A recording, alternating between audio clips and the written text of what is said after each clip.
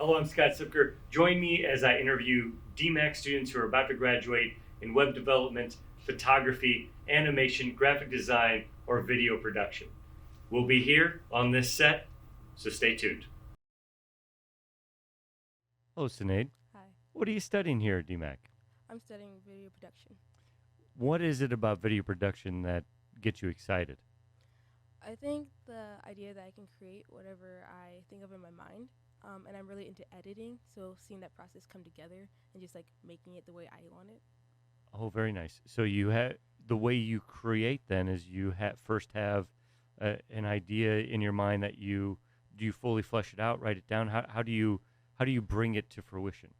Yeah, usually what I like to do is just think about it for a few days, and then I'll put pen to paper and just write it out, like in a script, like the lines that I want to be said, and like how I want it to happen, like the camera angles and like the cuts, because I really like editing. So like I get kind of detailed about like how it's gonna come in and like how I want this person to be seen, this person just on camera. Um, so I think that's like the process, thinking about it for a few days and then putting pen to paper. So do you think that you're coming at these ideas with the mind of a director, a writer, or an editor? Hmm. I think with the mind of a director, specifically for the editor, um, yeah, I think that's the way I would say it. That's what I was going to say. You sound like a director. You say you really like editing, but I can tell you have you have a very concrete idea of like, this is what I want. Hmm. And so I will tell the editor how to do it. Yes. Do you like getting your hands dirty in the edit bay though? I do. Yeah, what made me want to go into video production actually was the editing process. Watching videos of how people edit and just seeing how creative you can be, that really like encouraged me to want to even start this program. Wonderful.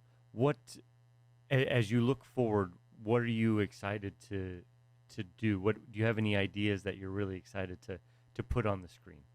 Yeah. At the moment, I'm not exactly sure. I'm still working on my capstone for this semester. Um, and this is gonna be a project that I wrote and directed, and I'm gonna edit as well. um, but I'm excited to maybe work more with social media and doing things like montages for other places. And actually, for Campus Fellowship is a place that I edited for. I just got done finishing a montage for them. Nice. You sound like an auteur. You're just pretty much like I know what I want. We're gonna make it happen, Yeah, one or the other. And if somebody can't do it, I'm gonna do it. yeah. So you're sounds like you're trying to here, DMAC. You're picking up all the skills that you might need to get your idea onto the screen. But is the ideal world for you one where you want to be the director? Is that ultimately what you'd like to do? Um, I haven't decided yet. I think being the director would give me a lot of freedom and a lot of creative choices, so that would probably be ideal. Um, but even just editing for someone else, as long as they have like kind of idea of what they want, I would be happy doing that as well. Very nice. So here at DMAC, you have for the rest of the semester. What is it that you're working on? So there's this capstone project that I have to do for this class, and in our sound class, we're able to like film it and everything.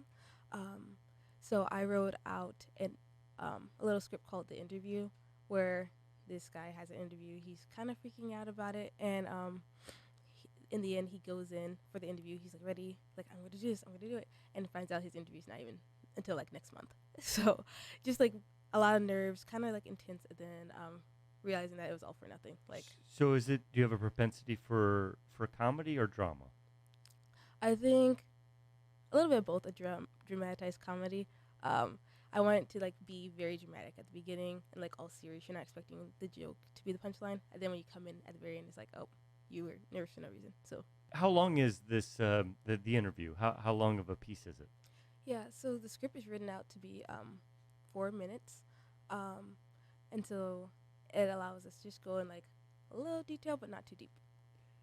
So a short film. Hmm. I know you're making it for class. Yes. Do you have hopes to enter it into film festivals? Hmm. That's a good question. I'm not exactly sure. Um, we'll have to see how it turns out. Yes, is the answer. You should submit it. Well, again, thank you so much for being here, and I really look forward to seeing your work. Thank you. Loane, what are you studying here at DMAC? Video production. What about video production was like, oh, I think I'm going to go into that?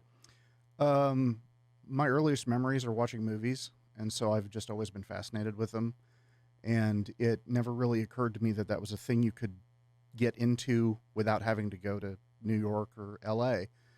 And several years ago, I got involved with local filmmaking and started doing that, and realized I should probably have like actual training instead of what you have to improvise on a set when you've got like 3 people and you're trying to do a feature. So, What you got involved in local filmmaking? What had you been working on? What style of films? mostly narrative, usually short because you can knock those out fairly quickly. I've worked on a handful of features that have been made independently here. Mostly narrative, so some comedy, some horror, little drama. Not so good at that. What is it about those projects that presented a role to you that you're like, oh, that's the role that ideally I want to have on set? I've had a bunch of different roles, so I'm still figuring out what works best. I'm primarily a writer, sometimes a director by necessity, and problem solver because that's how filmmaking works. Yes, being a problem solver is very important. You kind of have to have all the tools in your arsenal to be Yeah. able to problem solve as the problems arise, which they always do. They do. They always do. yes. So, how has your time been here at DMAC studying video production? It's great. I like working with the students that I work with. I would be happy to work on any set with any of them at any point. Everybody here is knowledgeable. Some have specialties that they focus on, and it's nice to learn the right way to do stuff. To do it professionally instead of just having to improvise it. And ideally, at the end, I'll have a piece of paper that says I know how to do it professionally. And what is your hope moving forward after you leave this program? What are you hoping to be able to do? Ideally, I'd like to make features, but being here, that means probably doing a lot of client videos and other stuff to sort of help supplement that. So, kind of the path, probably not unlike what you've done. Oh well, thank you. I hope you can learn from my mistakes so that you don't have to make them the ones that I have made. But so you have your capstone project. Give us a little preview about what your capstone project will be. My intention is to adapt a Stephen King short story because he has the Dollar Babies program that he enables film students to use. So my hope is to adapt One for the Road, which exists in the Salem's Lot universe, so vampires and other stuff again. Do you really find yourself you're drawn to writing? Yeah, that's my. I think I'd like to be able to just write a script and sell it, and then somebody can make the movie, and then I don't have to deal with all the other headaches of it. But usually, if I want to see my script on screen, it requires doing the work myself. So that's, like I said, that's how I became a director by necessity sometimes. Sure. So this adaptation of Stephen King, why did you pick this work? He obviously has an encyclopedia's Sure. worth of text. Why this one? Part of it was pragmatic. It was what was available among the stories that there were options for. The other is it's minimal cast, minimal location. It's one interior, some exteriors, and a handful of people. What's the challenge with doing an adaptation instead of original screenplay? Trying to maintain the spirit of the story within the limitations of what I have. For instance, it takes place in a snowstorm. I'm not going to be shooting a snowstorm. Even if we had one just show up, it's not practical. So adapting the story so that it still makes sense, but is still something that I can actually execute. Nice. And so as you're doing that, what is the part of the process you enjoy the most? I think the sort of figuring out the logistics of it. What do I need to do? I tend to be a lister. Like I write lists for all kinds of things. I usually end up not following them, but the idea is that I pretend I'm organized. And so that's usually sort of where I excel is not right. It's I like to try and problem solve in advance. So I try and figure everything out that might potentially go wrong because I at least have that handled. So when things I didn't expect go wrong, I can work with those as well. Well, thanks for stopping by, Lewin. Thank you, Scott. Hello, Joe. What are you doing here at DMAC? Well, I say I am currently studying graphic design at DMAC, and it's been a pretty enjoyable experience so far. Really challenging, but I think it's like right there in my alley to like kind of focus my creative stuff to something more productive. How long have you been interested in graphic design? Well, I say I've been. I say in high school, I say I like drawing a lot, and I was like, working on that kind of stuff, and I was trying to figure out like, this is like my best skill. How do I turn that into something, like profitable and like sustainable? And then I say our like counselor at the time was like, hey, if you like doing this kind of stuff, and if you like design, DMAC has like a really good design program, and and they're local, so you can don't have to go too far, and you can still stay by family and stuff. And I was like, sounds good, and I checked it out, and now here I am, and that about catches you up. So your process, do you still think in forms of as a drawer? I'd say, well, it kind of depends on the project. I say, because I say design is a lot of, kind of like trying to be able to like, speak to your clients and like hearing kind of what they want, and then being able to take that and put it into, whatever form, they need. Whether I say we've been doing a lot of like, I say probably my best projects are like books that I've made, and like covers and stuff like that, because I think it kind of works with that drawing a bit to be able to get a little more creative. And I think with like book covers and a lot of like layouts and stuff like magazines and that kind of stuff, I think is fun to be able to get in there and get kind of creative with it. And Do you find that the mechanics of drawing on paper translate well or not well to drawing on the computer screen? I say we have these little like iPads that we use sometimes, and with those they come with these pens, and you can like actually like physically draw in there. I say that's only like a thing that we've gotten into recently, but I'd love to explore that more, because it kind of like stimulates that same like, oh, you can like draw stuff and like bring it forward, and I think that's like super cool. I say as far as like working on like the computer, I think that's tough. I think it does translate pretty well. I say it's a lot of like the same skills, just kind of applied in like a different way, if that makes sense. I don't know. It's tough. Yeah, Good question. it is tough for sure. What is your capstone project this year?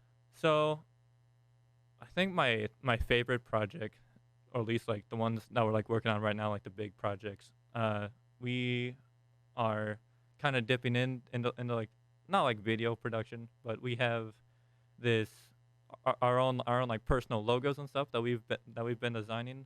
We're like figuring out ways to like animate that and make it look like all professional and cool, and have it move around, and being able to use that on stuff. I think that's really fun. I'd say that's probably been my favorite one so far. For as far as like closer to design stuff, we have this expressions book that DMAC does, and each of us kind of got assigned a story from one of the creative writing department people, and we're like tasked to take that and make it look nice, and have to follow like the colors that they want, and still keep it like consistent throughout the book. And I think that's been really fun. I'm pretty proud of that project. What have you learned the most by doing these projects? I think, well, I think probably the thing I've learned the most is keeping like a guideline, and like not kind of wavering too far from that. And I think that's like a good skill, just because a lot of when you're working with like brands and things, they want you to stick to their brand, not go too far, but like still they kind of want you to get creative with it, but have like a set limit of like restrictions. But I think that's like really good to like kind of help learn that, and be able to capture that while still being able to be myself and design like that. It is tough for artists to take these big ideas we have and then keep them within constraints. But sometimes you find, at least for me, maybe this is for you, that limitation can actually help us create some things. Yeah. So thank you, Joe, for stopping by. Yeah, no problem. We'll talk to you soon. Thank you very much. Coleman, what are you studying here at DMAC? I'm studying video production. Video production. Yep. It's a big topic. What Yeah, what yeah. specifically about video production do you enjoy? So I primarily focus on the editing aspect. I think that's just something I'm more comfortable with. You know, sitting behind the computer, taking the footage, splicing it together in a way that I can tell a story. I've also had a recent discovery of a love for directing. I've directed a couple different things here at DMAC. I'm directing a short film coming up this next few months for a capstone final. So yeah, those are kind of the two areas I primarily focus in, I think. So before you joined the program, what was your experience like in video production? So I've always had a love for film. Ever since a kid, I've always, I like to watch the classics like Rear Window, old type of stuff. I did a lot of short films growing up, but this industry, media and film as a whole, hasn't really gained traction until, the last couple of years in terms of regular job availability. So it was always kind of something that was kind of up in the horizon, not really something that I necessarily thought would be, an achievable type of job, but that's kind of the difference now in this day and age. So, Besides Hitchcock, what film directors really speak to you?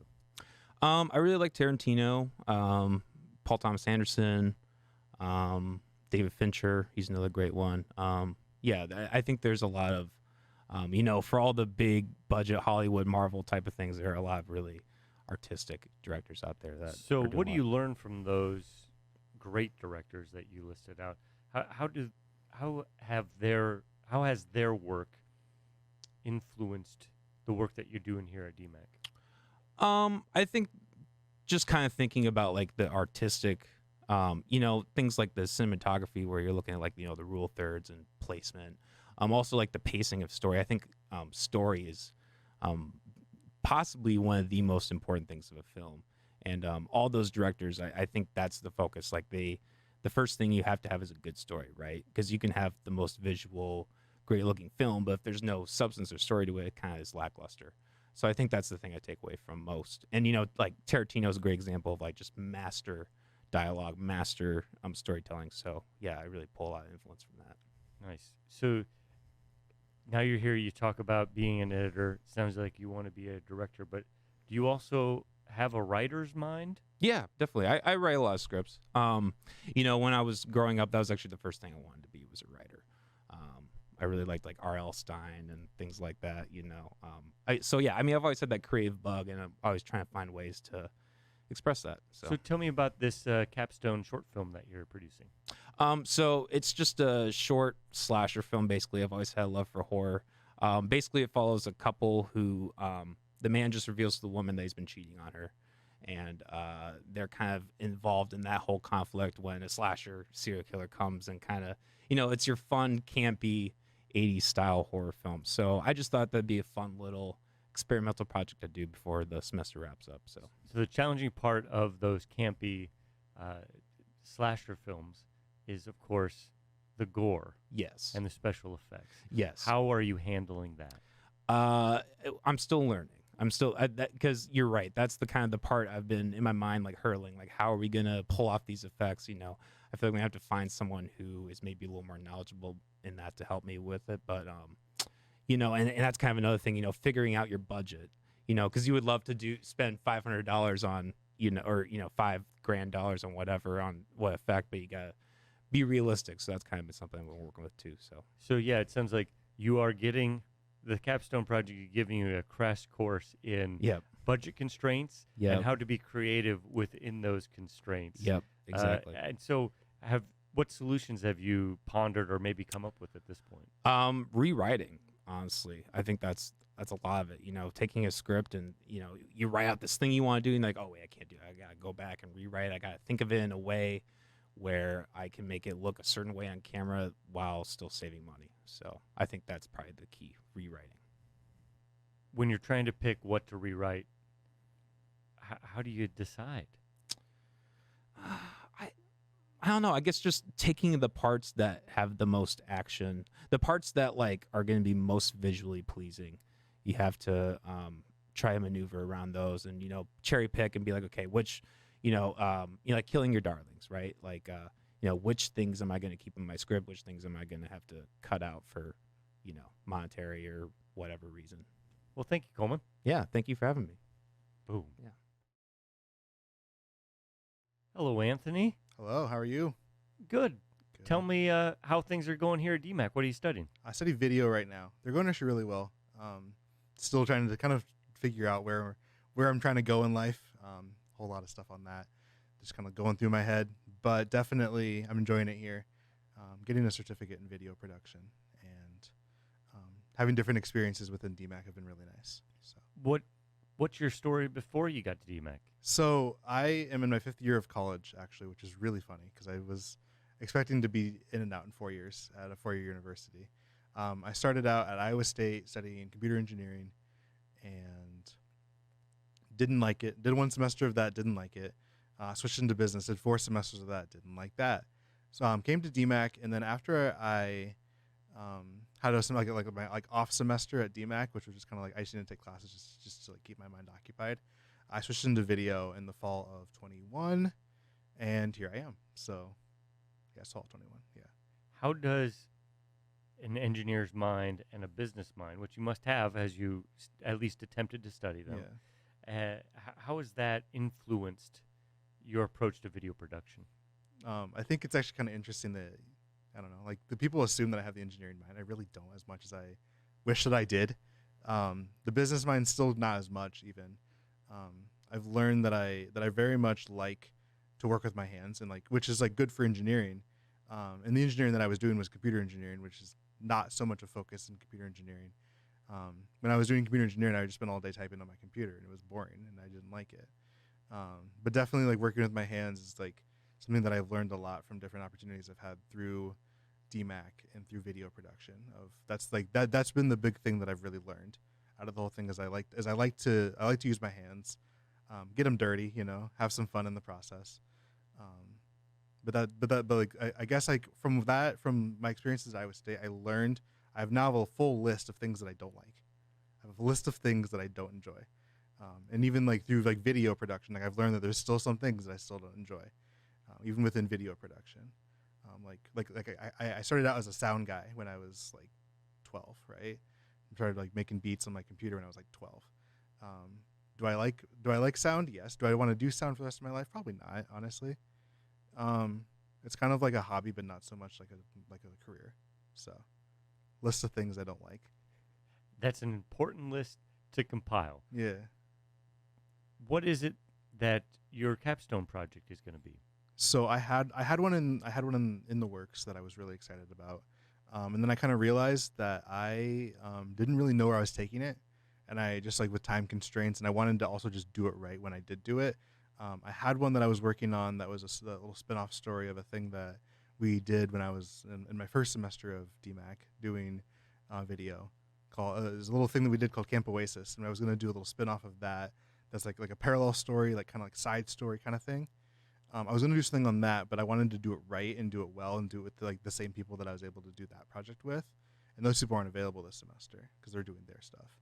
So I'm putting that on the back burner. I'm going to eventually do it sometime, hopefully over the summer. But then in terms of the projects that I kind of have my hands in is a lot of them, doing different things, doing PA jobs for different people for their projects, I'm a cinematographer for I think 2 projects at this point, doing different things that are just kind of like here and there. I'm writing a soundtrack for someone, just different things, because I still kind of have that music background. Jack of all trades. Yeah. And master of none. Well, not yet. Not yet. Exactly. Not yet. Not yet. But we're getting that's there. the motto I always like to throw at the end of negative statements. There, it's not yet. Not yet. We're getting there. And so, in your ideal world, you know what you don't like. In an ideal world, what do you love, and what would you want your job to be on a video production set? So it's actually kind of interesting because I'm kind of leaning more even away from video production. My dream job is to be a director at like a news station. So not necessarily something within like writing, shooting, and editing something. It's you just kind of do it, and then once it's done, it's done. That's kind of like that's kind of the thing that I learned is like the joy of like broadcast television, is you do it once, and if it doesn't go right, you never have to do it again. You know, you never have that like I worked at KCCI for a while, and our big thing there was, well, that was a really really bad A block. We never have to do that A block again. You know, that was terrible. That was like it was so terrible. A lot of the time, we'd come out with that's okay, because we never have to do that A block again. Well, Anthony, I really think it's cool that you are on this journey. I look forward to seeing where it takes you. Awesome, thank you. Thank you.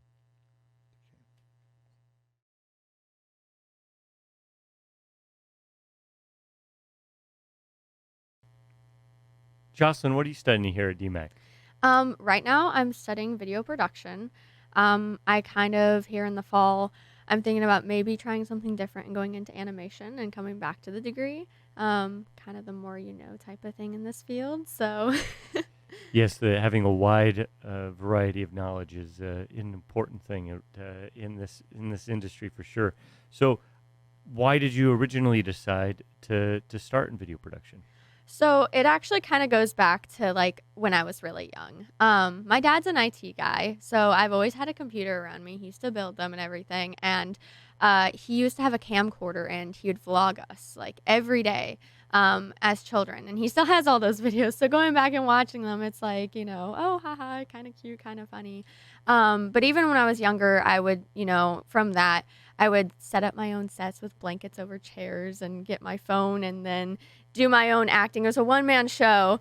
And then I'd take it all in the iMovie as like an 8-year-old and like cut up all the clips and really embarrassing videos, but kind of brought me to where I am today. You got to get started someplace. Right. Starting at 8 is a good time to get started. And so you get here in high school. Were you making short films, or what were you doing in the industry?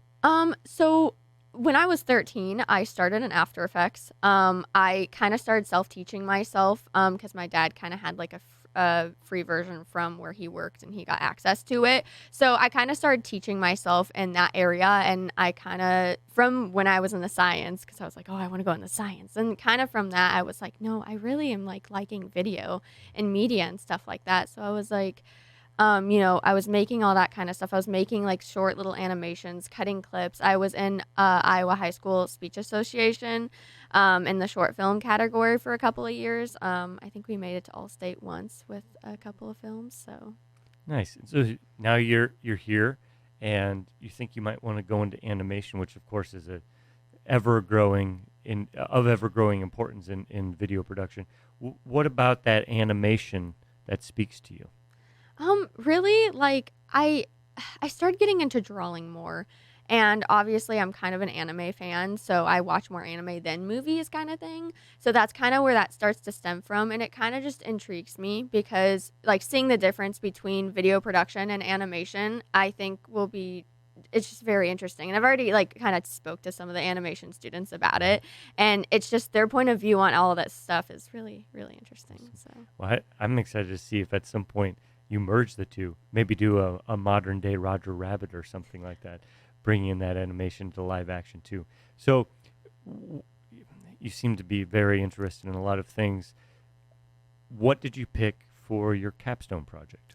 my capstone project, I actually picked. I'm a little bit of a writer in my free time. It's like my hobby.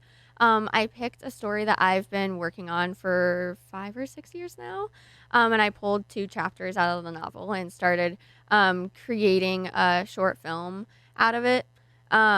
It's a little bit of a bigger project, obviously, and there's a lot involved, and there's a lot. I'm so thankful because my classmates were so willing to help me out with it. So, but yeah. What is the title of the novel? It's called A Hit Woman's Wish. And have you translated that over to your adaptation? Same title? Yes. And what is give me a synopsis of what's going on. So the basic premise of it is it's basically a hit woman in a world where it's like kind of like the afterlife, and she's kind of like destined to become like the god or like the queen of the world. There's a lot more to the story. It's a very complex story. So sitting here giving a full synopsis of it might take a while, but that's kind of the basic gist of it. So when you're trying to pick, okay, I'm going to take 2 chapters out of this. It sounds like an entire universe that you're creating. Mhm. Why did you pick those 2 chapters? They were the beginning 2 chapters, and obviously I kind of had to cut them down a little bit to like the main points.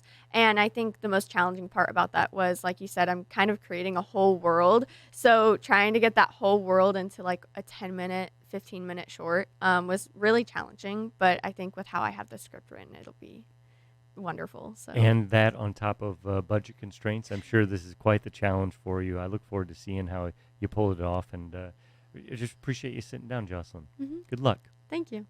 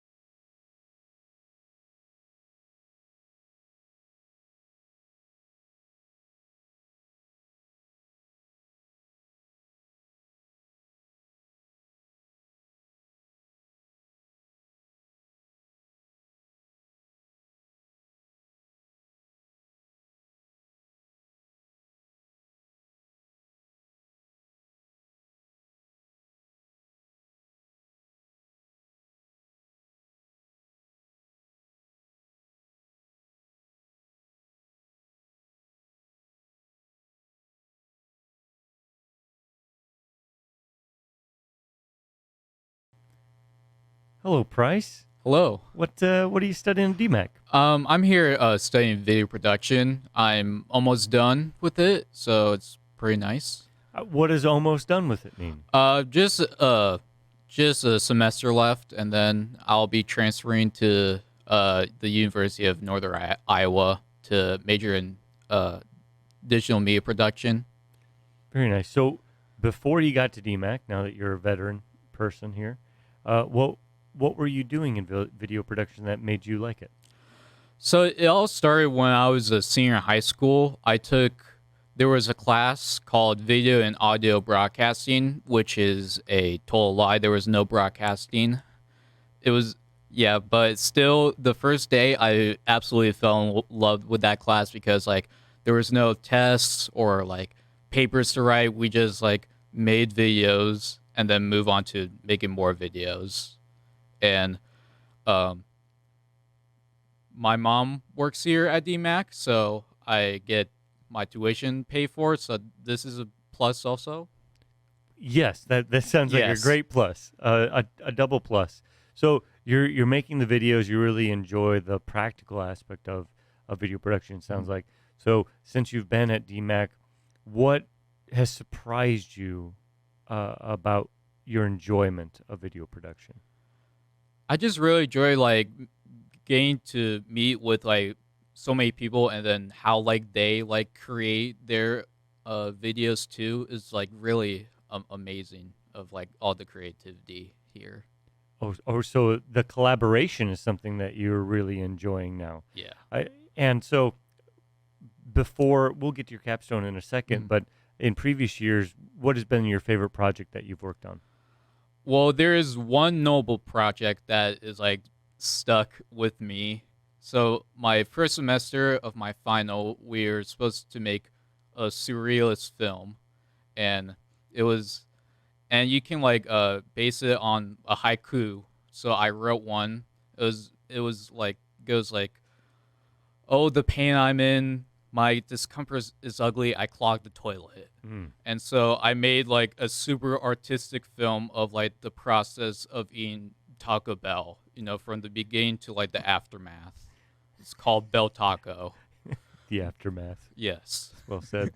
Okay, so as you're doing that, and now it leads you into this moment where you're in your final time here, final times, I should say, at DMAC, and you have the capstone project. What is your capstone project? So my capstone is called Fish Pace. Is a comedic film. Is very like inspired by Napoleon Dynamite and how like all the weird characters like interact. It's about this guy he thinks he's a fierce master warrior, and he gets beats up by his former partner in training, and so he tries to recruit other people to get revenge on him, but it goes horribly wrong. So are you also acting in this? I make a little cameo in it of one of the recruiters. I see, like a Quentin Tarantino's type of cameo there. So do you enjoy being in front of the camera at all? Oh yeah. Well, before I did video, I was in theater since I was 6 years old. I did a lot of shows around the Des Moines area and also in high school. So I'm very, very comfortable like acting in front of the camera. But you much prefer being behind it. Yeah, as I'm getting older, I prefer to be more behind the camera, but I still enjoy like acting like here and there. And when you're coming up with your ideas, what's the first thing that comes to you? It's usually like either like a scenario or like a funny story that like happened to me, or like a movie that was inspired. Like my capstone was inspired by Napoleon Dynamite and also like Step Brothers and those movies from that era. Okay, so the idea, you have an idea, and then there's just this feeling inside you like, I can make this. Yeah. That's really an exciting moment, Yeah. isn't It it? was the first one that I finished too, because I had some ideas, but I never got to finish it. Well, I look forward to you finishing this and wherever your career takes you. Thanks for sitting down. Thank you.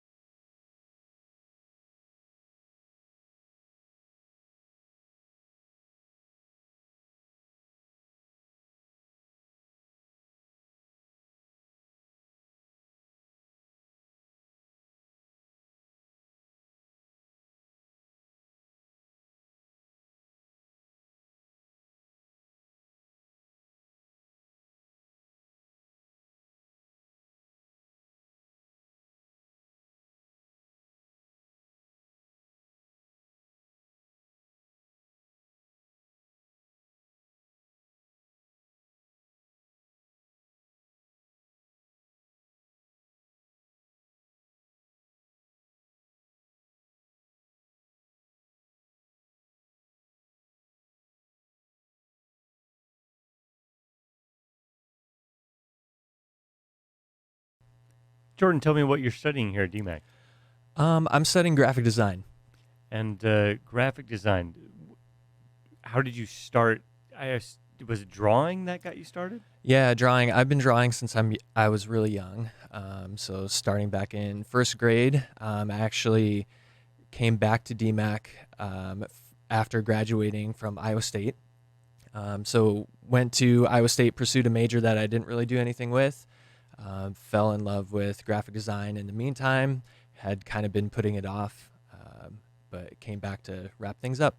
What were you studying at Iowa State, or what did you get your degree in? Originally, I went to Iowa State for event management and advertising. Okay. How, even though it's not a degree you really like, how has those two paths influenced your approach to graphic design? Sure. Advertising has a lot more overlap than event management does. Event management was something I kind of strayed away from just because of the schedule and the requirements, just working after people are off usually. Advertising was more, I mean, it overlaps with design as to how you are trying to communicate with people to sell things. So yeah, that's kind of the overlap, I guess, with graphic design. So as you're going from drawing to being on the computer, what is that process like for your mind? Mm-hmm. There's a lot of, it varies. So the steps usually are just kind of looking at inspiration. So just kind of seeing what is the aesthetic that I'm going for, or what's the goal of the project, and then just kind of slowly iterating until I get something that I like or fits what I'm trying to do. Sure. And so as you're going through graphic design and you're thinking back to that path you were on, how good does it feel to be on this path that you're currently on in DMAC? Sure. It feels really good. It feels like I'm accomplishing something and kind of moving forward with something that I want to be doing, as opposed to feeling a little bit pigeonholed into something that I feel like I have and to what do. is the thing about graphic design that you just freaking love? Yeah. I love just creating and kind of those steps of iterating and having fun, and being able to kind of put into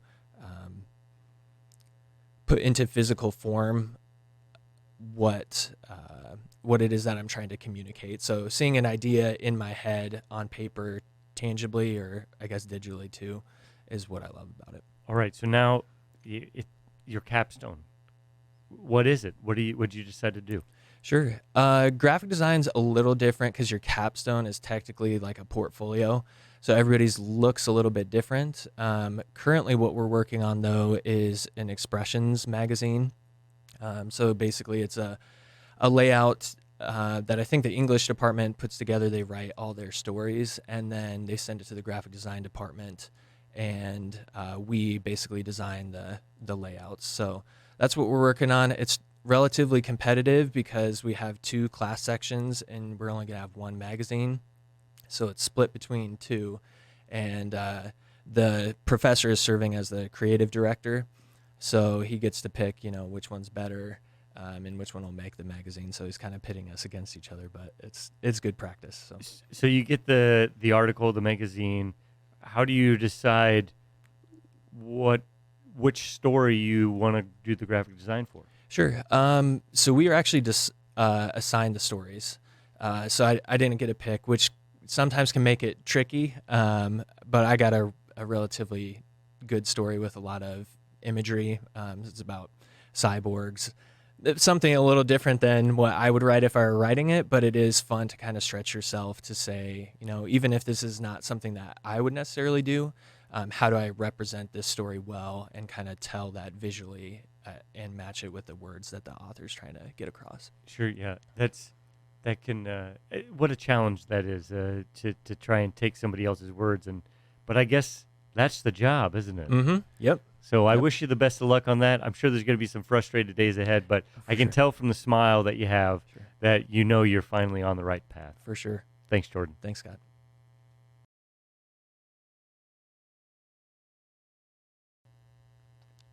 Hello, Aya. What brings you to DMAC? I'm in the video production program. Oh, video production. Well, so why?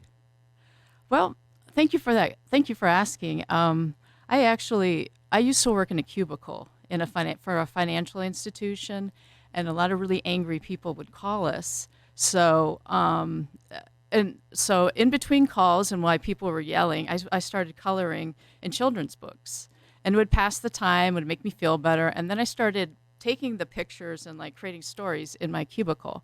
And then years into it, I'm like, how can I make a living off of this? Well, maybe I'll look at video production. So I just took a leap of faith. I quit my job when COVID came, and I thought, okay, let me give it a go. I know I'm going to be a lot older than everybody else, but let me see what will happen. And how has it gone? It's been great. I mean, my background, I'm a trained actor. So I wanted to learn things behind the scenes. I wanted to learn how, the camera work, the editing, the sound, and I have some writing experience, but I really wanted to get to see if I like doing behind the scenes work, and I do. I really like it. Did you have college experience before you were in the cubicle job? Yeah, I have a theater degree from Central College, and then actually I have I have a master's from Defense Policy Studies from George Washington University. So when I was living on the East Coast, I was writing reports for the government by day, and then in the evenings, I was a background actor in Baltimore. So I was like an extra on like Netflix shows like House of Cards, HBO's Game Change, and it was great to see like A-list actors. But after a while, the only reason I was going was the food. It was great catering, and then I thought, well, I probably should make a change. And then when I moved back to Iowa, I really didn't think there'd be any acting opportunities. So I tried to expand. Well, that's an incredible story. Now you're here. How has been? I mean, you have a lot of experience in front of the camera. We all have these expectations that build up, certainly, but then you get into actually doing behind the scenes stuff. How has that compared to what you expected it to be? It's taught me how to. I mean, I've learned a lot from my classmates. It's taught me how to get along with people. How to check my ego, and I've also when I think about production, what I've learned is how to make something ordinary interesting. That's what I relearned in our photography class, and also production is time consuming and there's other people involved. So I was trying to, how can I make this easier for, if I'm leading the team, how can I make this easier so people can help me? How can we do this so it's fun, we can learn something, and it's easy? Well, that leads us into probably something that's not so easy, which is your capstone. Give me an overview of that. So that was my mindset for my capstone. I guess I'd always been interested. I'm curious. I just ask a lot of questions. So I always heard stories about a morgue at DMAC down the hall. And then my mom's like, well, what happens to the bodies? Do they, are they from a crime scene? And I thought, wow, that I could do a capstone on that. So there is not a morgue here in the building. There's mortuary sciences, and they do embalming. But down the road, there on DMAC's campus, they have a state of Iowa crime lab, chief medical examiner, and then DMAC has a crime house that they use for training. So there is a morgue, but it's just not in this building. So I approached it thinking, well, this is, let me do something on campus. Maybe other people would be interested. And then, so I was like the producer and the reporter. So I was scheduling the interviews, and I was really surprised how open and willing the state chief medical examiner's office was like, yeah, we'll do an interview. Come to our autopsy suite. I'm like, whoa. And then the crime house was open. The state crime lab was having it. We got lucky. We just got lucky because it was the day that all these things were happening. There was a tour at the crime lab, a tour at the crime house. And because all these things were happening, the medical examiner's office was like, yeah, come on over. So we just got lucky. Timing was good because what I've learned is if you're going to do something, production, plan ahead, try really hard to plan. So I was like, okay, let me schedule this because I'm a procrastinator. But because I scheduled early, we got that tour. And then what I want to do from that is I think I want to like explore multimedia journalism because I really like I don't know, it's kind of fun to be in front of the camera, be behind the camera, write, edit.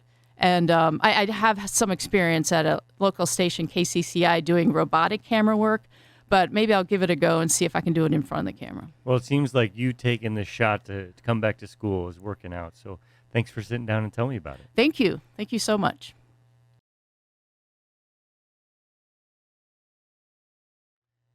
Hello, Madison. What are you studying here at DMAC? I'm studying video production at DMAC.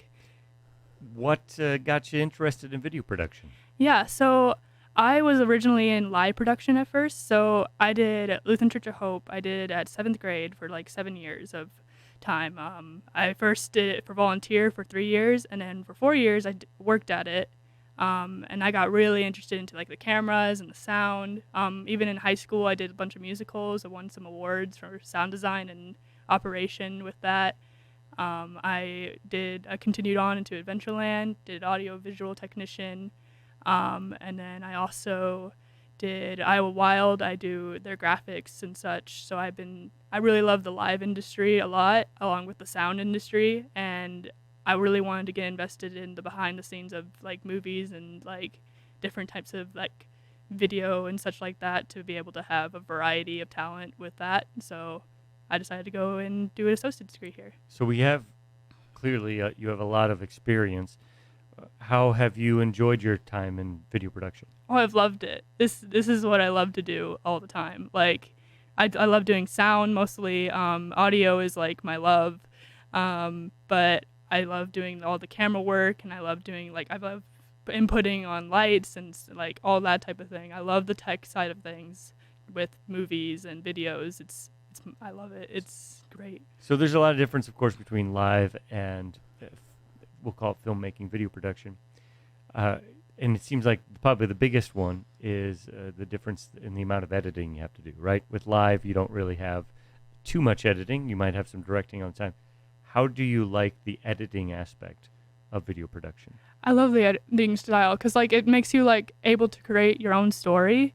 It's a lot more creative with that type of thing, and a lot more less restrictive, I guess. Live side, you would have to like do everything like on the time and like right there and then, and if a problem happens, you just can't do anything about it. But editing, you can cut out what you want or make it look pretty and like say a whole story with just the editing side of things. I love the process of editing. It makes it a whole new, less restrictive, I think. So you have a lot of production background in live. Do you come up with your own stories? Yeah. Well, for the live side of things, I don't, but like I help out with the tech side of things. But for video production, I've been coming up with the story side of things, where it's like making my own stories and like helping others with their stories and just getting invested into the story side of things. For script writing and storyboarding class, we had to write our own stories, and I had written a whole script, and I've never done that before. It was a 20-page script, and I really loved doing it. It was fun. It was getting something new out of the production side of things. And that brings us to your capstone. What did you decide to do? I have a project named Discovery. It's kind of like documentary style of things. It's a discovery of career paths and like how people change their perspectives and what they want to do. So I'm interviewing young people, college kids, and then adults to see like how things change in perspectives and how they came to be from moment to moment, and how they changed their mind and things and discover themselves. Well, what have you discovered making this process? So far I've only done the college side of things. I've noticed that there's a lot of like moments in like people's lives where they're like, oh, I did like Lego animation for a little bit, and well, not me specifically, but someone else did, and then they were like, then I started making videos about that, and it was really cool, and I thought that was really cool how like one moment in their childhood, like that seems so like little and like with toys and such, and it came into such a big thing. So as you made this capstone, how rewarding is all these decisions you've made to get to this point? How rewarding is it to really get to pick a project that's all yours? I love doing a project that's all mine. I'm used to working on other ones. Like, I've done work with Hitman's Wish, which is Jocelyn's. I've been director with that. I did Aya's shoot for a little bit with the autopsy investigation. That was a lot of fun. And I've done a lot of other people's capstones with them. And doing something on my own is something I'm new to. So doing this and like planning it and doing a bunch of creative decisions is really fun for me. Wonderful. I'm glad you're on this path, Madison. I look forward to seeing what you come up with. Thank you.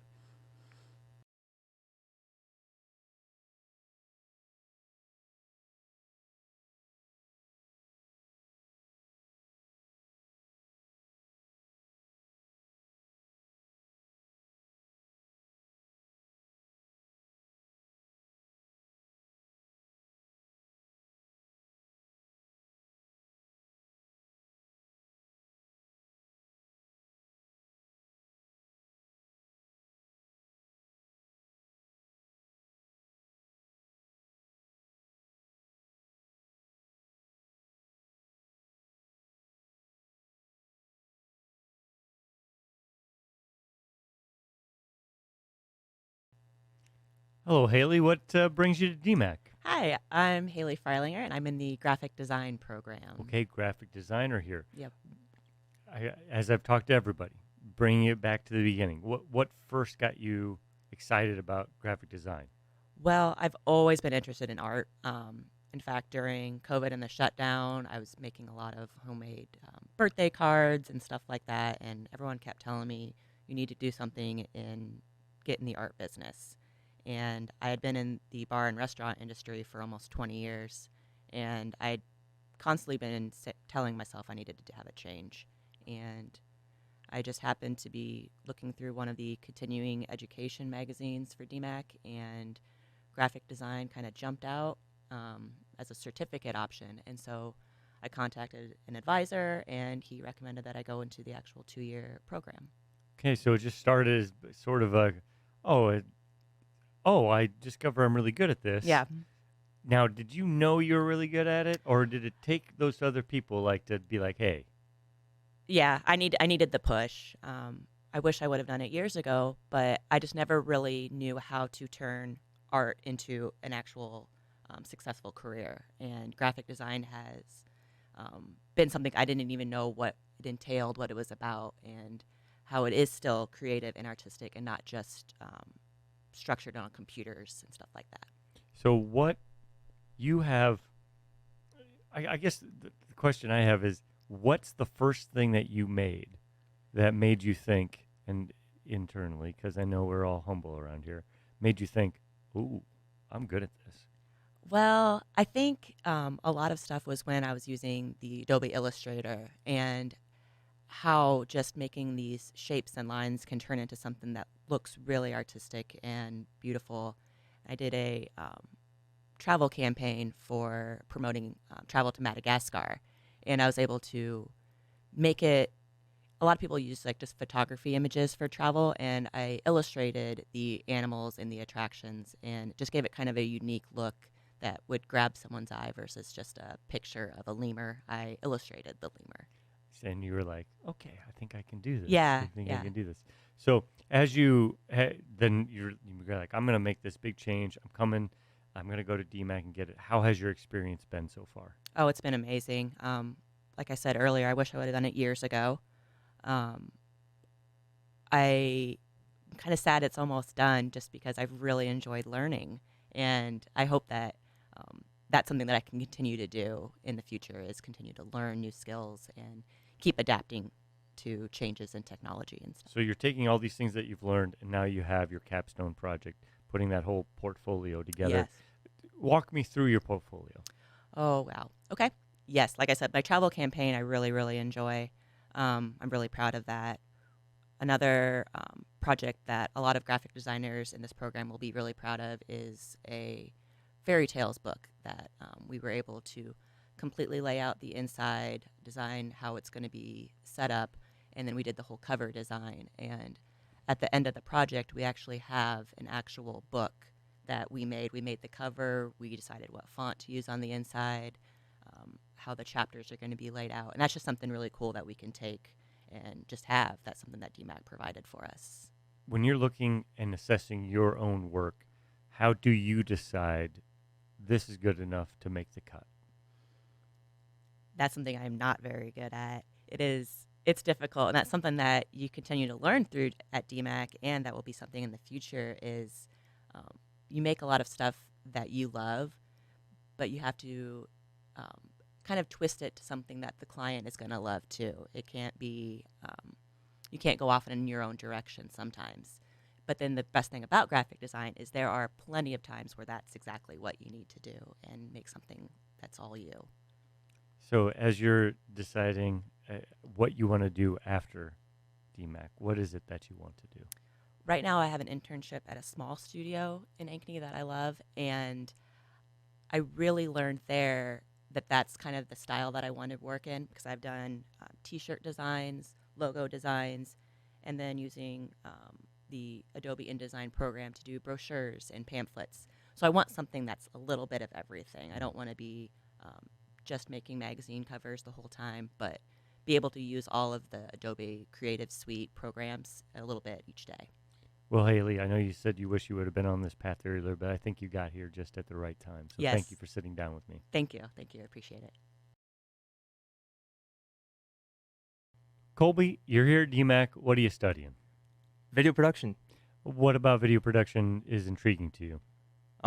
Really just the whole creative process, from the pre-production, which I actually like the least, to production, post-production. They really do a good job at teaching us a lot about that stuff. So I think all the technical aspects of it are really good around here. So you say of the three, pre-production, production, and post-production, pre-production is third. What is 1 and 2 in your mind? One is definitely production. Like stuff like this is really like where I'm most comfortable. I do a little bit with post-production. Like I've experienced a little bit with editing, but it's not really like my bread and butter, I'd say. On the production side, what role makes you feel the most comfortable? Definitely camera operation. But I've done a little bit of audio work this semester with other people's capstones. So I've gotten experience with like some of the audio equipment, but I think like behind the camera is really where I'm most comfortable. So when with you're the production operating the aspect. camera, walk me through your processes of how you're going to get your shot set up. Well, I like to start by framing a subject, like I'm framed right now. And then I wait for the director to tell me to press record. I usually ask if, hey, does this look good? Like, do you want this framing or to be framed differently at all? Do you want me to use some different setting? Just stuff like that. So before you even got to this point where you know you like to be a camera operator, going back to when you were younger, which I guess is always the case when we go back in time. But say when you were 10, 11, 12, 13, were you interested in production at that point? I think it was when I was 14. I had a high school orientation, and this teacher had this class called production media, which was basically the same exact thing as the video production class here, but a lot more basic and bare bones. And I was like, you get to make movies like during school? I was like, that's awesome. Like you can just check out a camera and pretty much go wherever you want in school. I was like, that's so cool. So I took that class all through high school, and it kind of like really built the foundation for like the interest that I have in this. So I think that was kind of where it began when I was like 14 during high school orientation. Nice. And so you come to DMAC, and now it's time to put together a capstone. What have you decided to do? Well, since pre-production is at the bottom of the list, I'm not really a huge idea guy. So, and I don't really like helming my own projects unless they're like super, super informal. I don't like managing a lot of people, so I don't really have my own capstone project, but I've been trying to like hop on crews, like production crews, around here to help other people with their capstones. So like with the audio work, I did that for a whole other person's capstone. I did all the audio for this other person's capstone, and for the autopsy one, I was third camera / drone op.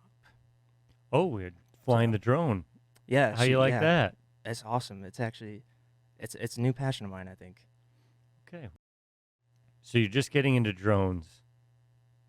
Tell me about that because they're pretty cool. Well, for my 20th birthday, which was last August, I got a DJI Mini 3 Pro. And I've always wanted a drone. I'd say since I was 14, coincidentally. I've wanted a drone, but they're just so expensive.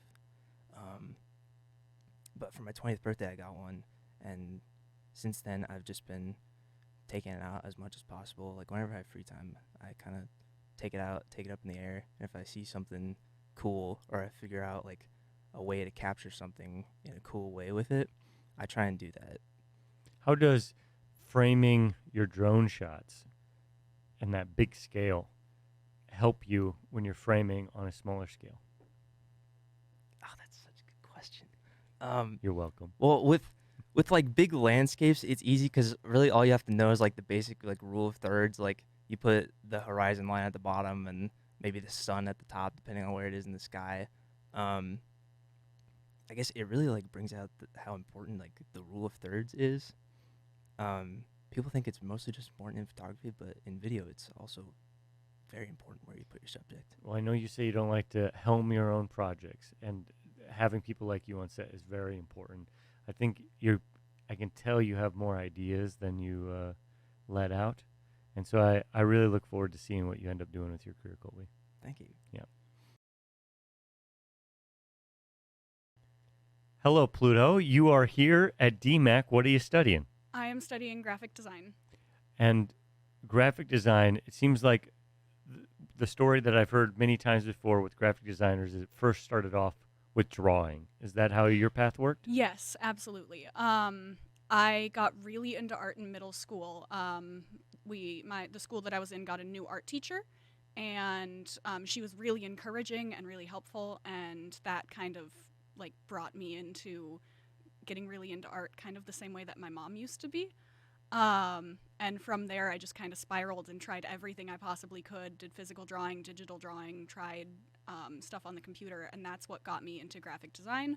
I took a couple graphic design classes in high school, but those were more business focused than like art focused. So I figured I'd come to DMAC and see the artistic side of it. For those of us who don't know, how would you describe the difference between business graphic design and what you say like the artistic or artsy graphic design? So the business graphic design, the stuff that I did in high school, was focused a lot towards like website design. It was focused towards marketing, trying to like design a business and make them like look good for the world. Whereas the artistic graphic design is a lot more of like posters, books. I really like book design. That's like one of my favorite things to do. So. What is it about book design that piques your interest? Well, I've always been a big reader, so that kind of just drew me in. But realizing that every book I've ever read, every book I've ever just held in my hands had to have someone behind it making every decision for even just something as small as like a paragraph size. Someone had to think of that and make that decision themselves. When you're doing all this reading, I'm not a graphic designer, so I kind of want to get into your brain and see how you interpret the world. Are you seeing different logos, animations, different graphics pop up as you're like just even reading stories? Yeah, absolutely. I will get ideas from anywhere. I kind of constantly have just a list of projects I'm working on going in the back of my head, and as I'm going through my day-to-day life, I'll see things and go, oh, that can apply to this project. I can take that and put it into this project. I can do this here. So trying to get inspiration from everywhere I go and everything I see is really big. So you think back to when you got started in that art class, Mhm. and with that new teacher that seemingly really had a huge influence on your life. Mhm. Sitting here now, what would you say to that young person who was just getting started? I'd tell them not to worry as much. There's a lot of, when you're first getting into art, worrying that you're not as good as everybody else, and just trying to be better. I've been drawing for 6 years now, physically and digitally. Well, digitally for 6 years, physically for much longer. And it took me at least 4 of those years to get to a place that I would consider technically good. And a lot of that was just practice, and I have a lot of just sketchbooks full of really bad drawings somewhere in my room. So just not to worry as much and to take time and focus on the things that are important. Wise words. And now as we get to the capstone, you have your portfolio. I'm assuming from your talent, there's not going to be bad ones in your portfolio. Tell me what is in there. So I always try to design my portfolio specifically for who I'm going to be showing it to. So my portfolio kind of changes depending on the situation that I'm bringing it out in. A lot of the projects that stay consistent throughout would be our book design. We made a Grimm's Fairy Tales book. And mine had a hand-illustrated cover, and the inside was all designed and made by me. And as well as I have the logo for Portfolio Day, Bloom. That is in my portfolio. I'm the one who created that. So that was kind of one of my big projects where I realized, wow, I can do this. And I'll get you out of here on this. What is the favorite thing so far today that you've ever designed? My book, the Grimm's Fairy Tales book. Wonderful. All right. Well, thank you so much, Pluto. Thank you. Hello, Jen. What are you Hi. studying here at DMAC? I am in the graphic design program. Okay, so as you get into graphic design, I like to kind of go back and see what got you started in graphic design. So I think just like most artists, it started from a young age of me just drawing on literally everything, from like tests to just random pieces of paper that I find either at home or in the classroom. And I think it just really put me on the path towards some sort of artistic career. As I went through school, I found myself more leaning towards like digital art, and there was a class in my high school to where I was first really introduced to making digital art. And I think with the help of the teacher that instructed that, I was able to find my way into the graphic design program. Do you remember the moment when you decided, I'm going to do graphic design? So it was really during that digital art class. I was talking with my instructor, and it was one of the last projects we had to do, like a self-portrait, but with shapes. And I was talking to her, and she mentioned that DMAC had a graphic design program, and as soon as I looked into it, I knew that I needed to do it. That's awesome. So how you had high expectations coming in. How have you felt so far with your time here at DMAC? It has been amazing. I have definitely learned so much more than I thought I was going to. Going in, I thought it was just going to be a simple, like, this is how you do digital art and brochures and stuff like that. But no, it's been so much more. I've learned how to do, well, brochures, marketing stuff, how to build like a brand, how to use professional like programs, create books, and it's just been absolutely amazing. How would you describe your style as a graphic designer? I feel like it really depends on what I'm doing. I really like to do illustrations, so I feel like my style is kind of like bright colors, even though I don't really look like a bright colored person. I feel like, yeah, I just really like using bright colors in all of my stuff. Sometimes if I'm doing illustrations, I like to do some sort of like whimsical, like trippy type of thing, because that's really where I find I'm able to actually find my freedom. Nice. So I assume that's what we'd see in your portfolio. Kind of walk me through some of the images that will be part of your capstone. So as soon as I open my portfolio book, the first thing you see is some illustrations that I've done.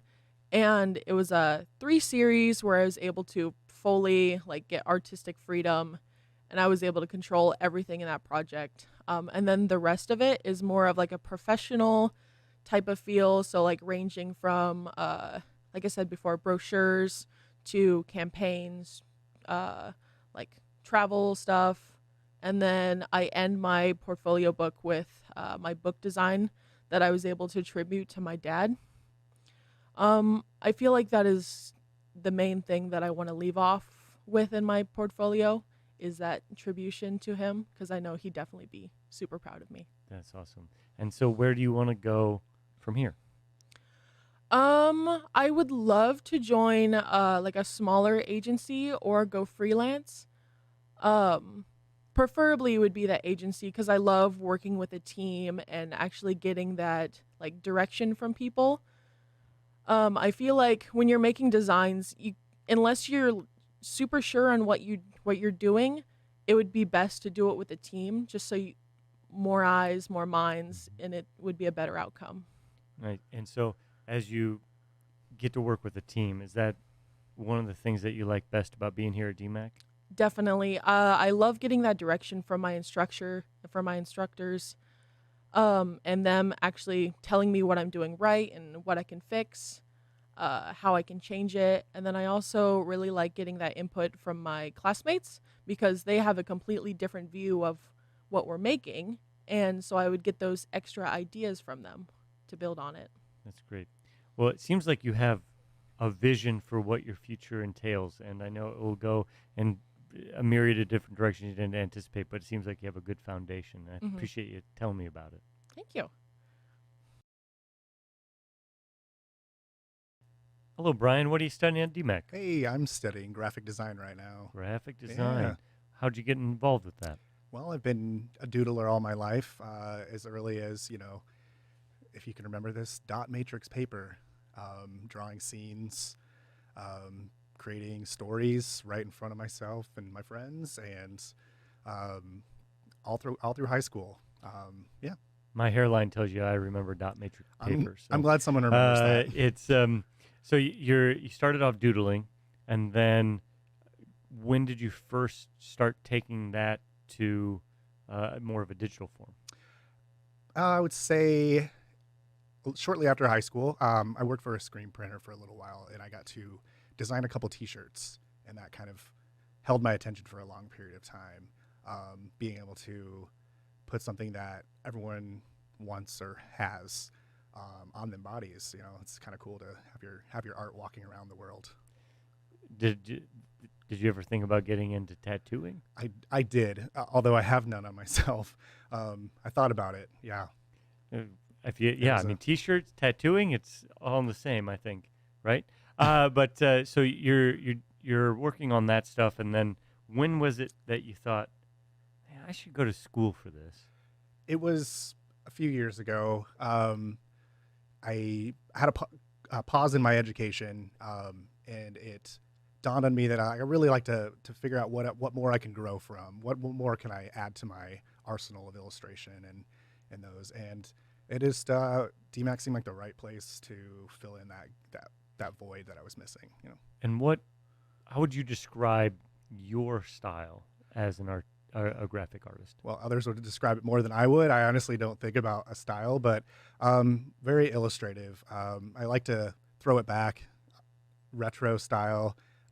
Some vintage characters is kind of where I find my comfort level.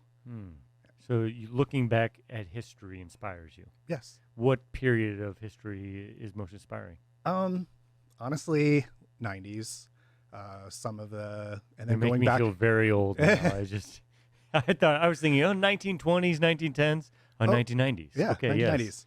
Yeah, but that was also when I started drawing. Too, What was so? What is it about the 90s styling that really speaks to you? Just kind of the bold graphics nature. There was a lot of mixture of things coming together in a weird way. Grunge, just kind of dirty, but that doesn't really suit me. It's kind of what spawns what my now style would be. So as we're looking at what you put in for your capstone, I assume we'll see some 90s in there. Probably a little bit further back. More 50s, 60s. Tell me about what we're going to see in there. Okay, so that's kind of going to the 30 years prior to when I was starting out in art. You'll see some rebranding that throws it back to like the 50s and 60s, and I kind of segued into some fun just illustration there for me.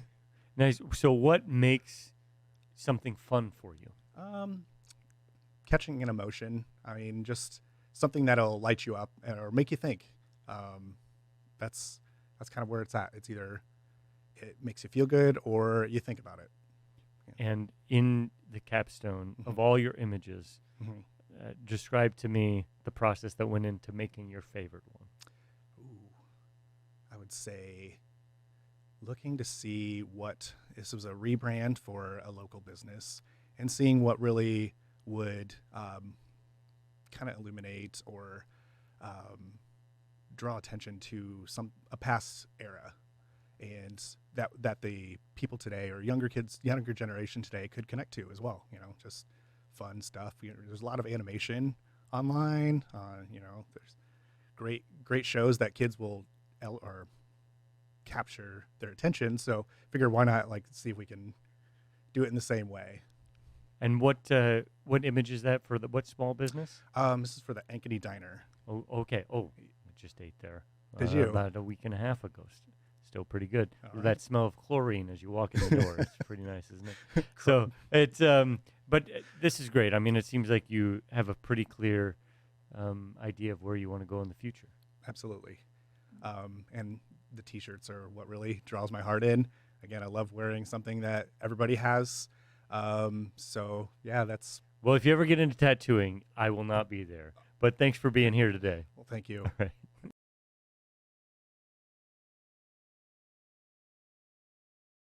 Hello, Brandon. What are you studying here at DMAC?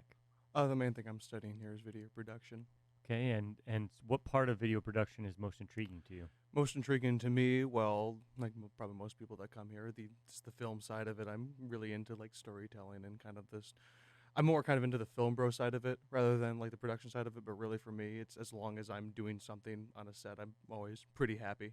What are your favorite movies? Favorite movies? Well, probably we'll list down a good three. We'll probably go with Eraserhead is probably my favorite. We got The Lighthouse by Robert Eggers. We've got Mad God's really good. We'll go with Life Aquatic with Steve Zissou, and to top off the fifth one, I'm just gonna throw Ghostbusters in there. Oh yeah, all right. Those are great films. So what did you learn, or what do you learn when you watch those films over and over again, which I assume you do? What lessons do you take from them as you apply them to your work here? A lot of it's typically, well, composition's kind of the obvious one, like where they're framed, like what kind of sets they're using. Like for example, in Colorado Space, like you got a lot of squares. Their heads are always in something, which is probably my big thing. I always like to put the heads in some sort of shape. A lot of lighting's a big one. A lot of high contrast work, like for example, like Pi and stuff like that too, is another big one. I always like a lot of heavy shadows, a lot of heavy lights, a thing I take. And then probably the biggest one is sound. I like to take like it's very good. Eraserhead's a pretty big inspiration for a lot of my stuff. And you have like a lot of that slow drone, those kind of the heavy reverbs, big echoes and stuff like that. But like a lot of it's not like actual diegetic sound. It's just this nice atmosphere. Skin of Rink's also a good example of that too. Just nice, slow, and dense atmosphere. Do you remember the moment in your life where you decided, I want to do video production? Yes, I do. There's two keys. The two keys is one when I was like 13. Started using iMovie for the first time in my like tech class, and the big thing was learning how to cut and splice film was just like, oh, that's really fun. I enjoy that. I want to do that a lot, and then I started to realize, oh, this could be a job if I went into it. And then like it was I only want to make movies. But I just kind of want to do anything on sets as long as I'm editing, filming, anything, just something. You know what I mean, associated with it. And the other big one is me and my dad watch a lot of movies together. That's just mainly our main pastime. And I kind of came to that feeling is I want to make something that makes me feel the way that I feel watching this. You know what I mean? Like something that can make other feel, if that makes any sense. Yeah. I just want to create is the big thing. So as you're creating your capstone, how are you deciding what is going to be that project for you? Well, the way I'm deciding that is I want to encapsulate as it's a capstone, so I want it to encapsulate everything I've done this far. So I want to incorporate and build upon other things that I've already done. So I want to even take like some other ideas I've had for projects that I've made and flesh them out more than I did maybe, or take visuals that I've been wanting to try out for a long time and then make them happen. You know what I mean? I just want to make whatever is in my head a thing. So because that's the whole thing with art is like it's something that wasn't there originally. It didn't exist until you wanted it to. It was only in your head, and then when you make it, it's real. So I don't think there's anything such thing as a bad movie or anything such thing as a bad project because it's something that it didn't exist and then it's there. It's an amazing thing. It's a great feeling, especially when it's with a team, when it's with a friend's family. It becomes something a lot more than just some project or some movie. It's just something again that wasn't there, that through hard work or even through easy work, it doesn't matter. It becomes real, and it's amazing. I love your philosophy and all this. This is a great life philosophy. It seems that's not just coming to movies, but the rest of how you approach day to day. It's really interesting, and I'm wondering how that sort of positivity do we see that in your work? Not really. A lot of my work's just like music videos, basically. Like it's a lot of just like again high contrast, highlighting. Just sure, like if I'm feeling a certain way, or if I'm sad, or if I'm happy, it'll go into it. Especially if I'm like my editing process is pretty much based on improvisation. So like a lot of that you'll see is like whatever I'm feeling in that moment will go into there. I'll be like, oh, that. Or if I'm filming something, or I'll just like get up. Like there's one night I couldn't sleep, just got up at 3 a.m. and started walking around town to gas stations and filming them. It's like whatever it is. It doesn't really matter what it is. And I don't think the product is what matters for me. It's just the process of doing it and having something. That's the big thing. Well, your passion is palpable, Brandon, and thank you so much for sharing it with me. You're welcome. Thank you for asking about it.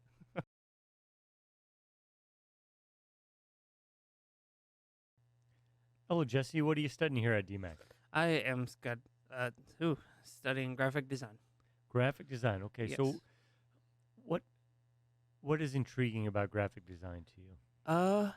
A lot of it is like cause I always liked like looking through like magazines. You'll see like a certain like page in there, where it's like, wow, the design of this looks very well done, and like a lot of it you can add like your own, like add like art to it or something. Like I always like doing art and designing stuff like that. So yeah, both of those mixing together, I thought that was a good fit. You bring up a magazine example. Is it an example in your head that you remember from when you were smaller to seeing in a magazine? You're like, I could do that, or what is that memory? It was mostly like stuff. I mostly had all that when I was like very young, because like I used to get these like these magazines like Zoo Books back then, and then I would, after seeing all those, I would grab magazines that my mom and dad would get and like look through those and see if there was any pages where it's like, that looks very, very nice. Is there one image in your memory that really stands out to you that was inspirational? I think this was in one of the Zoo Books ones. There was one based on the tiger, and it's like it had like all the lettering, but like the background was like all like tiger print and all that. But at the same time, like you could see like a little like faint image of a tiger back there as well. So yeah, I just thought that was something that looked very interesting. Yeah. Nice. And so how does that inspirational work that you saw when you were younger, how does that bleed into you as a graphic design artist today? Cause like that was one of the things that I really liked. So like, cause there was a project that I did where we were supposed to write like find something based on a certain celebrity and like put that onto a page layout. And I did one on Ryan Reynolds. So I had like I had the whole page setup and everything, a little art piece that was Ryan Reynolds made out of like typeface and stuff like that. And then in the background, I did like the Deadpool symbol. Mm-hmm. So yeah, that one I thought I really liked. That one was one of my better ones. Nice. I love how something from your origin story still percolates through to Oh, yeah. today. And how much will we see of that sort of thing in your capstone, in your portfolio? What images would we see in there? That one would probably be my the one that you'll see that the most. I think there was like 2 other ones where I did that, but yeah, usually when I think of like ones that I involved that into, it was mostly that one. And then outside of that example, what else are your stylings like? Cause a lot of it is like cause let's see, there was one where we were supposed to like do a kind of like a little website thing on InDesign where it's like you're reading through this little pamphlet thing online, and like if you like click on a box or something, a little animation will happen. Yeah, that one, that was really fun to do because like we're supposed to do like stuff like based on the mountains or like based on a national park. So I did Bighorn National Park. So if you look through there, a lot of bighorns. Like one I had like running down a mountain. Another one I had like doing little hops up a mountain and all that. That was very fun. Nice. And what do you want to do after you leave DMAC? That's the thing, because before this, I did animation as well. So, yeah, I feel like I want to do like a mixture of like both of those. Like maybe work for some place where I can like do animation, because like I want to do like video game animation, like animating the models and all that. And so I wanted to do that, and maybe if I could work on the like box art of the animations, I mean not the animations, the video games as well. That I would really be into, because I always like the looks of the box art as well. Well, Brandon, you seem like you have a lot of options moving forward. I wish you the best of luck. Yep, thank you. Bryce, what do you study here at DMAC? I study video production here at DMAC. Video production. What area of video production is most intriguing to you? It is the editing part of the ending part, but I'm also into the other stuff of video production, the process of filming with some friends and family. Well, let's lean into the editing right now, and let's explore what is it about editing that you enjoy. I enjoy doing the color grading sometimes. Right now I'm working on a project with some friends, and I have an idea of what I'm going to do with the color grading to make it a lot more warmer for the project, to be a little bit more uplifting because it's a love story. Very nice. So you like doing sort of the color correction. When it comes to editing, do you also enjoy doing the sound editing? Not that much. I have a friend that will do that for me. So it's always good to build a good team of editors. So, and then you say you also like the other aspects of it. It sounds like it's the team aspect that you really enjoy. I really enjoy the team aspect of video production. Why is that? You get to have good friends. A lot of people get good friends doing this projects. I met a lot of good friends in the video production program here because of the project that they've done or I have done, and I've gotten closer to most of them, and I love that. Tell me about the projects that you have done prior to today. So I did a project with my friend Jocelyn. She did it was an okay project, but I enjoyed doing that. I got to know her a little bit better. Brendan, I love him. He's an amazing project person. I've been working on a project with my company right now. We are doing a charity work at in Kansas City. It's called Dream Factory. It's basically Make-A-Wish for them. So Dream Factory is your company? No, that's the company that we're gonna go help. I see. And your company is a video production company? Yes, we are just starting it. Oh, very cool. Very nice. How many people are on the team? Right now it's 4 of us. It's basically the name of our companies are actually our last names are JHTSH Okay. Productions. Okay, very nice. And is that made up of any other DMAC students? Yes, they're actually in this room. So. Okay, that's wonderful. That's great. So now, as we look at your capstone moving forward, what is your capstone project? And yeah, just kind of lean into that. I've talked a little bit about the capstone video a little bit. It is the love story of 2 teenagers. One of them just moved into their apartment, the next door, and it's in 1970s, we figured out the time period. It's 1978 when we figured out what we're gonna do. Basically, it's their love story in that time period. And at the beginning, you see the granddaughter ask the grandma, that's the girl, how did you meet Grandpa? And then at the ending, you see she put a flower on his gravestone. See, but spoiler alert, Yeah, everybody spoiler. out there. Jeez. Yeah, but so, how far along in the process are you? We are just starting recording. We are working on the little girl scenes this coming up week. Right So as by the time this interview airs, we'll be able to be seeing it right now. Yeah. So that's great. What in that process of making that capstone was the most surprising to you? Getting the actors. It was a really hard part. Me and my producer, she is also an actress. She's actually going to be an actress in it.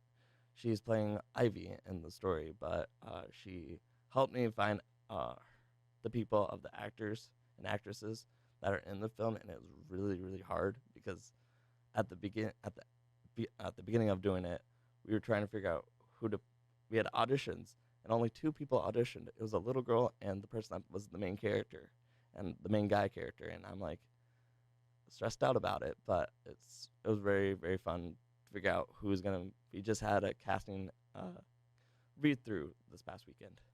Well, that's really exciting. And you wrote this? My friend wrote it. I came up with the idea and all Awesome. that. Story by Rice. Well, thank you for telling me your story, and I wish you the best of luck moving forward. Thank you so much. Thanks, Rice.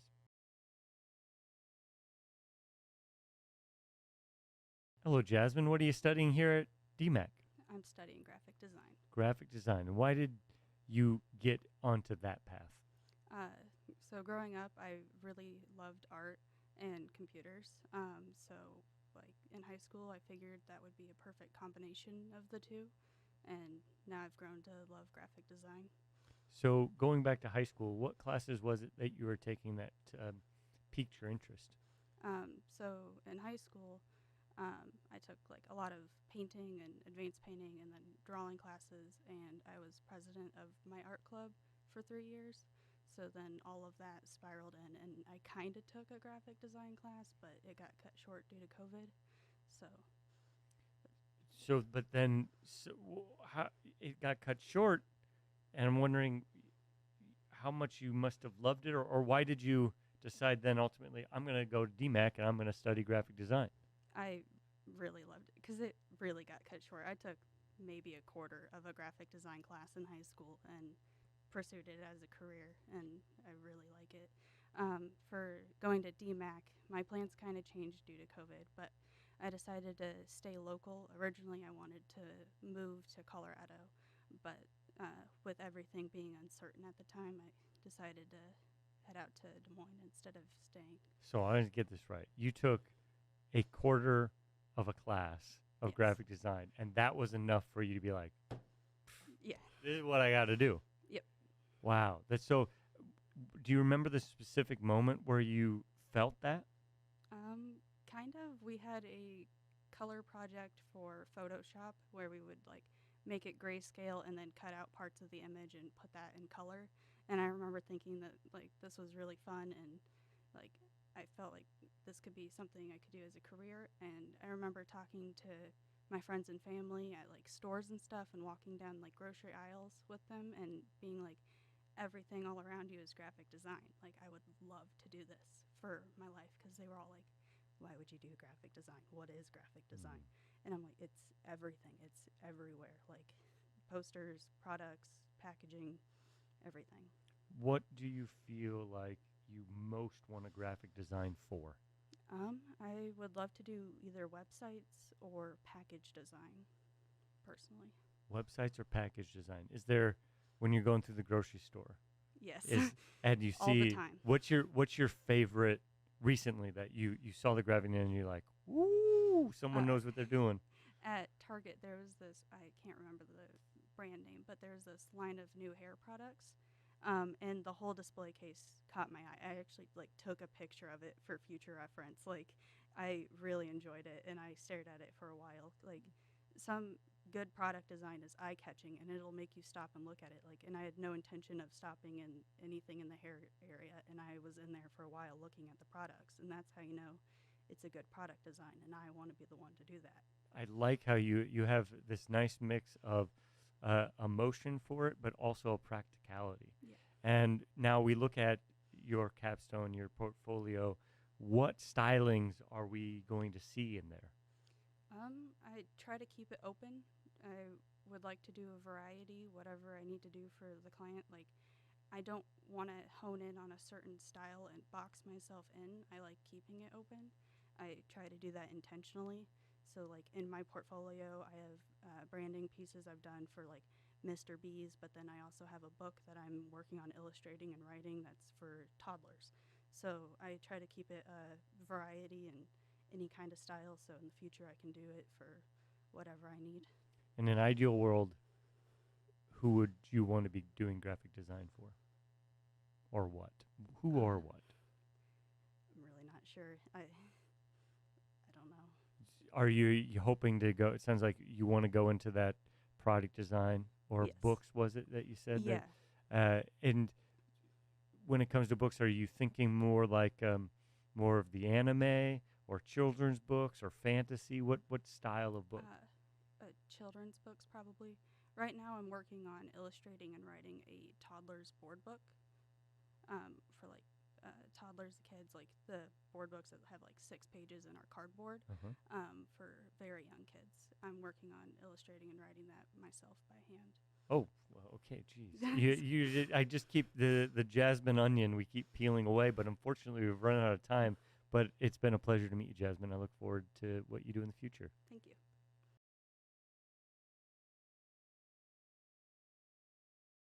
Hello, Leon. What are you studying here at DMAC? I am studying video production. And what side of video production is most intriguing to you? I am a post-production guy, so primarily a video editor.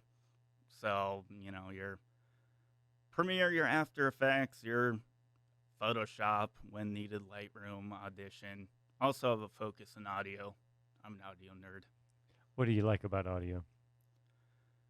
The different nuances, like when you get a nice pair of studio monitors or headphones, prefer studio monitors, you can really hear how different people sound good on different mics. And a lot of people assume, oh, you only need this really expensive mic. And everyone sounds good on it, but they might do that in studios, but it may not be the mic that fits their voice. And it's kind of like figuring out a puzzle and trying to figure out how to do the EQ. Sometimes, well, I'll not get into it too deep, but, just trying to make people sound good. I don't know. I just find it a lot of fun, and it's a lot of kind of overlooked often.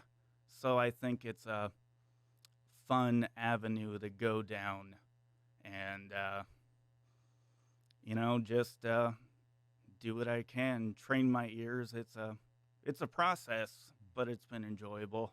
Video is only as good as its audio, so we need people like you out there, and your enthusiasm for it is very clear. So take me back to when you were younger, and when did you first figure out, oh, I'm really intrigued by video production? Man, must have been maybe around 10, maybe a little bit older. What interested me, probably in about 2007, 16. Okay, so I was 11, were people making cool videos out of video games. They're called machinimas, and they would, use the characters as actors, and that's what kind of like opened up the floodgates. Because then I was like, I want to do that, and then I learned the basics of how they do that is video, and then I started making videos on my own for my, various YouTube channels, and figured out I enjoyed the whole process, primarily the editing, and it just kind of built up from there. I've been making videos and editing for like 14 years. Been using Premiere though since 2014. What is your capstone project? My capstone project. Not sure if I necessarily have, my holy grail.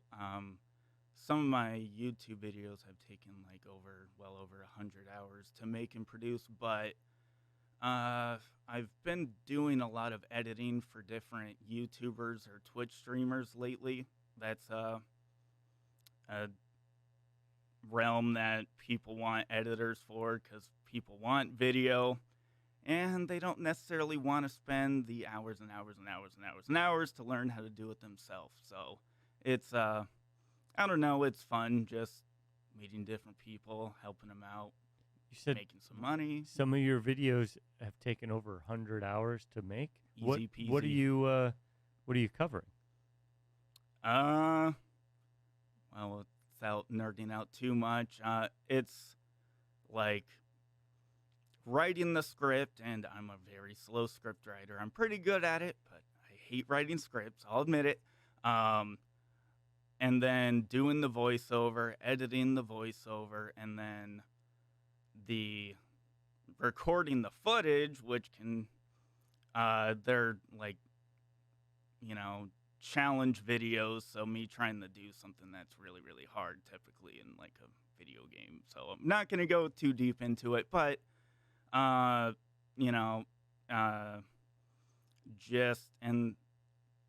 then I had to fill out the 20-minute long video with a lot of flashy edits to keep people's attention. So a lot of After Effects and that sort of thing. But,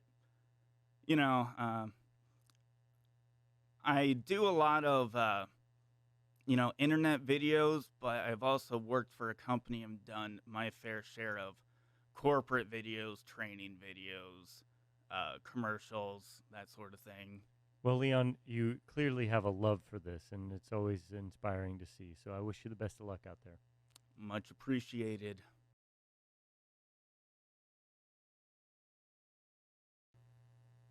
Hello, Brendan. What are you studying here at DMAC? Hi. Right now, I'm studying the animation program. Animation. Okay, so where did you get that idea? I got that idea mainly from, my free time, really. I played a lot of video games growing up and watched a lot of animation TV stuff, basically, and I really enjoyed that, and I wanted to work in the field. Okay, tell me what video game inspired you the most, and what animated film or television show was really important to you. Okay, so for television show, I would say the one that inspired me the most is probably Treasure Planet. And for a video game, there's so many to choose from. Probably Devil May Cry is the main one for me that I really enjoy that series. So. What are there between those two? Are there similarities in their stylings that speaks to you, or is it something else that's going on? I think it's the fantastical elements that are brought to life through it. It's something that can't be recreated in live action, and the work of the artist, it really it helps bring it to life, and it's absurd. It's absurd in some instances, but it's also believable through the work of the artist and the timing and the animation. So certainly some surrealism can get to truth the way that realism can't sometimes. When you were a child, do you or just younger, do you remember the moment where you said, someone made this. I want to make this. I would say that's definitely Treasure Planet, because that was definitely from when I was younger. A particular favorite is scene of mine is when the planet's starting to get destroyed, and the main character, I believe his name is Finn, but he starts he has like a hoverboard, and he starts like flying through the destroyed planet, and it was just really beautiful, and it was a merging of 3D and 2D, and that really inspired me. So you make that decision. Did you do much animation while you were in high school? While I was in high school, no, I mainly focused on drawing and my 2D skills. That's mainly what I worked on during high school. Okay. So you first started with pencil and paper? Mm-hmm. Yeah, whenever I had time during class. Well, say too much. Your teachers are here. But so you're making that, and now you get into being at DMAC. How has your experience been here so far? It's been great so far. I have learned so much while I've been here, and there's so many different things that go into animation with like visual effects, like compositing, and with the animation itself, timing, exaggeration, follow through. You know, there's tons of there's whole principles to it, and yeah, it's a lot of hard work, but I'm very proud of what I've done here so far. So now it is time for your capstone, and tell me what is going to be in that portfolio of yours. In my portfolio, I'm going to mainly focus on my 3D animation.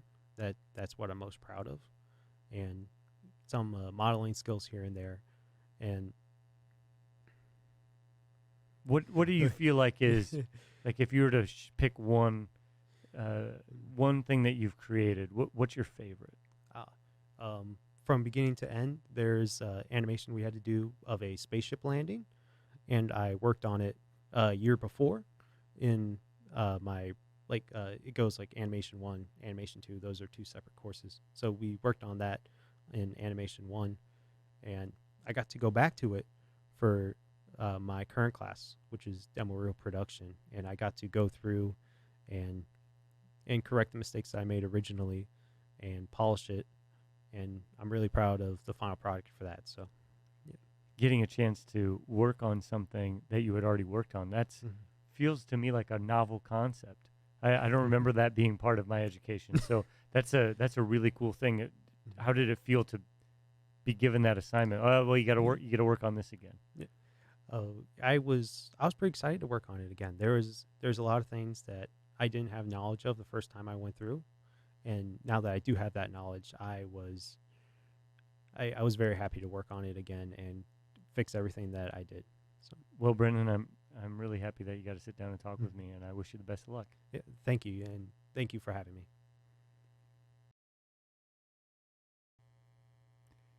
Hello, Josh. What do you study at DMAC here? So I'm studying the Animation and Rich Media program here at DMAC. And why did you decide on that? Before going to DMAC, I found that I really like to create 3D models in the program called Blender. So when I went to DMAC, I realized that I really liked doing that sort of work, and I also wanted to go into animation as well. Okay, so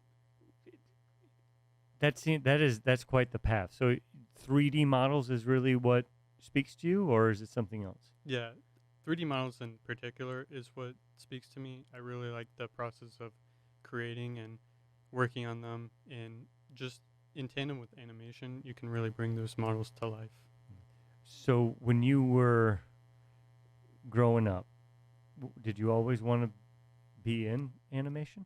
I always liked working on computers. I thought maybe computer graphics or graphic artwork primarily, but I realized that I also like the 3D aspect of it, and I decided to gear myself towards that.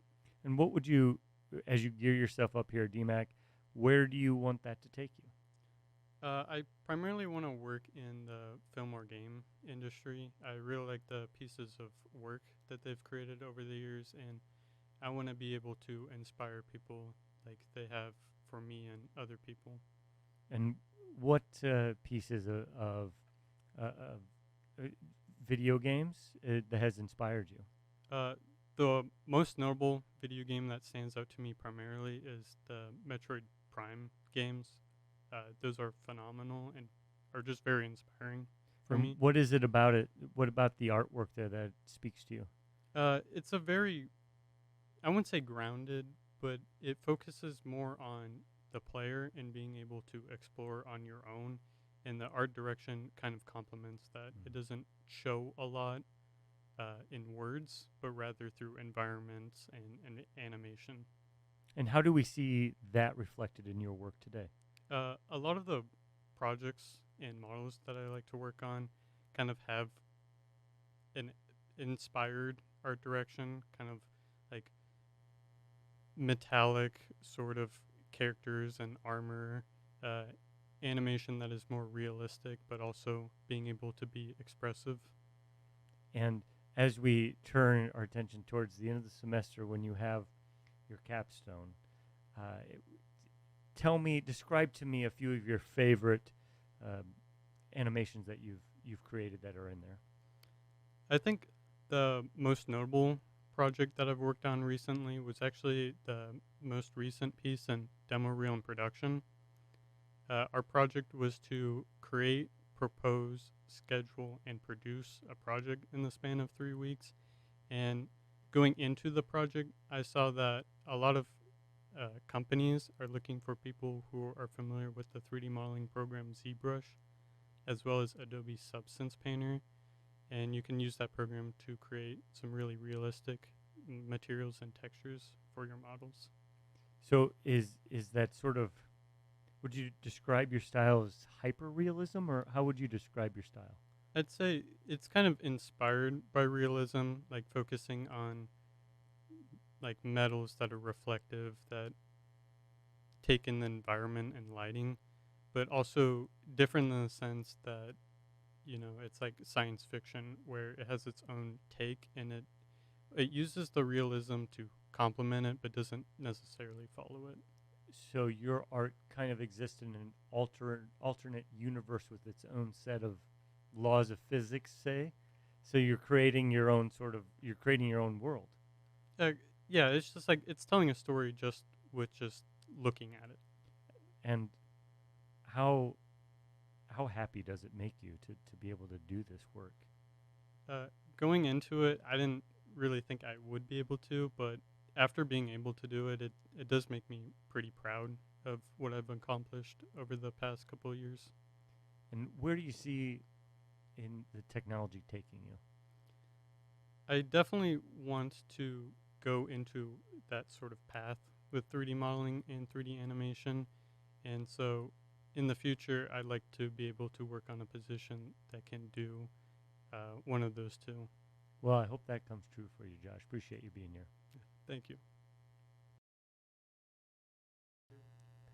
Hello, Bailey. Hi. What are you studying here at DMAC? I'm currently studying animation in the Rich Media major here at DMAC. And you're studying what is studying animation? What does that mean? Oh boy, that can mean a whole lot of things. We mostly take ideas that people have, and we draw and we create and animate them for an animated movie or a cartoon, or even you can animate stuff these days even for like a big motion picture movie even. And out of those categories, which one speaks to you? Which one calls to you? I definitely think that the movie area is the one that I'm most geared towards right now. That's kind of where I got my love for animation from, and kind of where I want to go in the future. And what film spoke to you in that way? So my favorite movie when I was growing up was Back to the Future. Ooh. So yeah, an oldie. And Jeez, an oldie? That's okay. Ouch. I was always very intrigued by the mall scene, especially when just with all the fire effects, and just I was like, that's at the so is it the Twin Peaks Mall, Twin Valley, something yes, like that? Yeah. And at the beginning when he takes off yes, in the fire. And the fire, just that iconic moment. I was like, that is something that I want to do when I get older. And here I am, and yeah, it's just very exciting, and I'm learning something that I've always wanted to be learning, and something that I'm very passionate about. And yeah, And how have you felt your experience at DMAC has gone so far? there's been a lot of ups and downs. Overall, it's been a very positive experience for me. Before I majored in animation, I was previously a visual communications major. So I can take the stuff that I learned from being a visual communication student and also applying it to animation, which is really kind of a double-edged sword for me, and something that I really enjoy doing as well. So. How close to your full potential do you feel like you are right now with animation? Well, this is just the beginning. Like I'm in my early 20s at the moment, so I think I'm at a very great point right now, and I feel like I've learned so much through my past year in visual communications, and then my 2 years as an animation major. So I think that I'm in a really good place for a start in the animation industry, and I still have a long ways to go, but I'm very eager to learn, and yeah, I'm very excited for where I'm headed. So. Well, we can see where you're at now with your portfolio, with your capstone. What are we gonna see in that? For my capstone, for my demo reel, you're going to see a lot of 2D animation because that's where I'm mostly passionate about, and a lot of compositing. I like compositing. I think it has the door open a lot for different styles, for different ways to communicate, and just kind of brings everything together. And I really do enjoy doing that, and think it has a lot of room to grow in the future. And I think I would fit really well into that specific area. And when in your demo reel, what's your favorite piece of animation? Ooh, I really enjoyed doing a character take reaction, which we took a character that we had created and then we gave them an over-exaggerated reaction to an object. So I animated a border collie, a dog, eating a very hot chili pepper, and then he just started crying, and yeah, just whenever you eat something hot, you're always gonna kind of have this like, oh my God, what just happened feeling. So yeah, that was a really good project and really fun project to work on, to really experiment and kind of see where animation can really take me and what I've learned so far and what the future holds. Sure, so. yes. Animation can take you some places, but you can also take animation places as well. I hope that you do that. So thank you so much, Yes, Bailey. thank you. Hello, Zoe. Hi. What are you studying here at DMAC? I'm currently a graphic design student at DMAC. Graphic design. Yes. So I'm going to take a guess, because I've now talked to a few graphic designers. You first started by being a drawer. Is this true? Yes. What yes. did you draw? Oh, all sorts of things. I remember just being at my grandma's, always sketching on any paper that I could find. And yeah, I've always been really into art club when I was in high school as well. So. What would you normally sketch? People? Yeah, I birds? really like drawing eyes. I draw eyes like a lot on like any paper, homework even sometimes. Just the letter I over and over again? No, like Just yeah. kidding. We got you. Okay. So so you draw you like, I mean, the eye is one of the most difficult parts of the human face to draw. So did you like it for the challenge? Yeah, and just I used to watch a lot of YouTube tutorials, so I kind of got the hang of it, and then I just started drawing lots. So. And so then when did you make the transition from paper to the digital screen? My dad actually bought me an iPad a few years ago, and I started digitally drawing on there, which I think really helps in graphic design now that it's all on a computer. So I kind of get to put that on the screen. So you're drawing on the iPad with the stylus. Yes. And yeah. then you transfer that over, or however you modify it from there. So then you have it, and what is it about that process of the digital process that is really interesting to you? Well, I just like the whole process of it. Being able to draw something on with pencil and paper, and then bringing it to the screen, and then bringing it onto a computer, and then making a design out of it is just really fun to do. It's just a really nice process. What would you say your style is? Oh boy, I like very minimalist designs, I would say. Okay, minimalist designs. So, just describe something that you remember seeing that you were like, "Oh, I like minimalist." Do you have something that comes to mind? You're like, "Oh, you were watching Mad Men one time. You saw some sleek design." Is there something that you remember when you were younger being like, "Oh, wow, that's possible"? I would say some movie posters, like back in the olden days. They didn't have a lot of imagery. Sometimes they worked with a lot of type that I really liked. So I would say like old movie posters. Very cool. Yeah. Anyone specifically that you can think of? Not that I can think Okay, of. that's but fair. I put you on the spot. I shouldn't Yeah, have done that. it's okay. So now I will put you on the spot again. With your capstone, with your portfolio, what do we see in there? Well, for graphic design, we don't really have like one big final project. We kind of do a lot of smaller ones. But right now, in one of my classes, we're doing an expressions magazine. And I think that one is a really great one for my portfolio because I put type, and then I also had some like illustrations with the type. And it just shows a lot of the creativity in that. And what colors do you prefer to use? What style? What group of colors do you like? I kind of shy away from really, really bright colors. I like the more muted tones. My favorite color is actually like a dark green, so I kind of go with Not like a greens this and- green. right? a Although little you darker can't than see that. that. Yeah. It's taken up, but she likes a darker green. than Yeah. that. And has dark green always been your favorite color? Yeah, pretty much. Like yeah. your whole life? Mhm. Why? Probably just it reminds me of trees. And I just Trees. like being outside. Yeah. Okay. So does Yep. your graphic design, do you do a lot of nature-inspired graphics? Sometimes, and then also like with my portfolio and like my business card and stuff, it all has the dark green, and it all kind of like correlates together. So I kind of made that my brand at this point. Oh, very nice. Yeah. So if I see some dark green out there, I'll think Yeah. of you. And so then Zoe, what is your most favorite thing that you've designed up until this point?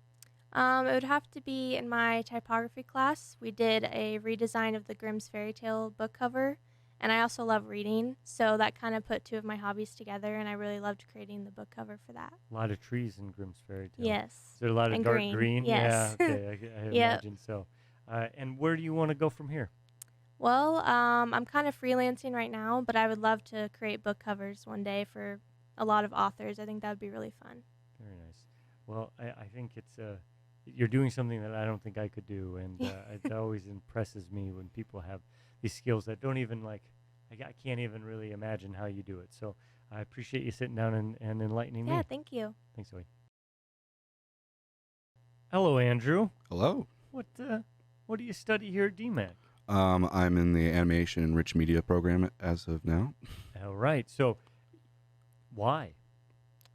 It was a bit of a leap of faith. I've always wanted to do something creative, and I just heard some really good things from a friend of mine about the animation program, and I thought, why not? How much experience with animating things did you have before you got here? Not too much. I took a class here and there, but it was very primitive, nothing too complex, just learning some puppet tool stuff, and that was about it. And so then what about that process piqued your interest enough to be like, you know what, I think I want to explore this more? Learning about animation actually didn't pique my interest. It almost turned me away at first. I almost went to writing, but I was looking to do something creative. I'm always in my head a lot, and I need to find some way to do it for a living, just to get it out of my head, I guess you could say. So this journey you're on with animation, it's really it really is a experiment at this point. Would you say that? Absolutely. And how is the experiment going? More than I could ever hope for, honestly. Yeah. Well, why would you say that? We're getting deep here. Yeah, a little bit. It's I've always been trying to be a creative person. I was when everyone else was outside at recess, I was indoors drawing, looking at books, or instead of just watching like a cartoon show, I'd pause the TV and try to draw the frame as best I could, or try to come up with my own stories and anything. Always nonstop. Even while I'm at work right now, I'm more lost in my head than I am actually working. Honestly. So when you're designing your animation, in your head, are you projecting story onto it?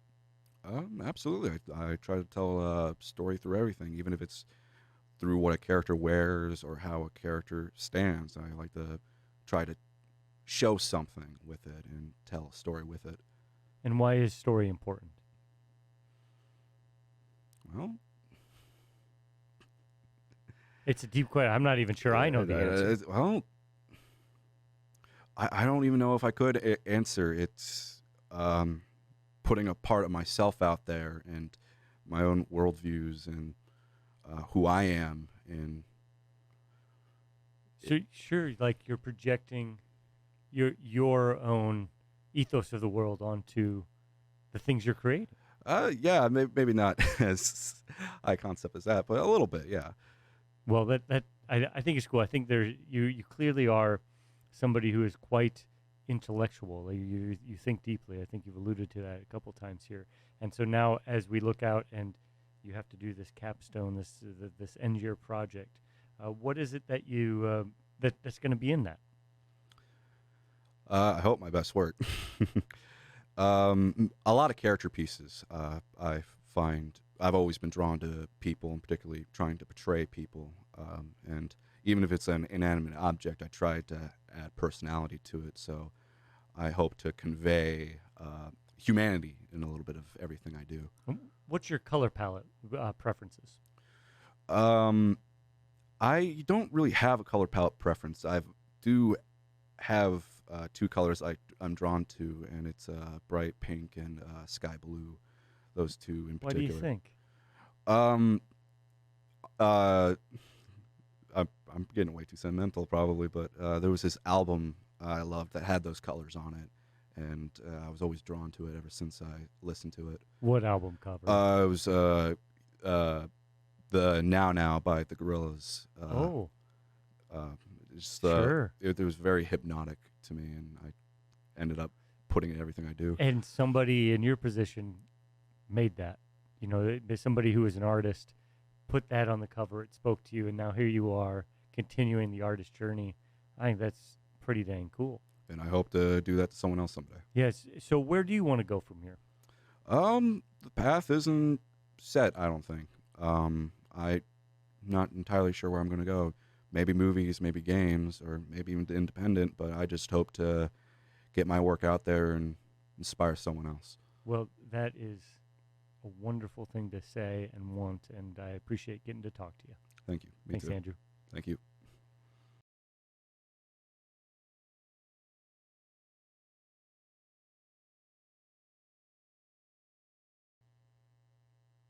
Hello, Tim. Hey. What do you study at DMAC? I'm a student enrolled in the animation program. Animation. What? Why'd you decide to go down that path? Well, I started at DMAC because it was cheap and it was nearby, and I had an interest in the animation program, so I thought that could. It had some skills that I thought I could benefit from learning. What are those skills that would be beneficial for you? Well, I had a bit of technical skills in using computers and 3D software, so I thought that would be a good career path for me to go down, learning more about composition and the fundamentals of creating art and animation. So where did you get that initial experience? Was you working? Was that high school class or on your own? Through high school and high school classes, I took a lot of coding, and I just had an interest in computers and technology. Was there a piece of art, or even some form of art, like a cartoon or a commercial or a book cover or something that you remember looking at and being like, that's inspirational?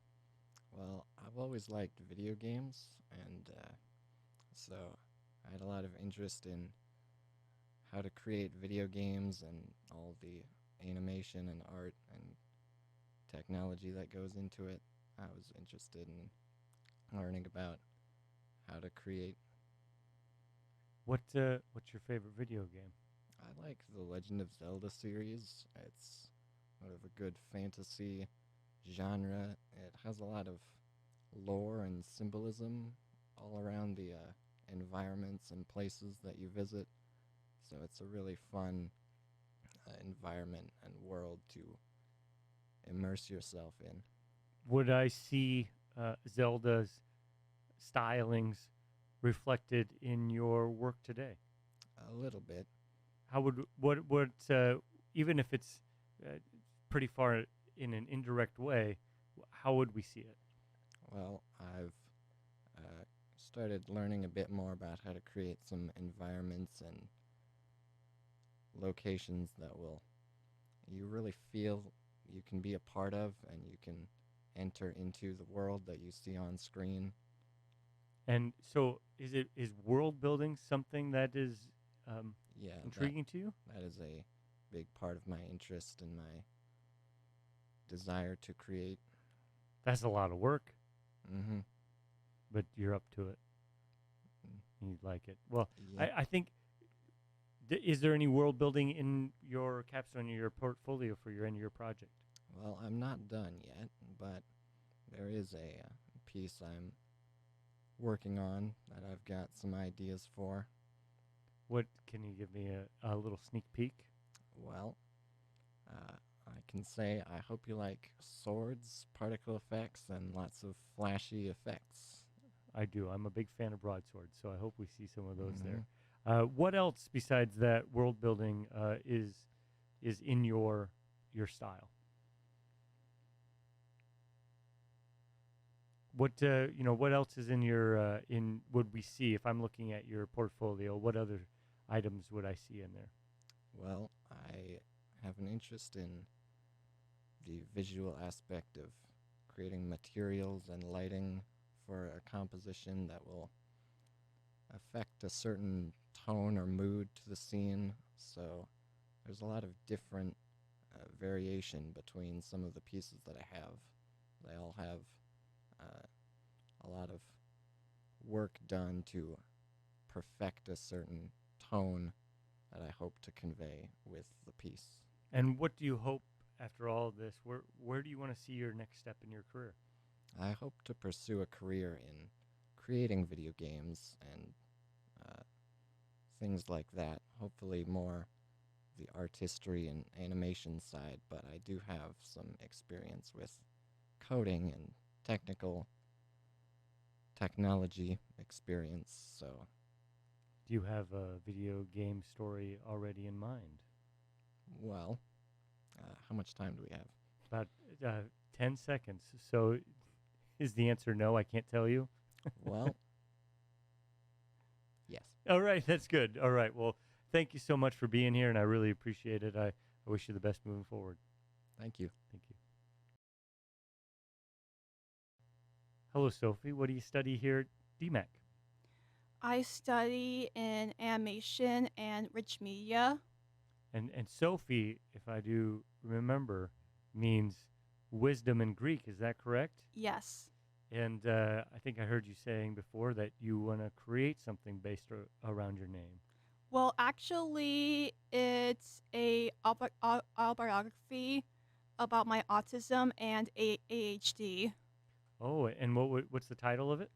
Wisdom, My Life of Autism and ADHD. Oh, yeah, that's good. That's creative. It's a beautiful name. And so why did you want to get into animation? Well, ever since when I was a child, whereas I learned how cartoons were made, it like really fascinated me. And so do you remember what the cartoons were that you were watching that first fascinated you? Definitely the old Disney cartoons. Like Cinderella? Yeah, and like Snow White, Dumbo. Yeah, old classics, beautiful classics. And that technology was fascinating. So you see those and you figure out, oh, that's interesting how they make those cartoons. And At what point do you remember being like, this is what I want to do when I grow up? Probably when I was like 10 and a half, maybe. Oh, you've known a long time you wanted to do this. Yes. So how did in high school are you able to hone any of the animation skills before you got to DMAC? Unfortunately not. So did you just do it on your own? I did kind of self-taught animation, but I learned most of it through DMAC. Wonderful. So you're here at DMAC. How has your experience been? Pretty good, actually. And have you pretty much just been solely focused on honing your animation skills? Yes. What other things inspire you besides those cartoons in your animations? What inspires you? Manga. What is that? Manga. Manga. Mhm. What is that? They are Japanese graphic novels. Oh yes, now I know what you're talking about. Yes. What do you think about that Japanese artistic style speaks to you? I like it because it's like more realistic, but not too realistic. It's not like uncanny. Okay, so a little bit. It's connected to reality, but not exactly reflective of it. Yes. And for your final project for that capstone, what are the items that we will see in that big old summary of the work that you've done so far? Hand-drawn animation on Toon Boom. Okay, and which one is your favorite? My favorite is probably the one with the ball bounce that the ball turns into a cat. All right, I'd like to see that right meow. And so you have your cat, the ball thing that turns into the cat. Mhm. So do you often like to have humor in your artwork? Yeah, I do. And what's your color palette that you prefer to tend towards? I like low conscious colors. Like colors are like not too bright. Something that's like more easy on my eyes. And what are you hoping to do when you get out of DMAC with this animation knowledge? What do you want to see your next stage of life be? I want to do hand-drawn animation, mainly rough animation. But if I didn't have a choice, I would choose either storyboarding or character designing. So you still really like, even though you can do digital stuff, you really like pen or pencil on paper. Well, I use a Wacom to do Okay. hand-drawn animation. Nice. So that technology, glad it exists. It's a nice Mhm. step for sure. Well, I appreciate you so much sitting down and telling me your story, Sophie, and I look forward to seeing your work and hopefully get that autobiography done someday. Thank you so much. Yeah, thanks, Sophie. You're welcome.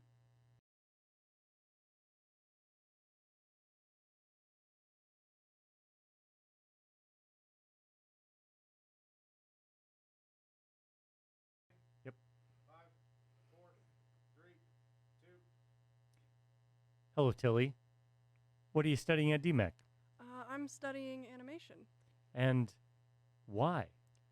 Well, I've sort of had a lifelong love of animation. I fluctuated a bit when I was younger in terms of what I wanted to do. I always knew it was something to do with art, but in the past couple years, I have been pretty sure that animation is my calling, as cheesy as that sounds. Why do you think it's your calling? I don't know. It's just everything about it is so fascinating to me.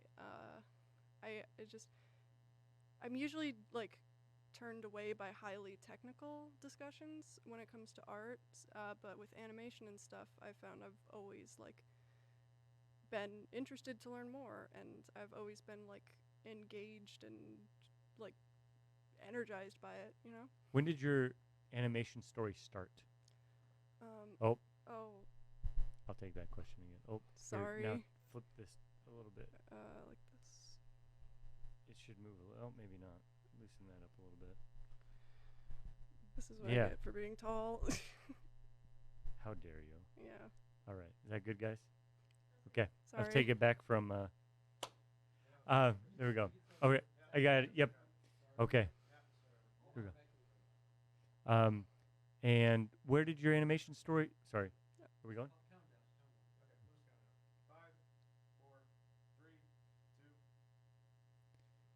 And where did your animation story start?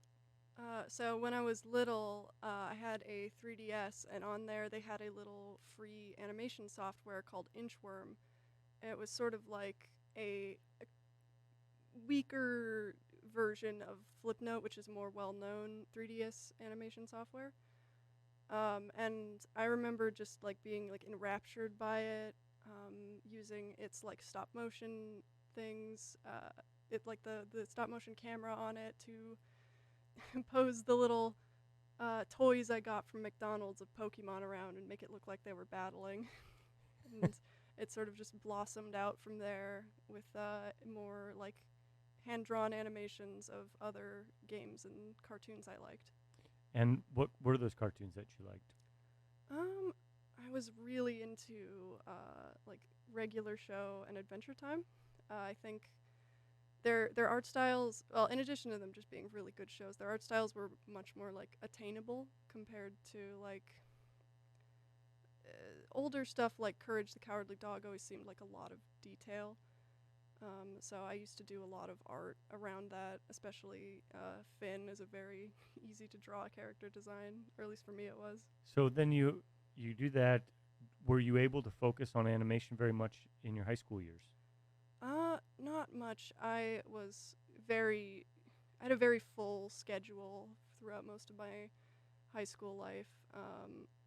I really only had time to put an animation class in the final year. Unfortunately, that was spring of 2020, so I really only got to go to a couple of those classes. And now we're here for the end of the semester. Walk me through what we'd see in your portfolio. Well, it's sort of a mix of 2D and 3D. I generally try and make my stuff character focused, as that's like mostly what I'm interested in. Trying to like get stories across with like expressions and body language. Sort of a mix, also a mix of like real like human or humanoid characters as well as more anthropomorphized like objects and stuff. Yeah, I do have a few other like smaller things with effects and whatnot. What is usually the tone of your work? I don't know. I like to keep my stuff very like light and colorful. I do obviously have an interest in telling like more serious stories, but I always enjoy when those are done with a very like bright and vibrant art style. The Midnight Gospel is actually a big inspiration in some of my work. I really love that show. Interesting. And so where do you want to go from here? I'm hoping to just join an existing studio. Honestly, I'd be happy doing anything in the industry. I'm so like excited to do things. But the main thing I'm interested in is doing character animation, possibly even doing things like storyboarding, character design, that sort of thing. Nice. Well, Tilly, I think it's really you clearly have a vision of what you want to do, and I think that's important and very cool. And I wish you the best of luck. All right. Thanks, Tilly. Thank you so much.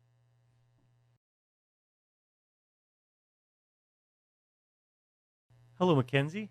What do you Hello. study here at DMAC? I study photography. Photography. Okay. So, when did you get into photography? When did you decide, oh, I like this? I mean, I actually started last spring because I had actually originally gone to Nebraska for forensics, and then I decided to switch to photography last spring. Well, photography sounds more fun. Yeah. So you get what type of camera do you prefer to shoot on? I just prefer to shoot on like a Canon. I just prefer to shoot on like a Canon I just prefer to shoot on a Canon DSL like mirrorless, like just like a digital. Mm-hmm. Yeah, great cameras. Thank you. Nice, small, get it out there. And what's your preferred lens to go to when you're going to go do a shoot? I know that's open-ended, depends on what you're doing, but ideally, what lens would you like to use? I mean, I will say it's just, just because it's hard, just because I like to do a lot. But, I would just say pretty much just like the I would just say, I would pretty much just say just like a standard, like not like too, like I like, not like not fixed, like not like not fixed, not too small, not too big, just kind of something that's just kind of works for something that kind of works for everything. Run and gun, as they say. Yeah. So I know you just sort of started photography, but when you were younger, did you take lots of photos? I've always liked to take photos. I've always liked photography. I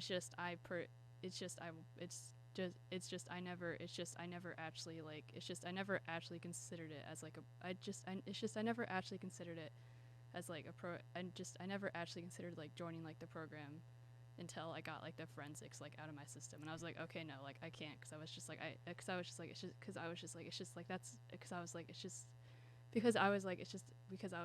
have to do something that I can just kind of make like my own, which I obviously can't do that with forensics. So no, that would be the opposite of what you're supposed to Yeah. do. But in photography, Like, you can be creative. Yeah, you create it. So what's your favorite subject matter to go out and photograph? I would say I love travel and nature photography, I love just going out and seeing stuff and just kind of capturing like candid, just like as is moments, like this is what it looks like now, and just this is kind of just like a piece of history, I guess. Nice. Like that. And so if I were to look out and you were going to walk me through your portfolio and you're going to talk to me about a couple of your favorite photos, what would be your favorite photo currently that you've taken? It's hard to pick one just because it's kind of just like I have a different one from each like city that I've been to. Like I have like several cool like skyscraper ones that like I'm really proud of. There's a few there's several like ones where just like the shadows form like really like interesting shapes. In what city were those taken in? I've taken them in St. Paul. I've taken them in St. Paul, Minnesota. I've taken them in Chicago. I took some in Galena, Illinois. I took some in Kansas City. And how come you haven't been taking skyscraper shots in Ankeny? Well, there have been a few like in Des Moines, but it's just building wise, personally, it's just like the bigger cities, in my opinion, at least, have like cooler buildings that just have like cooler shapes. Like Des Moines is cool and all, but there's not a whole lot of skyscrapers. Yes, it would be very hard to be Spider-Man if you were living in Des Moines. Yeah. So you have those skyscraper shots. What's something else that you're really proud of? What's a photo you're really proud of taking? I actually went down. I actually went down to see some caves this summer too, and I got a few shots that I'm really proud of those because there's one, because it's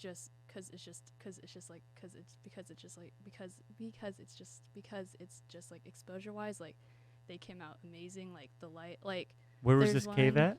I'm not gonna say. I'm not very good at the pronunciation. Was it of in Iowa? Yeah, it's Okay. in Iowa.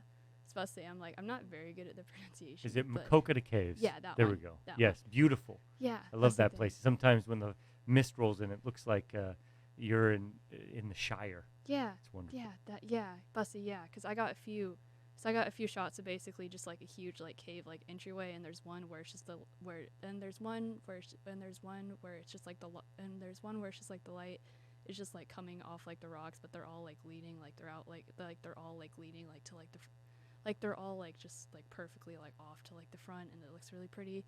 Or there's one where I got like the entrance where there's still like there's a small waterfall in that entrance, so I got like the path like looping around because it's kind of like a circle. I got like the water like trickling down. I still got like the sunlight, and I still got like the sunlight, and I still got like the reflection. Like it was all just really pretty. Awesome. Well, I really enjoy seeing you light up talking about your photography, and I'm really excited to see where you take it. So thank you for sharing your story with me. Thank you.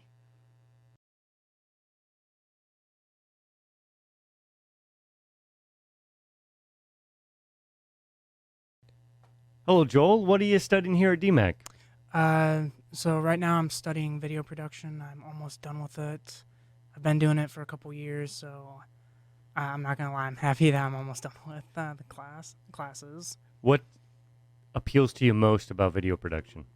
What appeals to me most about it is it kind of teaches us filmmaking, even though like the jobs that it's prepared me for like aren't exactly kind of filmmaking, more like editing, camera work.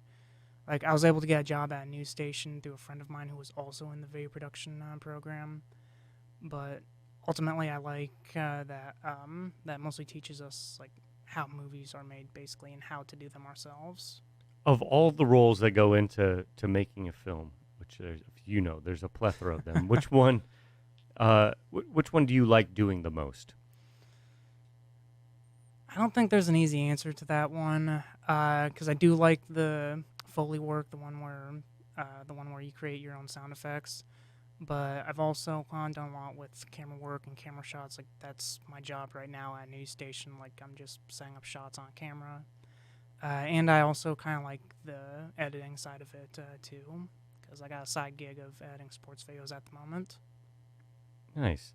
So, when was it that you decided you'd want to go into video production? I'd say that was back in 2019, when originally I was looking for like a film major for college, and I didn't find like something called film major at DMAC. What I did find was video production, and I knew that I wanted to go to DMAC instead of like a more expensive college at the time. So I decided that that's the program I was going to go with. Nice. And what's your best memory now that you're just about to leave here? What was your favorite memory of your time here at DMAC? Well, that's kind of hard. The ones that you can say on camera. Well, that's hard to choose, because there's a lot that I have just from the video production classes alone. But there's also other classes that I've taken, like photography, editing, Photoshop, where I've all had fun memories of that. But I think the one that I kind of have to choose off the top of my head was when I was working on one of my first video production projects way back in VP1, and I had a couple friends helping me out with it. So I'd have to go with that one. So working on a team is something that you enjoy doing? Actually, not always, because I prefer doing stuff by myself. But if I have to go with a team, like I kind of prefer working with people that I know I can trust to get the job done. And now, tell me about what your capstone project is. So my capstone, originally I was gonna compile like all of the shorts that I've done ever since the start of DMAC, both during classes and like during summer vacation and all that. And I was gonna comprise it as like an hour-and-a-half long feature-length movie, which is already done. But then I decided to scale that back, and instead my capstone is more like just the trailer for it, which some people could see as a reel.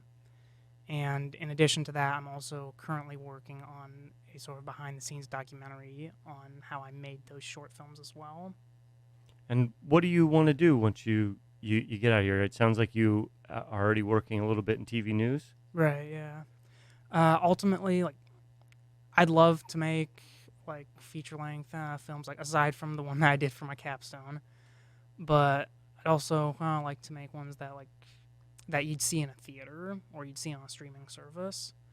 But right now, I'm also kind of happy where I am right now with doing camera work and audio and a little bit of editing at the news stations. I like the people that I work with, and I like what I do there. But like I said, like kind of like my end goal would be to make like feature-length films. Very nice. Well, Joel, I wish you the best of luck, and thanks for sitting down. Thank you, Scott. You have a nice day. Oh, yeah. Hello, Florence. What are you studying here at DMAC? So here at DMAC, I am studying photography. And what form of photography do you prefer to practice? So I prefer to shoot portraits or just anything creative because I just like to show my work through like what I see. Like obviously like that's what everybody does, but when I take pictures, I want it to execute the way I would like. So that's why I like to do my creative work as well, but I want to focus more on portrait. Nice. When you were younger, were you oftentimes taking lots of photos? Yes, actually. So like in your childhood, like obviously you don't remember everything that you did, but like when I look back on those pictures that my mom or my family has, I was always taking pictures all the time. And like I found my love for photography just going on a photo shoot with my friend. Like, let's get cute.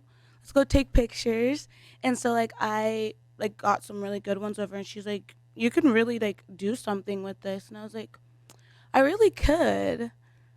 What's your favorite photo you've taken so far? So my favorite photos that I've taken so far is actually I did a photo shoot last night with a friend. And we went to like Hobby Lobby, got all the equipment, got all the stuff that like, you know, I wanted to do for it.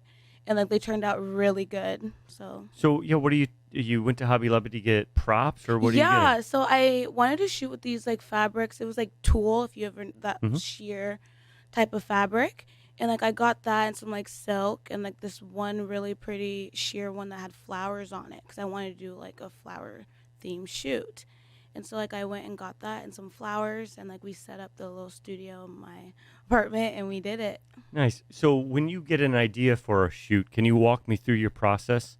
So like when I get an idea for a shoot, I like to try to execute it like right away or even just like put it in my Pinterest board, like look for inspiration so then I can always look back on that because like it's not going to be like the exact replica of what I saw on Pinterest or what's in my head.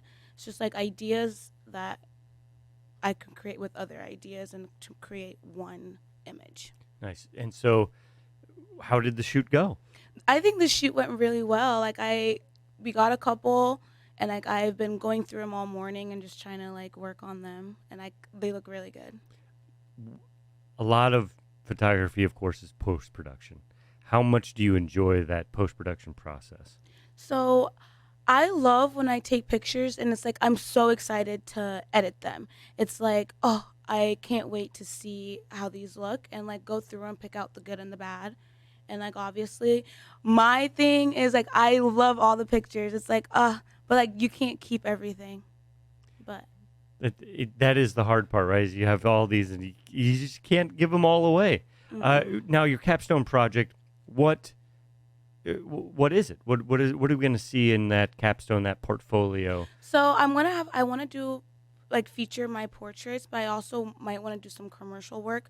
Like I used to not really like commercial work like that, but the more this year, like within like commercial too, it's like really helped me like it just because I like to set up everything and like get it to be like just how I want it to be.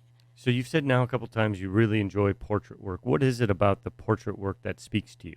Like I just love making my pictures look elegant or like just the look of how just like someone's face is like because like everyone's face is just so beautiful and like I want to like show that and like show them like this is you, this is really you. Well, that is, I could see you being on set and very easy for you to generate a smile with people with that sort of positivity. That's really wonderful. And so what do you want to do with photography as you leave DMAC?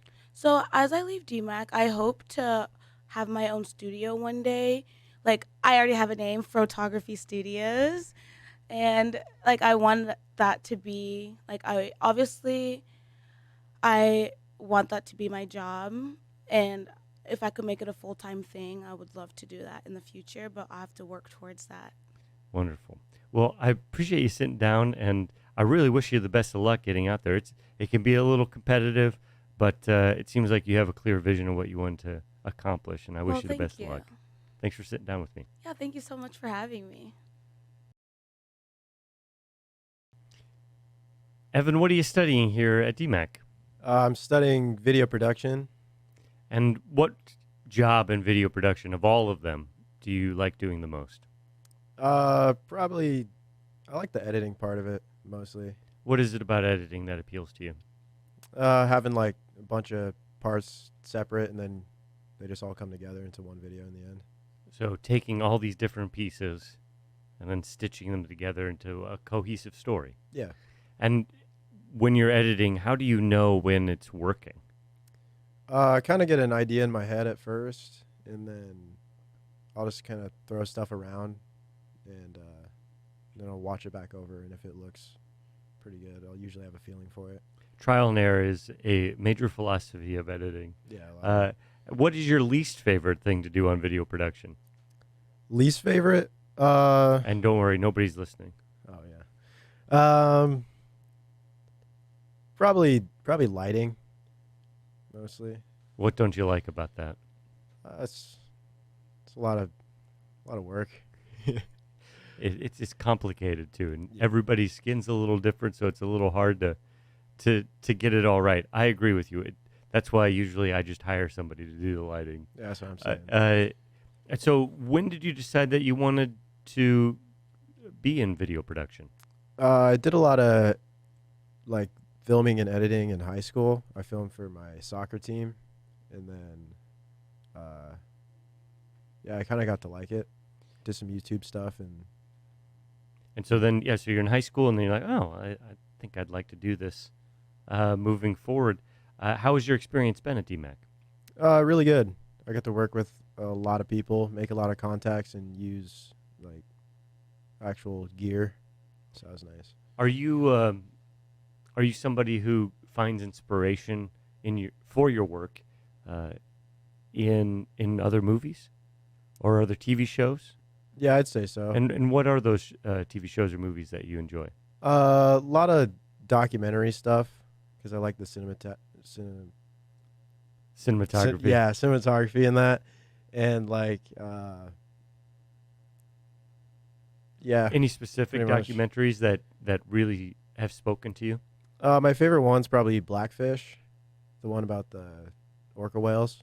And what about Blackfish, when you were watching it, made you sort of think, oh, that's good. I want to do something like that. Kind of just like they use a story and like bring so much emotion into like the real world stuff, just with like events that have happened in the past. Sure. So infusing emotion into the story.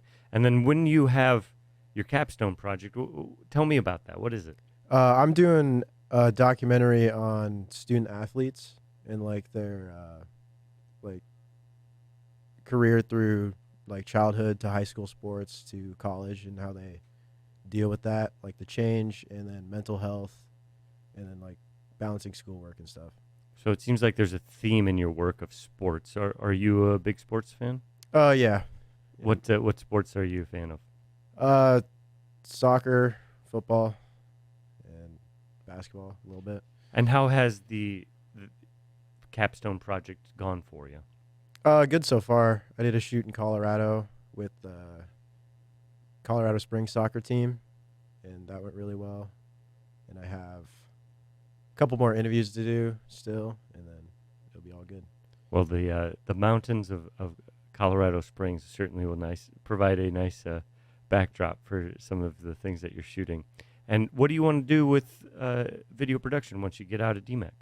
I want to do like freelance videography, mostly for sports is what I'd like to do, but I'll pretty much, do whatever I can get right now. I think that's a good philosophy to have just coming out of DMAC here. Well, I wish you the best of luck as you get out there. It's a competitive world for sure, and you have a kind of a clear idea of you want to be in this industry, and so how are you feeling about your prospects before you head out here? Pretty good. Yeah, I've gotten a lot of experience and definitely grown a lot since I started DMAC. So. Well, good. Well, I wish you the best of luck out there. Thank you. Thank you. All right.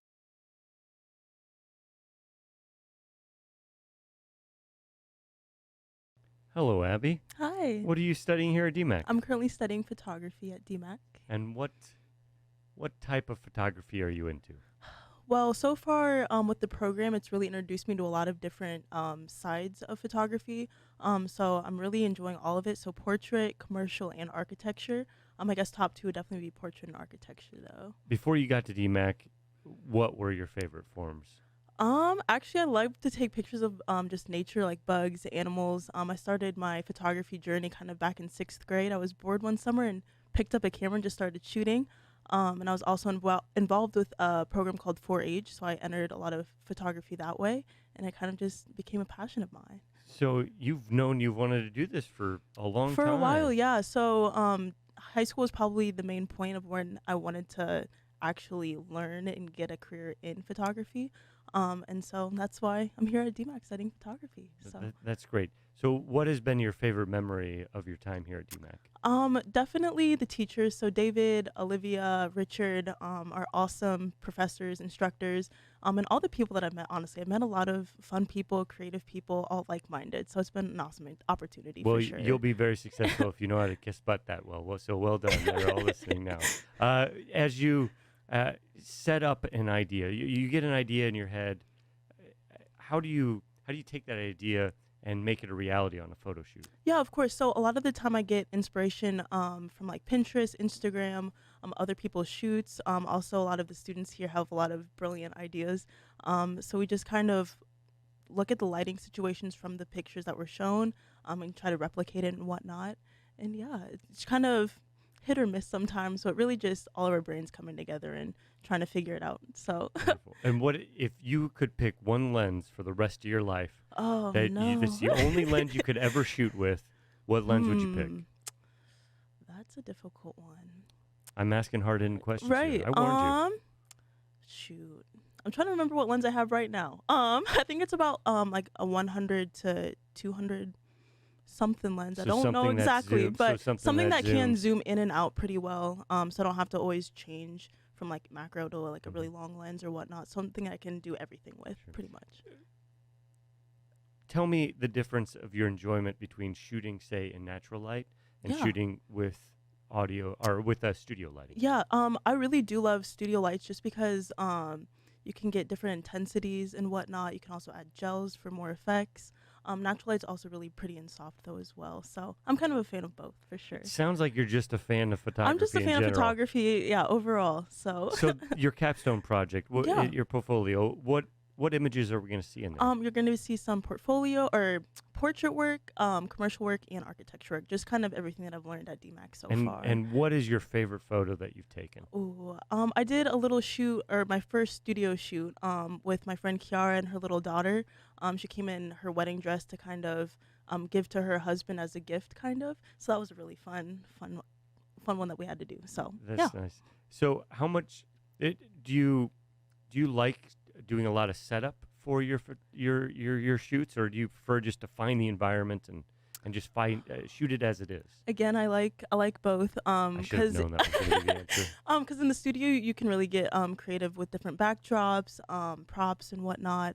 But I also do like just being out in like nature, just brick buildings, anything kind of vintage and cool and whatnot. So Well, that's good. You are clearly an advocate for the art form, Yeah. as well as a participant. What do you want to do with photography as you leave DMAC? for sure, I definitely want to do a lot of portrait work, whatnot. I love bringing confidence to people, and just love getting to know different people as well. So through photography, I feel like that'll, it can make anyone happy. It can make anyone confident, whatnot.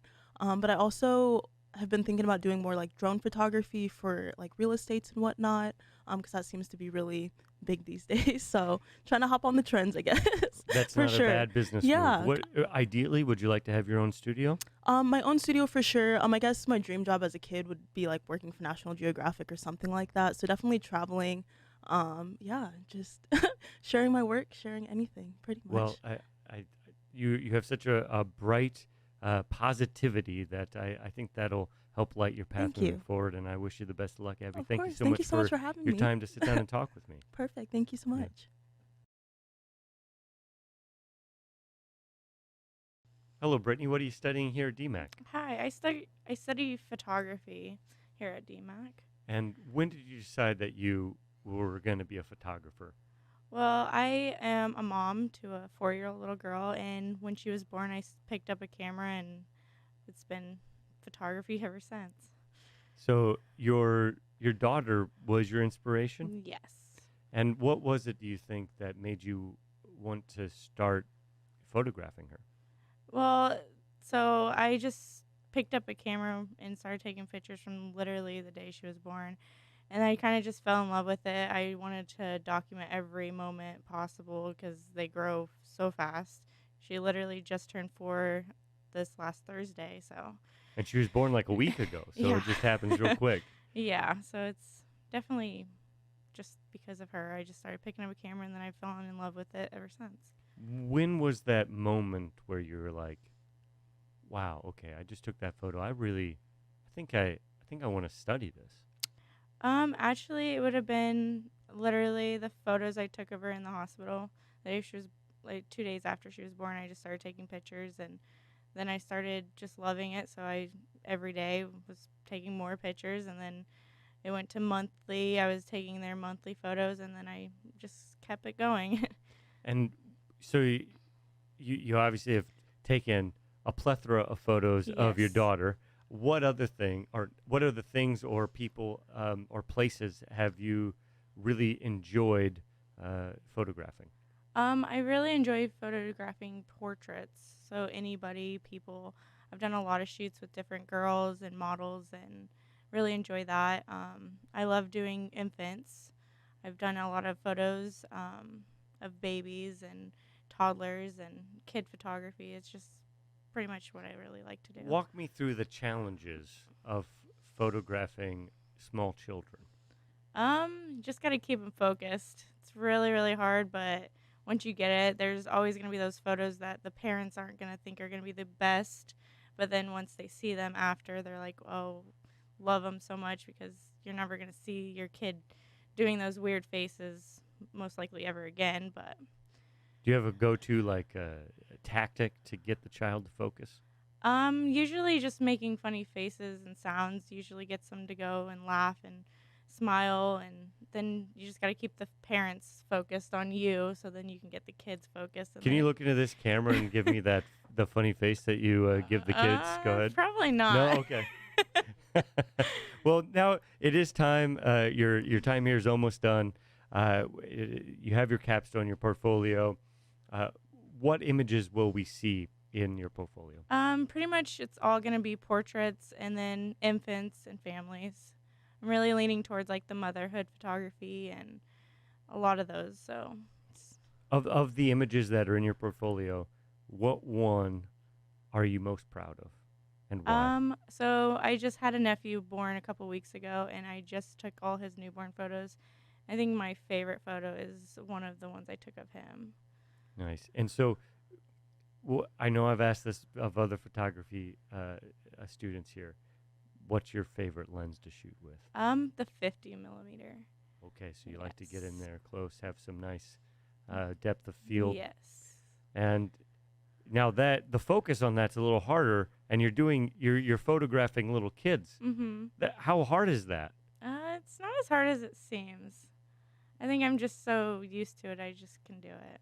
And you have that funny face that you're gonna make into Yeah. that camera now. Go ahead. Probably not. No. Okay. Well, it was worth a second shot. But well, Brittany, thank you so much for sitting down and talking to you. You clearly really have a way with being able to focus a small child, which is a magic power, I think. And so I think you'll be successful in photography if you decide to go in continuing this path. And I hope you do. Thank you. Yeah. Thank you so much for being here. Thank you.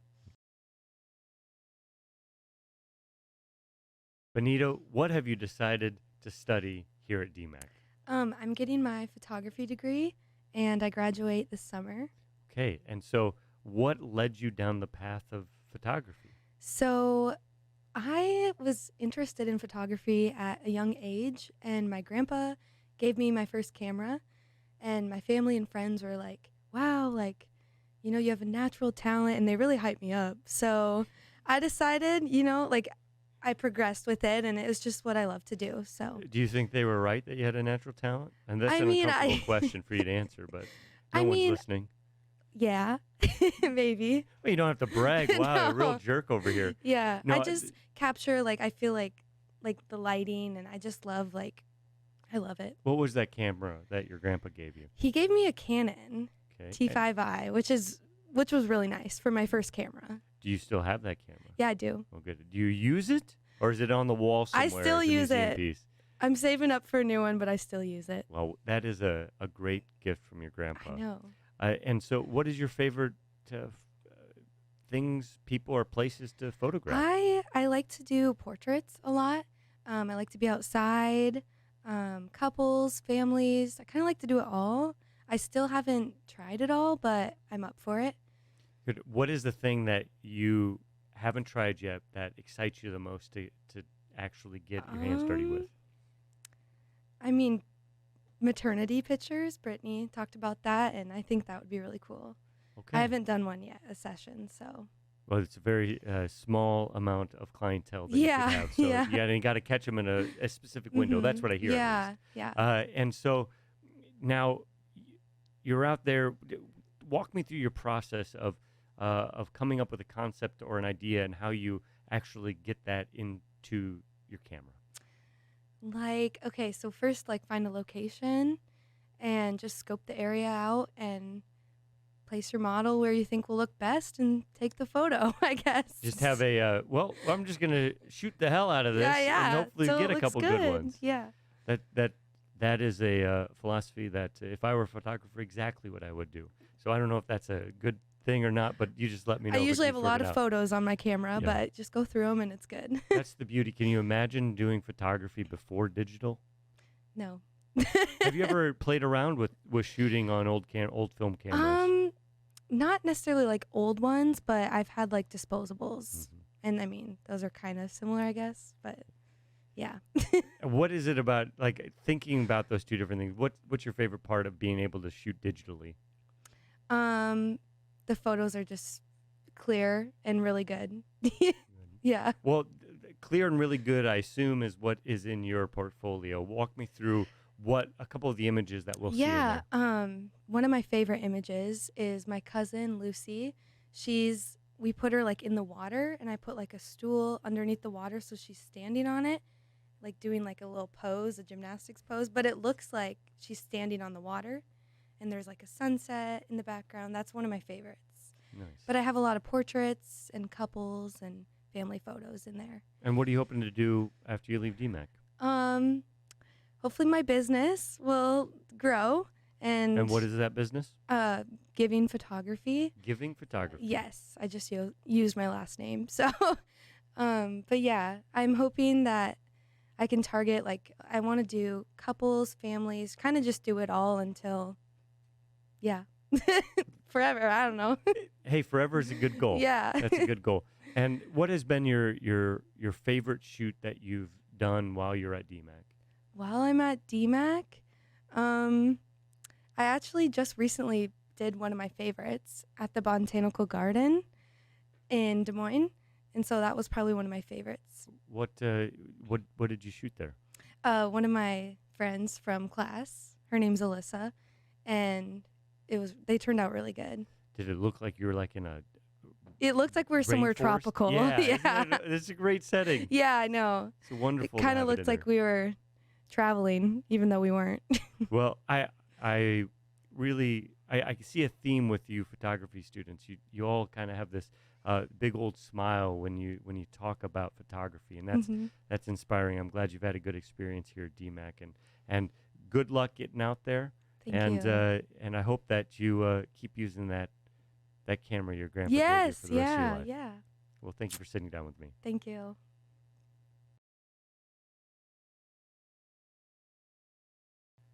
Hello, Cole. What are you studying here at DMAC? I'm in the video production program. What do you like about video production? I love being able to be creative and going out into different scenarios and figuring out what's the best way to get a cool shot, or how can you get around problems that you come across on set. And when you've been here at DMAC, what is, if you think back to a problem that you had to solve in the moment, can you lay out that example for me? I'd say forgetting sandbags. we've forgotten sandbags. So when you put some on a C-stand, you know, you want to drop a sandbag on it. So we ended up gaff taping it to like nearby stuff and just making points to make sure it doesn't fall over. Making it super safe. Mhm. It's probably safer that way than it was with the sandbag. Oh, yeah. And so when did you decide that video production was something you were interested in? Probably back in high school. That's where I got my first video production credit. And from then on, just seeing how you can edit something and make it look completely different than how it looks in real life, I think that's when I was hooked. What is your favorite role to take on a video production team? Probably the videographer, director of photography, actually holding the camera and doing it. And why is that? Just finding the angles and camera settings, different lenses, figuring out how to get what you're wanting, and just messing around with it. Right. The experimentation and the problem solving seems like to be a theme running through what you like about video production. And so as you're doing the video production, there's also those jobs you don't like. Which ones are you like, I'd really like to pass on doing that? Probably more like the corporate stuff where it's just a standard interview and the same music that you see in every video behind it. But I'll see those as kind of a way to learn more. They're easier, so you can learn more about your camera on set. You have more time. It's just learning for a better project that you want to do. Sure. I hope that at some point here we put over Cole's interview some of that really crappy music that he hates. So I'm wondering now, as you look forward, what do you want to be doing with video production? I've really been getting into like live music, so like filming concerts, also music videos. I think are really fun. Just crazy camera movements, lights, and a lot of action and movement. I think it's super fun to film. All set to corporate music, though? Oh, no. What is in your... I hope that corporate music's playing now in the edit, because you're going to hate it. But what is your capstone project? My capstone, I'm working with a couple other students in my class. We're doing a documentary about street art around town. And lean into that a little bit. What is that idea? Interviewing different artists, some people that do like murals, or we're also interviewing some businesses that have graffiti art on their building. Nice. And how is that process going? Good. I think we have 1 or 2 more shoots, and then it's time to edit. And what role are you taking on that? We kind of all switch. I'm mainly on the camera, but also I've done like audio and lighting, and I mean, it's only 4 to 5 of us, so I can relate. That it's kind of where you are, yes. And even as you get out there, being able to work on a team and wear many hats is so important. Is wearing a lot of different hats on set something that you enjoy? Yeah, because then you can kind of control, like if you're doing camera and lighting, you can kind of know how to light it, how you want it lit, instead of trying to tell someone and keep telling them, a little bit more over here, a little bit less. Then you just go do it yourself. And what do you want to do with video production when you get done here at DMAC? I'm moving down to Nashville beginning of August, end of July, and I'm going to try to do some like tour stuff with the band and music videos. Oh, nice. So kind of in the field documenting of what's going on. And do you enjoy doing the interview process of the documentaries? I do. That's different, I think, from corporate. Corporate, you can kind of get that, you're in this building and basic lighting, but those you can have a really cool background and just make it your own. Well, I wish you the best of luck down in Nashville, and I hope you make it big. Thank you. Hello, Nick. What are you studying at DMAC? I'm a photography student. Photography. All right. When did you decide in your life you're like, I like photography? Say I was probably in 7th grade. I got an old Polaroid, the little strip Insta ones, And I don't know, I just started taking pictures of my friends, kind of fell in love with it. And always kind of had it in the back of my mind that something I wanted to do. Life went on, and, you know, worked in factories and worked at, sold cars for a while, delivered pizzas, did tons of different jobs, but that always stayed in the back of my mind. And COVID happened, and the opportunity arose to come to school, and here I am. So in that first Polaroid that you're using, do you remember any of the photos that you first took, and you're like, oh, that's good? Took a picture of a basket of fruit. It was just a simple picture, but just there was like a depth to it that I just remember seeing, just kind of layers. And that's kind of, I guess, where I started to realize that there's a little bit more to photography than just, you know, you can just take a picture. And what camera do you like to shoot on now? I shoot with a Canon 5D Mark IV. Oh, nice. And while you're working the factory, delivering pizza, so on and so forth, does your mind constantly see photos that you could take? Sometimes. I mean, I kind of put it on the back burner for quite a few years. You know, had kids, and, you know, worried more about living life in a different way than, you know, photography. And now I'm getting more back into it, and I see almost every time I turn around, it's like a little snapshot. So, do you, of the two options, do you prefer photographing things as they are, or like to get and set them and place things? A little bit of both, actually. I like a lot of, I do a lot of like art stuff where I do like photo manipulation, where I'll mix different things and do a lot of Photoshop, playing around with stuff. But I also like to do a lot of like commercial work where I will set things in very specific, you know, places and set my lighting just right. Nice. And so now it's time to, you're about done here. You have your portfolio, that capstone.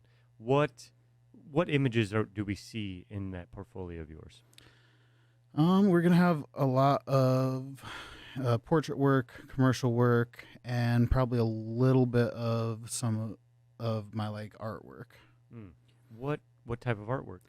More of that photo manipulation kind of Photoshop work. Of the portraits, the commercial, your artwork, what's an image? Can you describe one of your favorites to me? I did a food shoot with pancakes on forks with syrup dripping down. The blue background. That's one of my favorite shots that I've taken. Wow, I'm trying to think how you. So you have the blue background. Yeah. Well, you know what? We have this green screen behind. I bet it's on, or it's taking up the screen right now, so we get to see it there. But show it to me after. I'd like to see that. Now, what do you want to do with photography? You've already had a kind of a practical. You have had practical careers before this, and now you have this moment of being a practical photographer. What do you want to do with that moving forward? Moving forward, I just want to do photography. Whether I'm working, you know, freelance, doing my own, you know, portrait studio type work, or whether it's working commercially through another company, if I've got a camera in my hand, I feel like I'll be happy. Well, that is it sounds so simple, but it's great. I'm glad that you got the opportunity to get back into it, and hopefully that Polaroid, you still have that around as well. And I wish you the best luck moving forward, Nick. Well, thank you.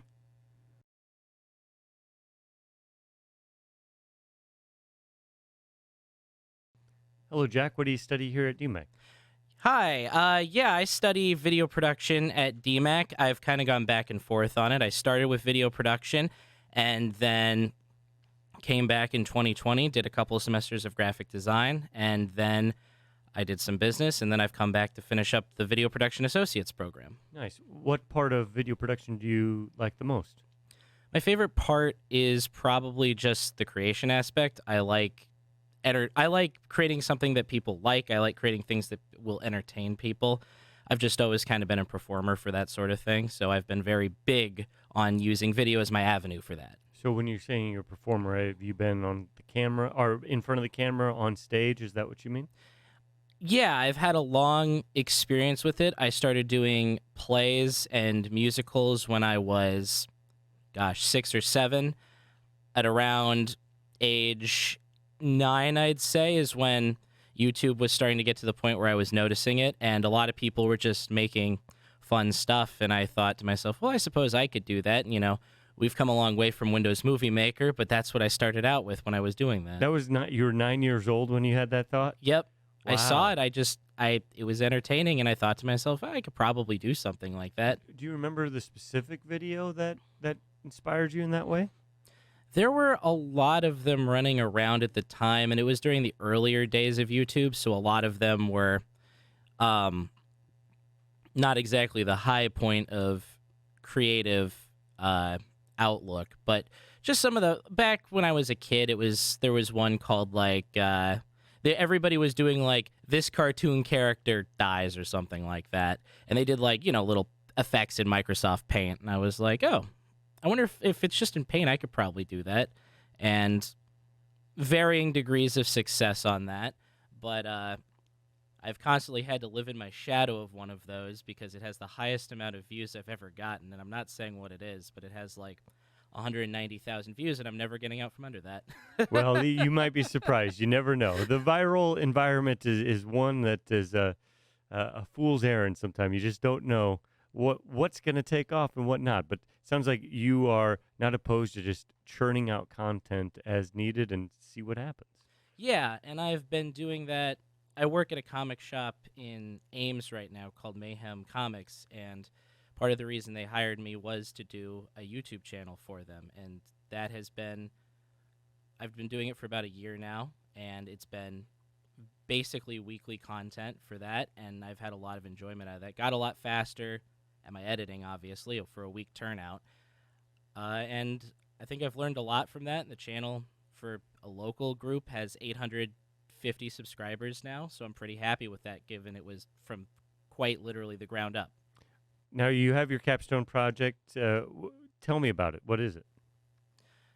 At this point, my capstone project probably will be a big showcase of the channel work I have done and just sort of the growth that's been able to work with doing promotionals and community content. And obviously, it's a comic shop, so we talk about hobbies. There's some gameplay aspects to it. And just being able to go, here's what I made, here's the views, here's how this has grown, here's how this has helped the store. And I think that'd be a great way to really showcase what proper video marketing can do for a place. You have quite a bit of experience, it sounds like, and so I'm wondering if you could self-assess what's the number one thing you need to get better at? I would say the number one thing I need to get better at is probably shooting from the hip a little less. You get the experience, you do it a little more, but I'm very much the type of person who likes doing one-man crew style things when maybe sometimes it'd be best I grab somebody else to do it with me. It's been working so far, but on some projects you can definitely feel the heat on that when you're the only one doing it. But it's enjoyable. I like it. It's a lot of fun for me. I really feel alive doing the one-man crew thing, but sometimes you need an extra set of hands. Yeah, working on a team is an important part of video production, though sometimes the budget doesn't allow to have any sort of team at all. Well, it sounds like you have a somewhat of a clear path moving forward. What is it that you want to do after you get out of here? I think the main thing I'd want to do is continue doing video marketing for businesses and really help them tell their story in what unique ways I can, because every business has a story that can be told, and the important thing is just to not make it be lost in the sea of everything. Well, if you can find those answers, you're going to be super successful. So I wish you the best of luck out there with your channel and with your growing career. Thank you.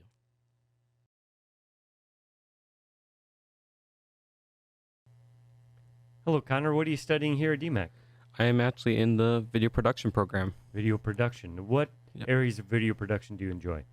The whole aspect of learning with the cameras and lots of hands-on activities that we get to do within the program. That's for sure. And specifically, lean into what are your 3 favorite things to do on a video production crew? Obviously camera work. I love holding the camera and getting my own creative input with the shots and stuff like that. Not learning audio, which I still need to learn a little bit more, but learning audio, holding the mic, making sure that the levels are good on everyone who's on the set, and the editing process is a lot of fun too. So, I like to do these retrospectives. How long have you been interested in video production? I've been interested in video production since high school.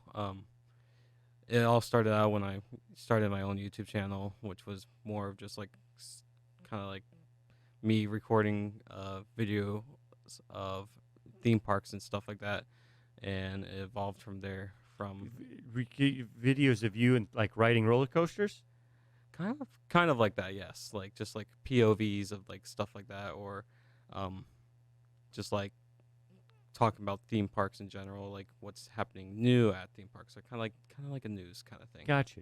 Okay, so I interrupted you as you were about to tell me you evolved from that into into classes at my high school that actually had where we worked with other classmates to create some little films or short films that they get to play at the every Wednesday for the whole school. So it was fun to do that too. And so how did that experience in high school prepare you for your time here at DMAC? It got me more comfortable with the camera and also working with a crew. And there was this other program it's class that at my high school, which was called Orbis, which allowed us to work with companies outside, from outside of the school. If anyone knows Bluebeam, I worked with them to help create some promotional videos or even Make-A-Wish Foundation, which was awesome. Nice. And so how has your time gone here at DMAC? It's been good. I thoroughly enjoy it so far. I mean, I also learned the photography with David Purdy and all that, and also learning with Miguel now with video production, and it's just a lot of fun. And explain to me what your capstone project is. My capstone is going to be about this. It's going to be a documentary about this elderly lady that collects a lot of Disney stuff. As I said before, I'm interested in theme parks and stuff like that. So she has a huge collection of vintage stuff she has, and I just want to capture her stories that she got from them and also the collection she has. How did you find this person? Funny enough, just from church. She was just from church, and yeah. And she just talks about her Disney collection. You were like, I got to film this. Exactly, yes. I had no idea it was like that. She was like that. So, and I don't, who would expect that from anyone just in Ankeny, Iowa? So I was like, this is important. I need to document this. Yeah, that's a great that your mind, as soon as you heard it, did your mind go, woo? Kind of like that.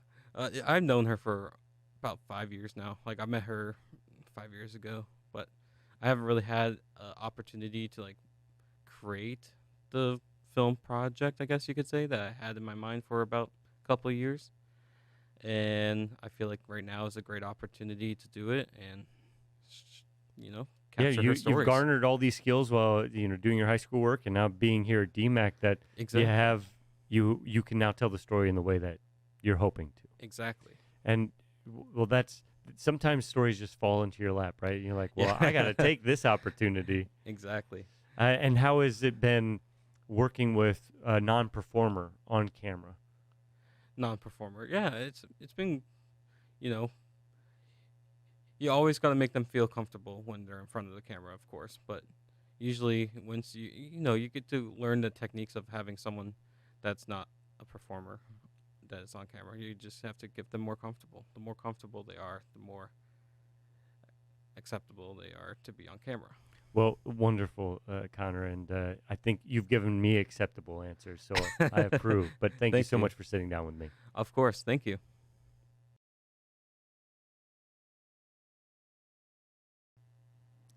Oh, Damien, what do you study here at DMAC? I'm in the video production program. What part of video production do you enjoy? I really love camera operations, editing, just anything on site. Not much of a Anything on post site? production. Yep. And so, when you were, at what point in your life did you think, I think I'll give video production a try? So I spent 8 years in the music industry, making no money at all. Became friends with a videographer who started shooting all of our music videos. And I was like, wow, this guy's actually making money. Let's give this one a try. So I initially got into the program just because I wanted to be more self-sufficient within the music aspect of just creating everything on my end, and then I fell in love with it. And what was that moment? Describe that moment of when you fell in love with it. Where I realized that it's just as a creative outlet as music is, and I could express myself, and you find your own way, find your own attitude, find your own style. Tell me about when you were in music. What was that? Why did you get into music first? Cheesy as it sounds, music raised me in a lot of aspects. I just, as far back as I can remember, I loved music, and then hit 16 years old, started pushing it myself. Turned 18, started taking it seriously. Turned 24, started meeting the people in the video production and really stepping it up to the next level. And yeah. So music raised you. I'm really interested for you to describe to me or explain to me how that musicality that runs throughout you affects your video production work. Timing, telling a story behind what's actually being said. Like, music's a lot about energy and how you make somebody feel. Like, with a lot of the subliminals, like, we'll listen to lyricists, and like, for most people, that's at the forefront of what they hear, and like, oh, they're telling me a story, but there's all this behind the scenes stuff that's happening. And I kind of look at it as like, all the instrumentalists are creating like a perfect piece of paper, so the lyricists are the main point of what's happening in the song, and kind of bring everything to life, and you give them a blank slate to create on. The creation will be even better, and I view video and all that production as the same. So who do you see on a video production set is that lyricist? The lyricist is probably anyone who's on camera, like what you think the main focal point is that you're concentrating on, and then the instrumentalist or anyone behind the scenes or the set. I may be overemphasizing music in your philosophy of video production, but I'm wondering, when you get to the edit bay, do you already have an ear for, oh, this is the music that I want? In the like when I'm creating music, sometimes yes, sometimes I hear it in my head first, and sometimes you have to force yourself to sit down and just do it. Sorry, yeah. I guess I mean when you're editing in video production, and there's no music yet, you just have the shots. Does the music come to you pretty quickly? Not yet. I feel like that's something that just comes with time, practice, and experience, and like you'll start creating in your head. Right now, it's more of winging. It's the wrong term, but just taking what you have and creating the best that you can. And I'm trying to be more directed in what I capture. Trial and error. Yeah. Right. So your capstone project, what is it? We're working on a documentary about street graffiti and everyone's perspective on it, and how we're finding that the business owners to the commissioned artists to the underground graffiti artists all have the same point of view, even though none of them think they have the same point of view. Trying to cohesively bring it together. And how has that production gone?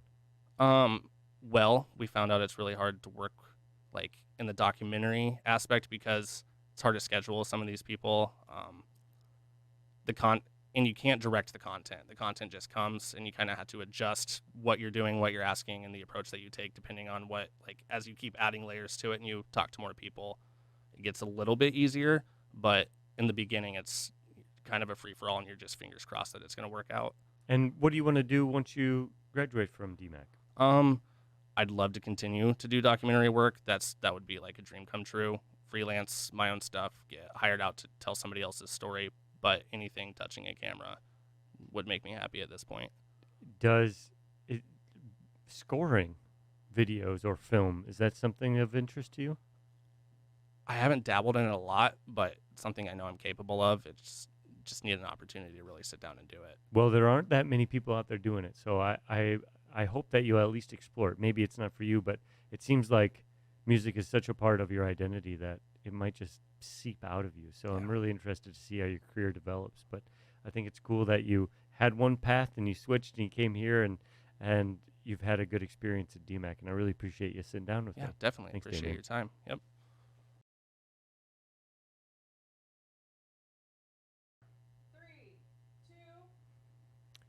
Hello, Molly. What are you studying here at DMAC? I am a video production student here at DMAC. I'm also getting my liberal arts degree. Okay, so you have video production and liberal arts. What are you studying in that general area of liberal arts?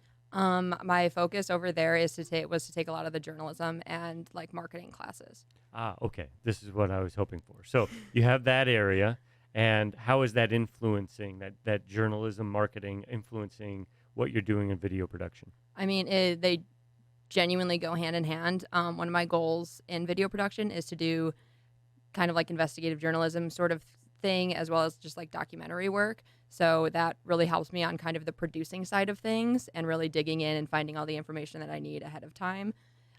Was kind of built through those journalism portions, as well as like learning how to write more professionally and talk to people as well, because that journalism involves a lot of interviewing and stuff like that, and that's the same sort of thing I'm carrying into video production. What piqued your interest first, the journalism marketing area or video production? Kind of a meld of both, honestly. I got into video production as I worked full time for about like 6 years in the sports industry, actually. I worked in a little bit of like graphic design, and I was a lacrosse coach. And through that, I started shooting recruiting videos and kind of just like fun end of the year videos for the teams that I coached. And I got a lot of compliments on that. And then people started, asking me to make those for money. And I got to a point in that career that I kind of topped out at 26. So I decided, okay, let's kind of reframe this, maybe go to school, get a degree somewhere. And the only thing that made sense and might make me happy was video production, journalism. Those kinds of things that I kind of dug into naturally. So what part of video production itself is most intriguing to you? The storytelling aspect, I think, you can hear a bunch of stories, but I think a lot of people kind of, when they hear something, they play a video in their mind, or at least I do. And being able to project that into the real world and kind of show the rest of the world what I see and the stories that I see and find interesting just naturally is just a really cool thing. I love that storytelling is essentially your favorite part of video production. I don't think most people think of it that way. They think in a more practical purpose. And so I'm wondering, from a practical job, a director, cinematographer, editor, whatever, what's that practical job that you enjoy the most in video production? Producing and directing, I think, which is not something I initially thought was going to be the case, because I don't think I want to do it for Hollywood, and that's what a lot of people think is like a Hollywood director producer. But again, more base level of just that like everyday storytelling can be done just like here in Des Moines. You're preaching to the choir here. What's your capstone project? Capstone project is I'm working on a graffiti documentary with a group of other students here. I'm helping produce and direct that. So I'm coming up with kind of reading between the lines and seeing where those stories connect and the story that we want to tell. And hopefully it bleeds together well and we come up with something that people want to see and change opinions or perspectives on things. So what's the most challenging part of making that documentary? Most challenging part is, I think, kind of directing it, honestly, because with it being a documentary where you're really just capturing real life, so there's only so much you can do to kind of build those questions to get the answers that you're hoping for and the perspective that you're hoping they'll share. But sometimes, again, you can't truly judge a book by the cover, and they'll have a different perspective than you think they do. Or we're kind of learning to see, too, that a lot of people have the same opinions in a lot of regards, and there's just little differences that kind of cause this war or judgment on one another. And what has been your favorite part of putting this graffiti documentary together? I don't know if I have a favorite, honestly. It's been, again, kind of building out that story and getting to talk to a bunch of different people that I normally probably wouldn't approach on the everyday and ask them kind of cool questions that go a little more in depth about themselves and what they enjoy. Well, you clearly have like this contagious happiness when it comes to the subject matter, and I think that will bode well for you moving forward, Molly. And I appreciate you sitting down with me, and I wish you the best of luck moving Yeah, forward. thank you so much.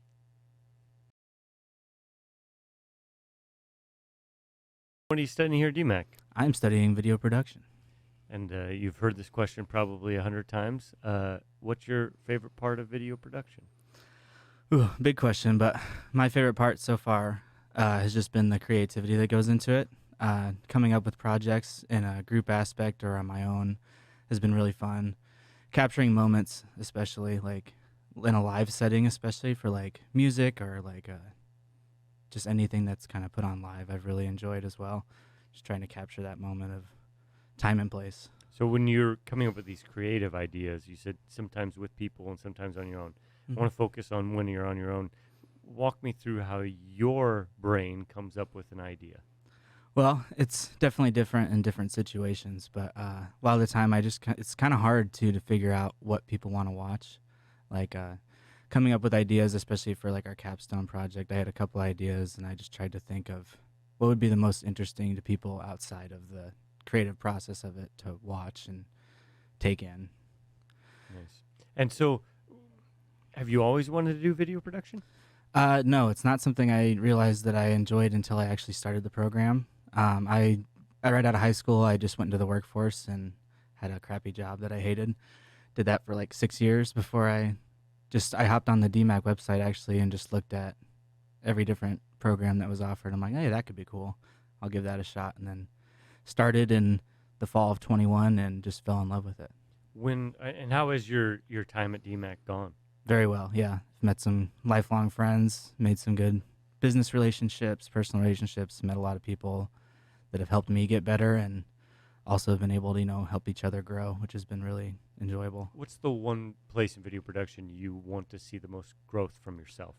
Most growth from myself, I would say, is in narrative stuff is something I've really never tried my hand at. We had one script writing class here at DMAC, and I really enjoyed it, but taking that written out part from a screenplay or script and trying to adapt it into something that's visually pleasing is something that I'd want to tackle someday that I think would be really fun. And what, I know this is hard for us Midwesterners to admit, but what's the thing you're best at video production?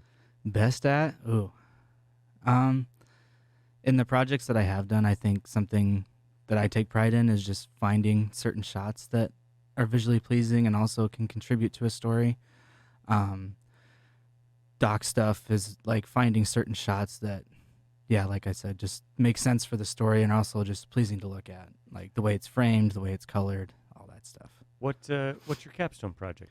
My capstone project is a doc that I'm working on. I've been in production on it for about a year now. It's about my father. He's been a chef for close to 35 years, and he just stepped down from his job to start a food truck. So I've been capturing that process from the time we bought a broke down truck, we built it all the way out, and now he's trying to dive head into that being his career instead of the professional kitchen world. Oh, that's fascinating. So what is it like to be, I mean, there's no way you can make a documentary about somebody doing this, experiencing the life that your father's experiencing without it being an intimate, honest, authentic, vulnerable situation. How are you making sure that your personal relationship with your father is either helping with that or not getting in the way? To supplement that kind of stuff, I've had some fellow students and friends help out with, like, say, the interviewing part, like, to make it, because I know the answers he's going to give me because he knows that I know the answers already, so they'll be kind of half answers. But when I have somebody that he doesn't know kind of bringing new perspectives to him, it kind of got him to open up about going more depth on his answers, and then other parts of it just capturing the moment, like I said earlier, of building out the truck, selling food out of it, the struggles that he went through, like it broke down on the interstate, all kinds of stuff. Well, that's good. Did you set that up? Because no, you should have. I wish. Yeah. Well, that's a really cool idea, and it seems very wise for you to bring in other people, because it is different when somebody's telling a story for the first time than if it's the 13th time. So, Yep. Austin, I wish you the best of luck out there. Thank you. That's a really good idea, and I hope it all works out.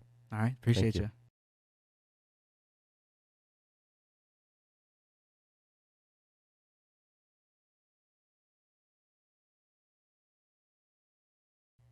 Hello, Boston. What are you studying here at DMAC? Well, I first started studying the video production when I was going for the diploma, and then I transferred into animation. After I completed that, now I'm here to finish up the video production courses as it's coming into a degree. Oh, okay. So, let me unravel this. So you already have a degree in animation, and now you're here finishing up your degree in video production. Yes. And so, what is it about video production that you fell in love with? It was about when I was in middle school. I started doing cartooning and drawing a lot to kind of cope with some social anxiety, and I just loved the whole aspect of storytelling. It was a thing I did with my siblings a lot. We just always loved watching our old movies, Raiders of the Lost Ark, Star Wars, all those kind of fantasy films, and then creating stories when I was in drama and theater. So when I got into DMAC, it was just a fun outlet for me I wanted to explore more storytelling aspects, and didn't realize when I was in animation how much I really enjoyed the pre-production side with storyboarding and coming up with the writing of the story and the characters. Kind of reminded me of when I was doing cartooning back in the day. Okay, that's really interesting. So you are now in the video production. So you already have this animation skill. How is that infiltrating itself as you approach the finishing line of video production? Well, when I was wrapping up animation, I was also meeting up with a couple friends from video, and we wanted to do a film together. So, and that was around the time of the pandemic. It gave me a lot of positive influence towards composition, timing, staging. Most of the principles of animation transfer over to when you're making a composition for video. So it really helped me kind of think about a lot of different aspects that I think a lot of people kind of miss or step over, like color, character, and just all the aspects of writing. It gave me just a better outlook, thinking forward instead of thinking on the day. So, So what has your experience been like? You've been here longer than most students and getting your second degree. What has your experience at DMAC been like? Oh, I love it. Every time I come back to DMAC, I enjoy the other students. I enjoy collaborating with the creative team, the teachers, of course, Chris Sinclair and Steve Schott and Al Miguel. It's been great. You know, everyone's always been so courteous. Everyone's got different ideas. Everyone's got a different way of being a creative outlet. It's kind of interesting just to get everyone's different creative perspectives. What's your capstone project? I'm working on. I'm editing the preview for the film I've been working on over the last couple of years. Just, show a little bit of that, and I'm also working on an animated piece with another student too. Oh, so you got two going on. So yeah, break those two down for me a little bit. So the first one is about 18, 20 minutes of the opening of the film. It kind of works as a great POC, so people can get an idea who the characters are and the story going forward, and gets them interested and want to know what's more following the first 18 minutes. And then the second piece I'm working on is a little animation about the Apollo mission to the moon, with a bit of a twist to it, about the astronauts. They go into the moon and then they morphs into this like demonic entity, and they enter the mouth and they go through this like Willy Wonka train boat ride kind of thing where it kind of spooks them. They see a little bit too much opening that Pandora's box. So it's a bit of a wonky piece, but it also it was fun to write down and kind of think about. Well, it's a wonky piece if you got a Willy Wonka type of theme in there, so that makes sense. Well done. And what do you want to do with animation and video production as you leave DMAC? Although it sounds like you might just be coming back over and over and over again because you love it so much. But let's say you don't. What do you want to be doing? Well, after I'm done with DMAC, I want to take the summer and the rest of the year to kind of expand upon my portfolio. I want to actually get back into doing animation, as I lost most of my programs after I ran out of money doing the film. And I want to just start getting more portfolio work for animation. And I want to utilize most of what I learned in animation to influence my video work, whether it's special effects, 3D work, any of that kind of stuff. Just kind of, I can have a lot of tools at my arsenal to use. I see your hat. Is it BVM Productions? Yep. What does that stand for? It stands for Beauty Via Media. It was the name of the company I came up with a couple of friends back when I started video production back in 2018. And then after that, we all disbanded. I kind of kept it along, and now And my brother gave me this hat, so it kind of makes me feel a little bit better. Nice. Well, BVM Productions, I wish you the best of luck, Boston. Absolutely. Thank you, man. Hello, Deshaun. What are you studying here at DMAC? I'm getting a video production associate's degree. And what about video production is your favorite thing? So just the general process of pre-production I've always really, really enjoyed. And then if it's a specific aspect of it, cinematography. I'm starting to lean more towards that. So pre-production is not something a lot of people have listed as one of their favorite things. What is your favorite aspect of pre-production? Just anything involving like setting up shots, going through shot lists, stuff like that. The storyboarding process is also really, really fun. Location work, sweetening sets, anything involving props, all that stuff. Oh, wow. So with storyboards, are you a drawer? No, I'm terrible at drawing. So when you're doing the storyboarding process, do you work alongside somebody, or are you using a program? How do you storyboard? I mean, I work alongside people if I want someone that's a little bit more technically skilled so that I can hammer out exactly what I want a shot to look like. But usually it's just about getting down the idea of where the camera placement is going to be and where my actors are going to be, what their marks are going to be, stuff like that. Just setting it all up and giving a visual to it so it's not just in my head. When did you decide that you wanted to get into video production? So, the movie Flushed Away? I do not, but tell me about it. It's about a rat that got flushed down the toilet and is living down there with other rats. That is the first movie I saw that made me realize that I liked storytelling. I know that sounds bizarre, but that's what it was. What about that movie? What was it called again? Flushed Away. Flushed Away, great title. What about Flushed Away do you think inspired you? It was just a lot of like zany looking characters, and I didn't watch a lot of animation growing up. The main two movies I can think of that I watched was that and Finding Nemo, but Flushed Away just made something click in my head where I was like, okay, so this is silly and goofy and fun, and I can do that. Yeah, that's great. I haven't seen. I'll check that movie out. How has your time been at DMAC? It's been really, really interesting. I've gone through a lot of different major stages of my life since I've been here. I started at DMAC first for Associate of Arts, and then COVID-19 happened and flipped my plans upside down like it did with most people. So I decided to reevaluate some things. I saw that DMAC had a video production program. I got excited because I was like, oh, this is something I've always wanted to get into, so I'm going to jump into that. Good. And now you're coming towards the end. Mm-hmm. What is your capstone project? I'm currently working on something titled The Cleaner, which is just about someone going to a crime scene and getting rid of any illegal substances there, making sure that whenever the cops come, there's nothing that they can see. I'm also working on 2 other projects right now as well. I'm going to be flying to Japan soon, and I plan on getting a lot of shots done there, editing those down, sort of summarizing the trip and the stuff I do there. Where are you going in Japan? I'm sorry, what'd you say? Where are you going in Japan? Gonna be going near Tokyo. Nice. I just got back from Japan myself. So off camera, we'll talk for about an hour about how wonderful Japan is. But that portfolio, the capstone project, how do you feel it's going? I think it's going really good. I'm going into the editing process right now. It's probably going to be done within the next week. Wonderful, wonderful. Well, I'm sure we're seeing it on the screen right now as we're talking in the past, which I guess is the only way possible if we're not live. And what do you want to do with video production as you head out into the world?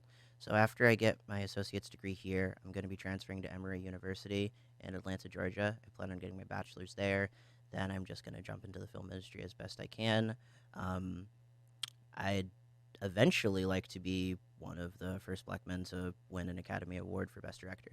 That's been one of my main goals for a while. Nice. Well, Atlanta is a great spot for movies for sure with their tax credit program. So it is wise to be there. And what are you most looking forward to in the next 5 years? I want to make as much art as I can that lives for longer than me. That's what I'm looking forward to. That's deep, and admirable. And I hope that you achieve that, Deshaun. I really do, and I wish you the best of luck out there. Wish you the best of luck in your All right, endeavors as stay well, in man. contact, okay?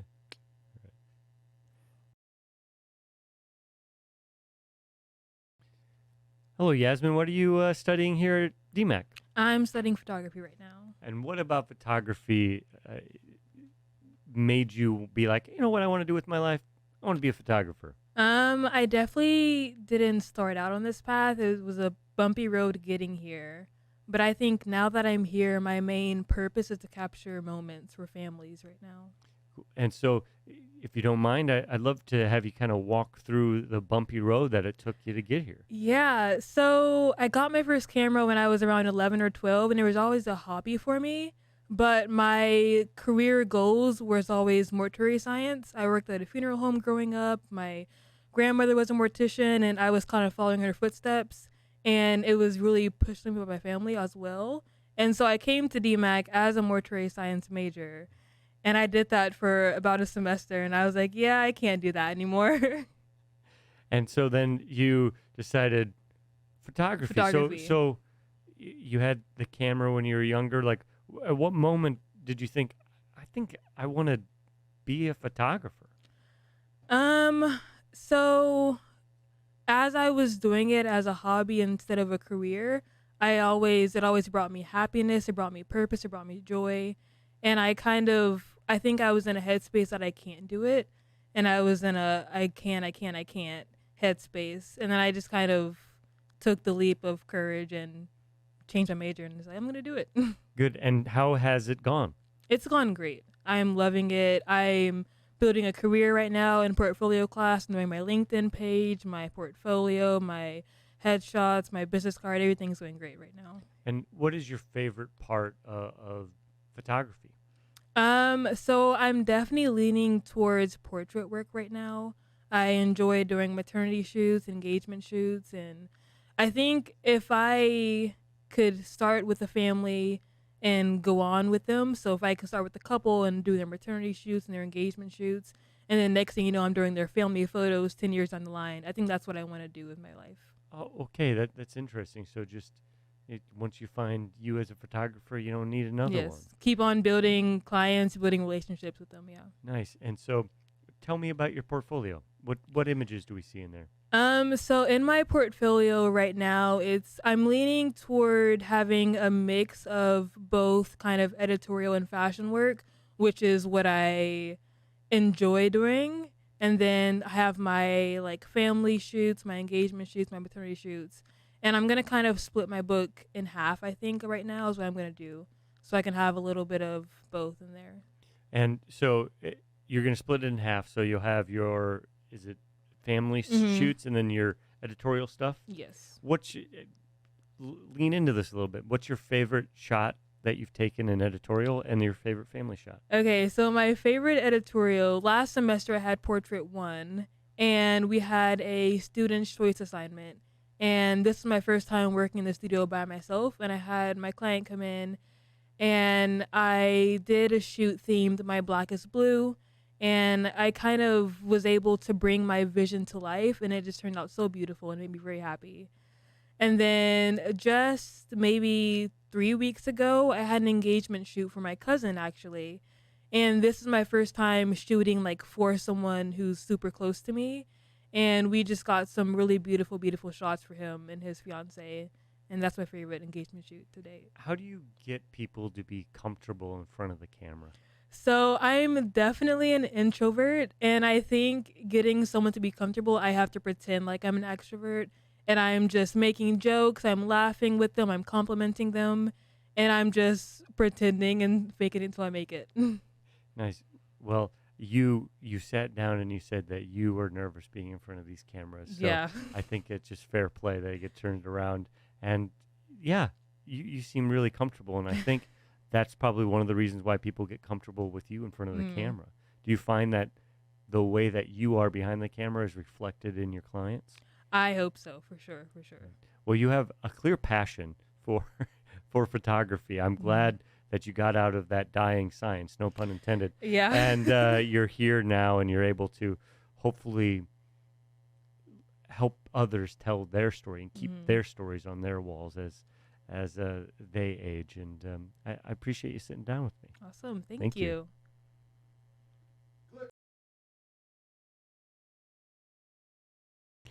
Hello, Marion. What are you studying here at DMAC? I am studying video production. Why did you get into video production? Originally, I got into video production for camera work. I thought I really wanted to be a camera person.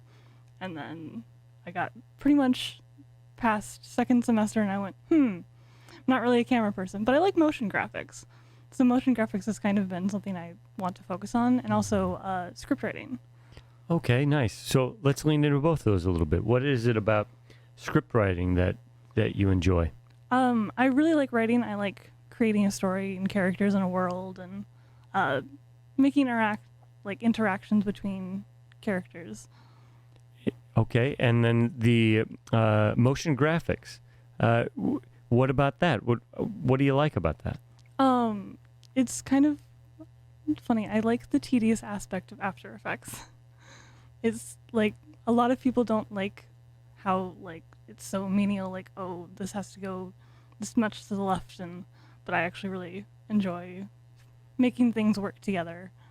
Okay, so now let's meld these two together. What similarities do you see between your graphic or your motion design and script writing? How do those things come together? Probably the small little things that come together into one big thing with moving parts and. Nice.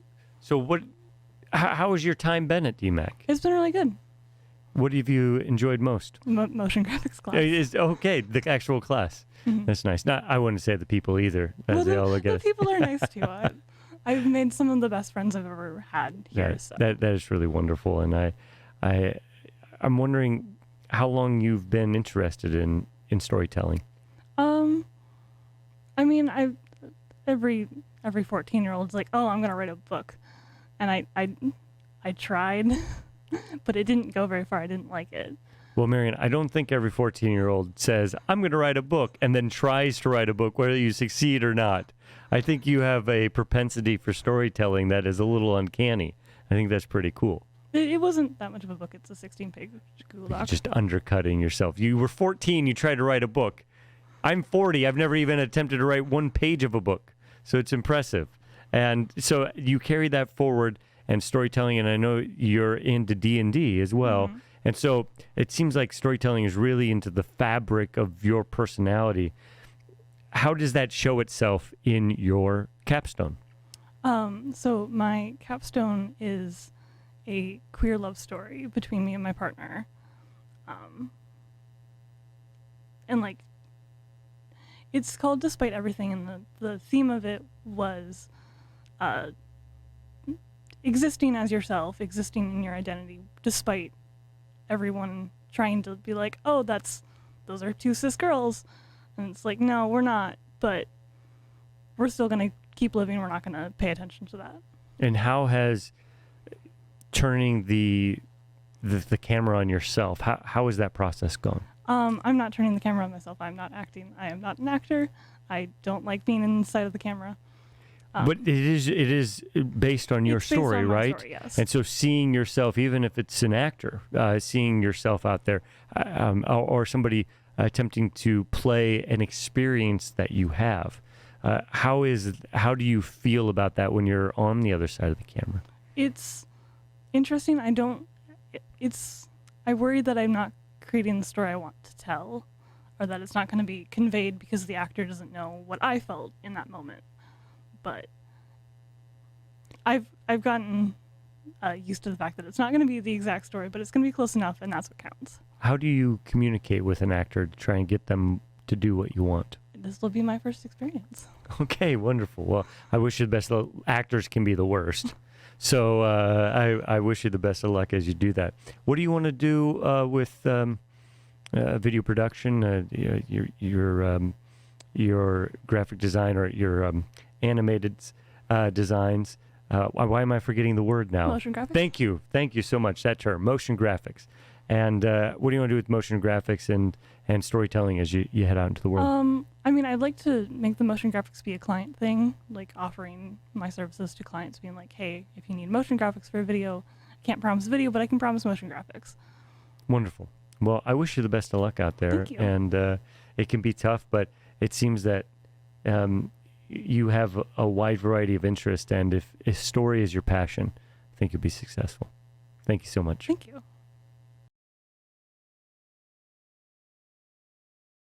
Hello, Quincy. What are you studying here at DMAC? I'm studying photography.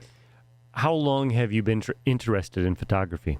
I've always liked it since I was a kid. Like I used to carry around like the little cameras, the little children's cameras, but I really started like thinking of it as more of like a career, something that I actually wanted to pursue when I was like 16, 17. And do you remember the moment where you were 16 or 17 that you were like, I want to be a photographer? Well, during COVID, during high school, we got moved everything online, and we ended up having to take photos on our phones because we didn't have access to like the school cameras because the school was shut down. So that like made me have to think a lot like outside of the box, how I'm going to take photos at my house that are still going to be good with my cell phone. And so that got me to like really get into it creatively. And I ended up doing some self-portraits that I really liked, and they turned out well. And it just like sparked my creative interest in the photography. When you're not being forced to use your phone, what camera do you shoot with? I shoot with the Nikon Z5. Oh, you're a Nikon person. Give me some dirt on Canon. Why not Canon? I don't know. I feel like a lot of people shoot on Canon. Nikon has worked for me. I don't know why I chose it, to be honest, but I don't have a problem with it. So. And what are your kind of preferred lenses do you usually shoot with? I like a 24 to 120 zoom lens. I also shoot on fisheye a lot. Anything fun, different. I'm sensing a theme and maybe why you picked Nikon to go against the grain a little bit. Yeah. Yeah, you like to stand out in that way. Do you feel like that wanting to be different or maybe a contrarian is shown throughout your photos that you take? I would say so. I mean, photography for me is very much an art form. It's it is something that I want to make money off, of course, but in a creative way, not in a commercial sense. That doesn't bring me the same joy. So I really like to just create art with my photography. And how do you go about doing that? Well, usually I like to do a lot of portraits or concerts or street photography, anything that captures people and just people in their nature and in their essence. So find people that have a very assured sense of self, and they know who they are and what they're interested in, and just really capture that energy and try to bring it forward even more. So do you prefer to shoot people, places, or things? I would say people mostly, but I like to shoot people, places, and things, just like life, And your capstone, your all your collection, I'm forgetting the word now. Portfolio. Yes. I got it. Yes. What images will we see in your portfolio? Just lots of colors and lots of portraits. There is some concert stuff in there. There's regular portraits and some landscape too, but the landscape images usually have people in them as well. What's your favorite of all those images in your portfolio? My favorite would probably be the most, one of the more recent shoots I did. It was at Hoyt Sherman in the theater, and it's just really cool. It's all the stage lights are on, and the girl that I shot, she just looks like she's a rock star. It's just super nice. fun. That is one of my favorite places in the area. It's such a beautiful historic it's theater. Super pretty. And so what do you want to do with photography when you get out of here? I want to just keep making it my business, I've kind of gotten into that. That's what we do a lot in portfolio photography, but I just want to finish my business stuff so I can actually get it up and running more, get more clients, and I want to be able to eventually make a full-time income off of creating stuff that I enjoy. What's your company name? Quincy Nielsen Photography. Okay. I was going to ask you where you got the name, but I think I figured it out. Simple. Yeah, it's very easy to figure out. And what has been, thinking back, what has been your favorite moment of your time here at DMAC? I guess just being able to create and collaborate with other people who have other ideas. Well, Quincy, I wish you the best of luck out there. I know There are a lot of photographers in the world, and we need photographers who look at the world differently. And it sounds like that's something you're committed to. So Yes. I think you're going to find some success out there. Thank you.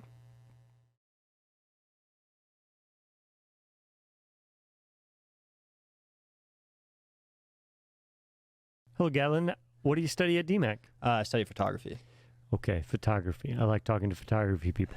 Now, when was the moment when you realized, ooh, I like taking photos? Well, I got a camera to help with my YouTube channel when I was little, and I was taking videos of How my little? friends, probably like 5th or 6th grade. Okay.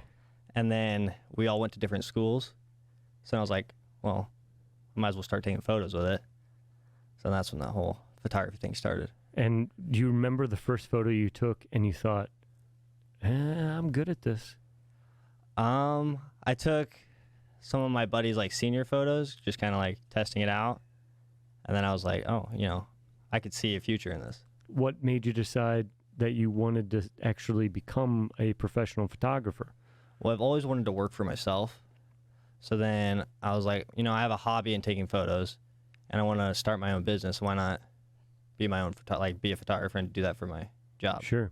So what type of camera do you shoot with? I shoot Canon right now. And what are your favorite set of lenses that you like to break out and shoot most of I your just things? like the 50 mil, like 1.8 is it's a nifty 50. It's cheap, so I can afford it right now, and it gets that nice blurry background. Yeah. So what do you prefer to shoot and why? People, places, or things? I prefer places. I really like to go out and travel. That's what I want to do eventually, just be like a travel photographer. So I definitely like landscapes, and I also like wildlife a lot. So if I can incorporate both of those. Have you done much traveling? I went to Colorado and Arizona last summer. Did you take many photos while you're there? I did. I took a ton. What, and any of those turn out really well? Yeah, there was one in Colorado where we took this train through like the canyons, and I was able to like lean outside of it and take a long shot of like the whole train and the mountains and stuff. It's probably one of my favorite photos. Nice. So have you been able to travel overseas and take photos yet? I haven't been overseas yet. Oh, you're going to love doing that. Yeah. I wish that for you as quickly as possible. Maybe after you get your second lens, I know, but then you can go over there. So what images are we going to see in your portfolio? I'm going to see like a mix of wildlife and portraits mainly. I have a few landscapes, but nothing that I feel like is crazy yet. So I'm just going to do a bunch of that. Some architecture stuff as well, because I do that for some classes that came out pretty good. What are your favorites in your portfolio? There's a portrait that I submitted to the state fair. My girlfriend drinking like a Coke can that they accepted. So that's probably one of my favorites. And then I went to the like state law library at the Capitol and took some pretty good interior photos of that. It's a beautiful place. It is. Beautiful.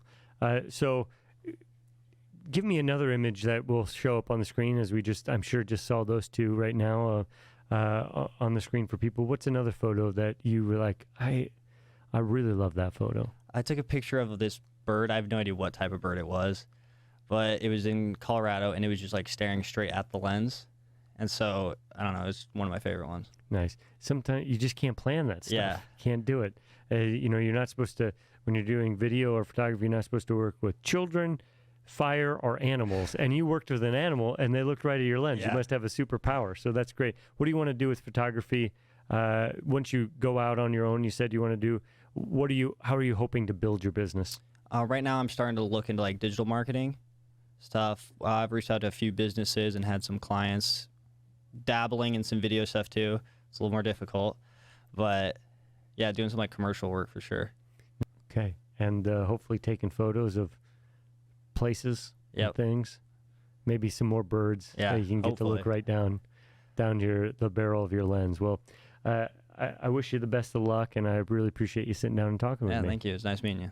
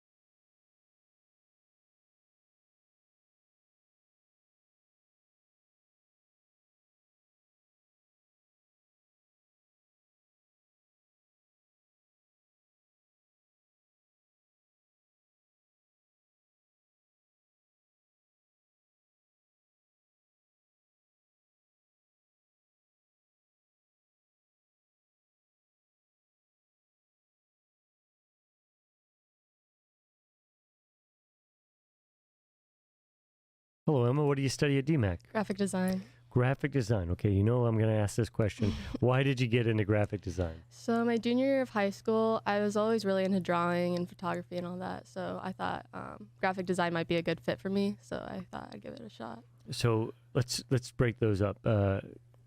Tell me about what style of drawings you were making. I just pencil drawings. I love just to like I did a portrait of my sister, and yeah, I just love doing that. So.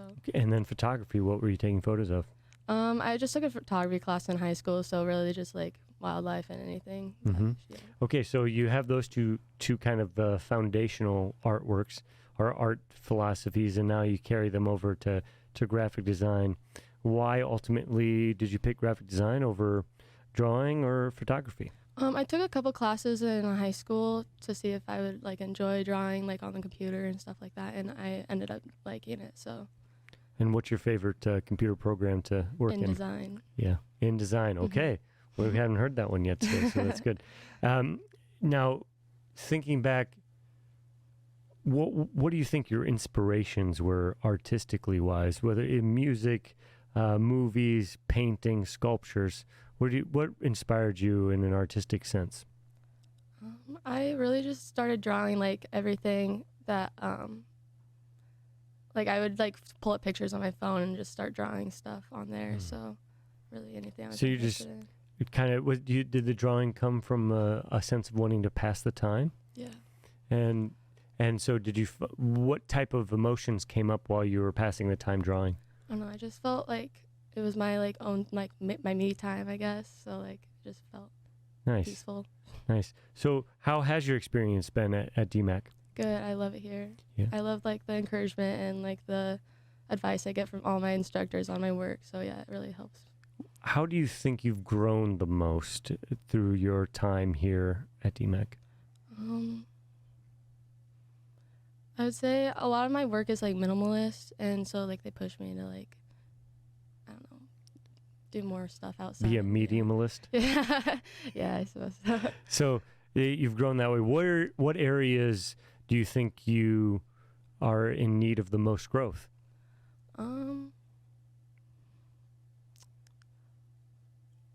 Well, web design for sure. I'm not totally comfortable with that, but like all illustration stuff is where I'm most comfortable. Nice. So what images are we going to see in your portfolio? I did last semester. I did a packaging design that I really enjoyed doing, and then I also did a Grimm's Fairy Tale book cover that I really liked. So. Good. Could you those two things are probably on the screen right now, even though we can't see them. But describe for me what, if I could see them, what they're like. So the Grimm's Fairy Tale book cover, I put a raven on it, and it has like a shadow. I really liked it. It was minimal. And then the packaging, I liked the light colors and the simplicity of the design I had. So. Yeah, what color palette do you normally tend towards? I don't like to go too crazy. Like not bright colors. I like neutral, I guess. Minimum colors. Yeah. I'm sensing a theme here. Yeah. I'm sensing a theme. So and how long does it usually take you once you have an idea to starting at it? How much contemplation do you put into it? Yeah, so getting an idea is like the hardest part of it all. But once I get an idea and like I get really into it, then yeah, I just go at it, and it shouldn't take me that long. How much is sketching still a part of your designing? I sketch all the time before I start any project. So first paper, then Yeah. computer. Yep. Very Mhm. nice, very nice. And then what do you want to do with graphic design after you graduate? Still undecided. So once I get like out in the real world, I feel like I'll have more of an idea.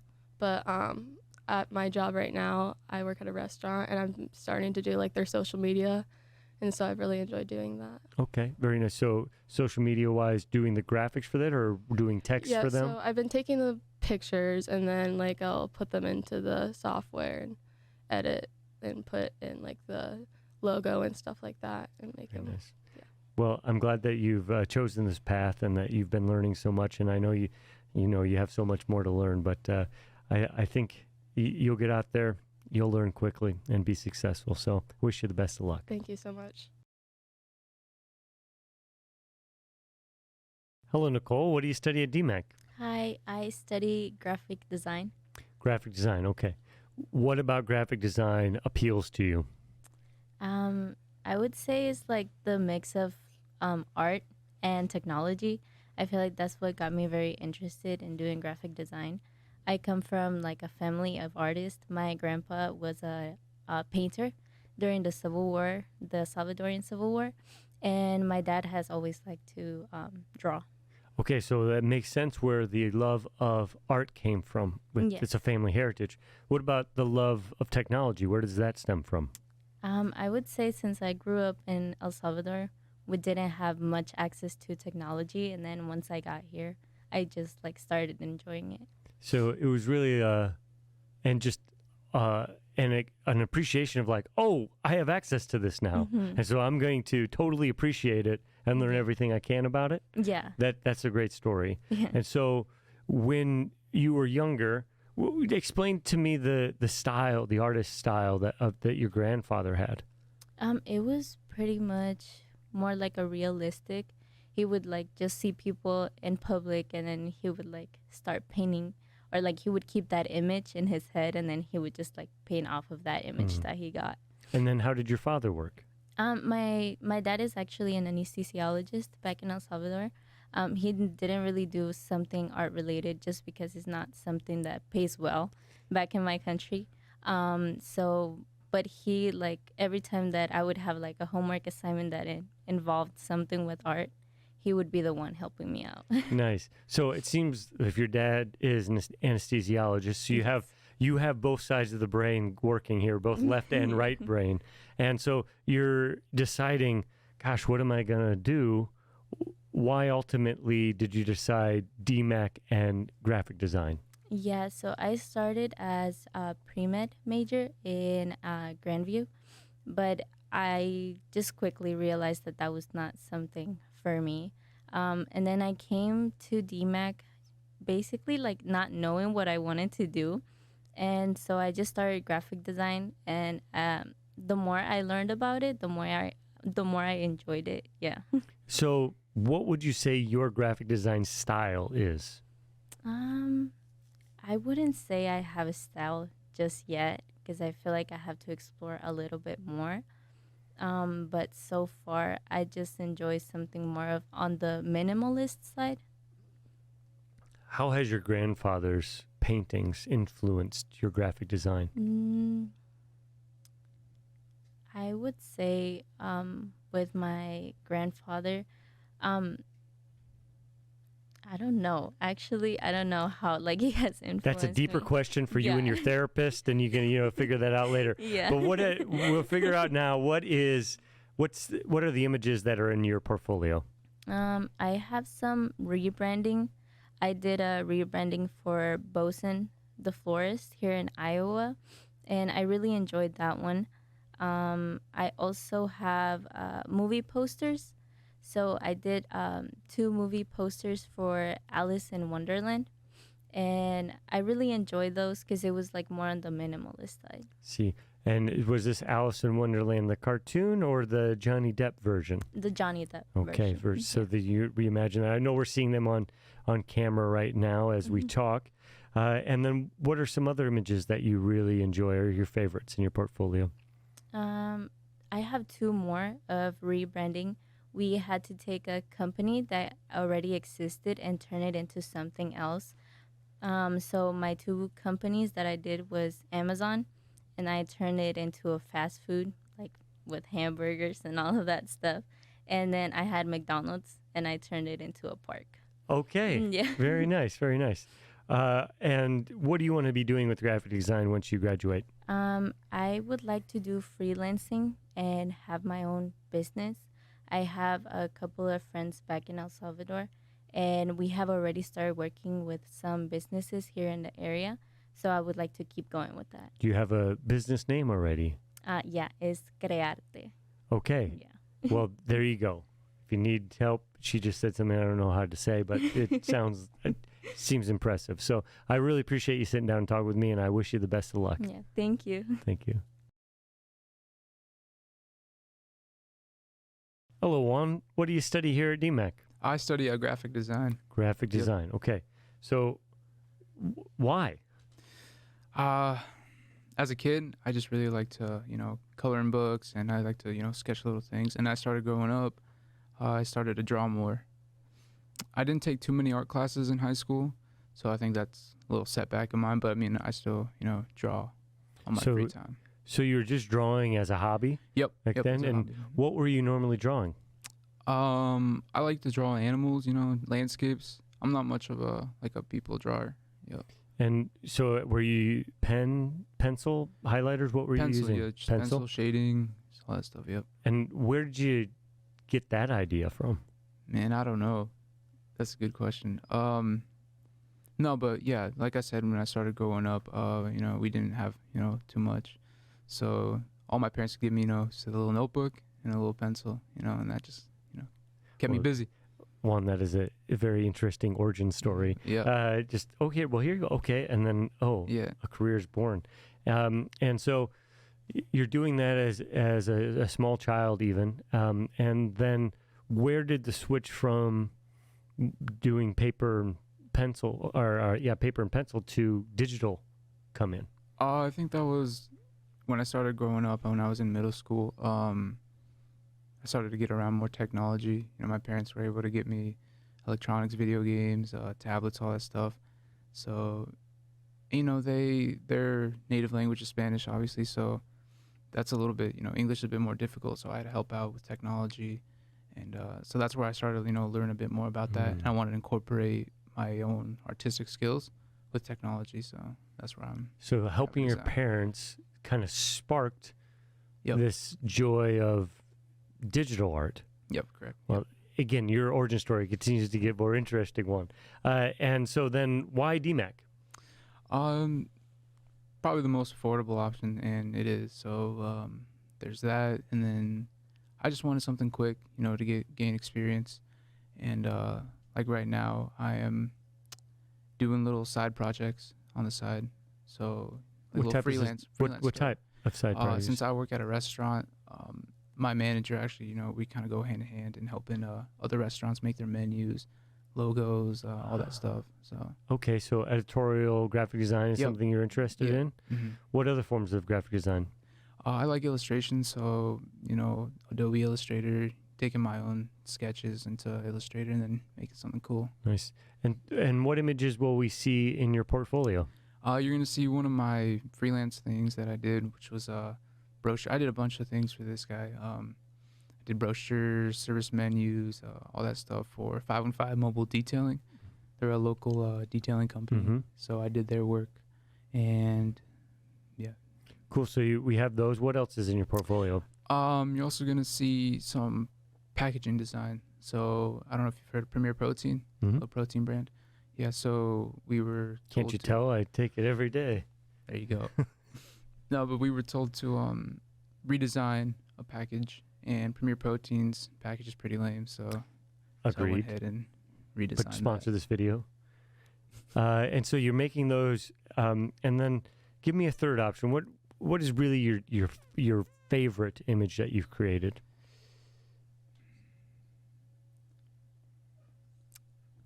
It's hard to don't know, pick it's- favorites, yeah, I it's know. pretty hard. I think the 515 Mobile Yeah. Detailing is probably my favorite work that I've done. Well, so even far, from a practical thing, a sense, I mean, you're actually helping out a business Exactly, yep. freshen up their brand, which is going to lead to them being more successful. Yeah. So you got to feel good about that.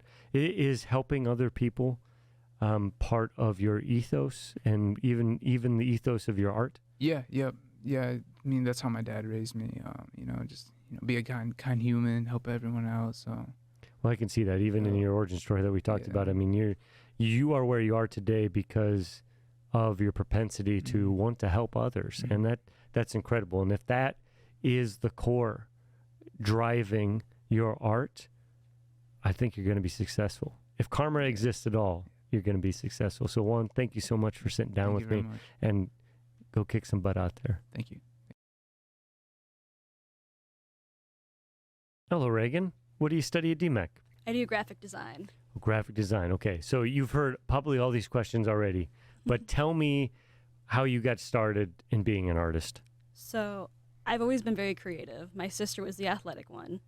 She was always like outgoing. I was more reserved and like quiet, so I doodled on everything. So So doodling is where it all got started. Yeah. What would you normally doodle? usually it was like eyes or like fish, just because I get bored. I got in trouble on one of my math quizzes because I kept doodling fish, and my teacher had to tell me to stop. How 2 + 2 = 4 koi.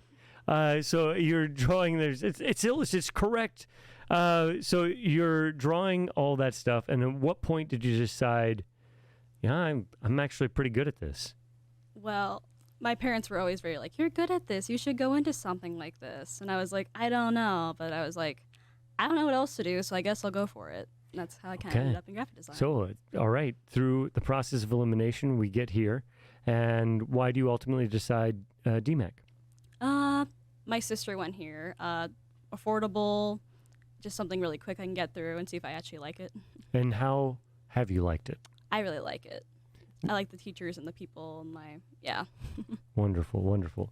And how much growth have you seen in yourself as an artist since you started studying graphic design here? Well, I never really did like stuff like on like the computer like with technology before. So there's stuff I definitely learned and just got better over time with. Give me an example of something that you learned and now you feel like you're pretty proficient at. Usually it's like the pen tool. I had struggled with that for a long time. I got better at it. I learned to like trace over things if I like needed something quickly or like silhouette or something. That was pretty much it. Nice. And so what would you say the color palette that you usually tend towards in your graphic design? Usually it's a lot of blues and like pinks, kind of, or like a watermelon kind of color palette. And why do you think you're pulled towards that watermelon color palette? I like green. It's my favorite color. I like pink. Those two go to hand in hand and just kind of carries on after that. Nice.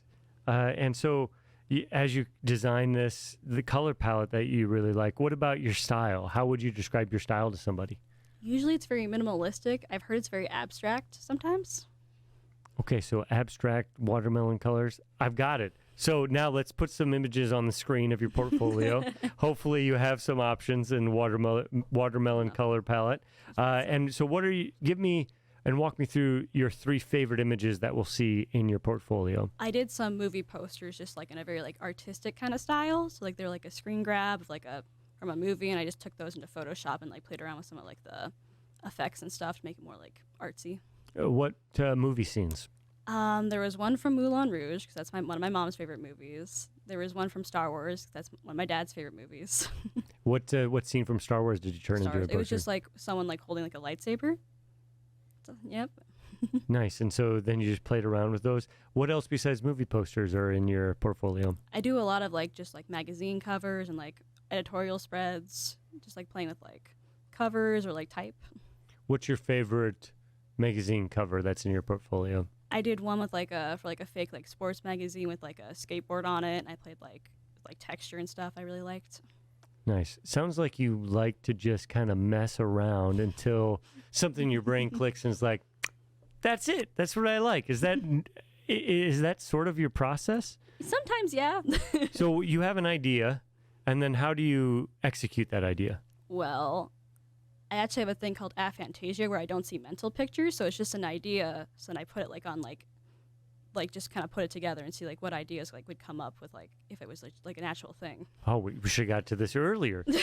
So yeah, that's really interesting. Then it's a different way to compose art than most people.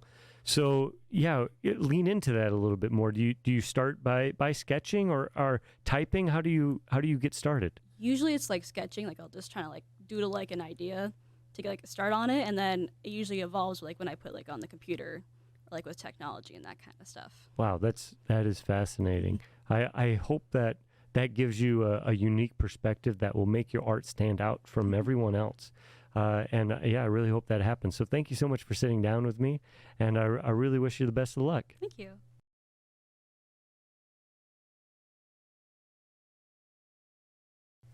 Hello, Addison. What do you study at DMAC? Graphic design. Graphic design. Mhm. Okay. Well, tell me how you got started in graphic design. So, as a kid, I was always kind of labeled like the art kid. I always loved to draw. I drew all the time. in school projects, I was always the one making the posters. And my dad's actually an instructional designer, which is a little more on the more like business side of that than just arts and crafts, basically. So he started working remotely, and I got to see a bit of what he did, and that kind of intrigued me more towards graphic design specifically. So what were you drawing when you were younger? Oh, I drew a little bit of everything. I like to draw like fantasy creatures, a lot of people, animals, landscapes. I've always been a little like all over the place. I just draw whatever. Why do you think you were at a young age drawing fantasy? I really like to read. I read a lot of fiction, so I think that was a lot of my inspiration. My two older siblings also introduced me to a lot of different art forms, whether it be like fantasy movies or books or games and stuff like that. So we kind of bonded over that. So when did you first find out about there's this thing called graphic design? Yeah. So I was in high school. They were encouraging us to kind of look at, take the aptitude test, look at what might be a good fit for us.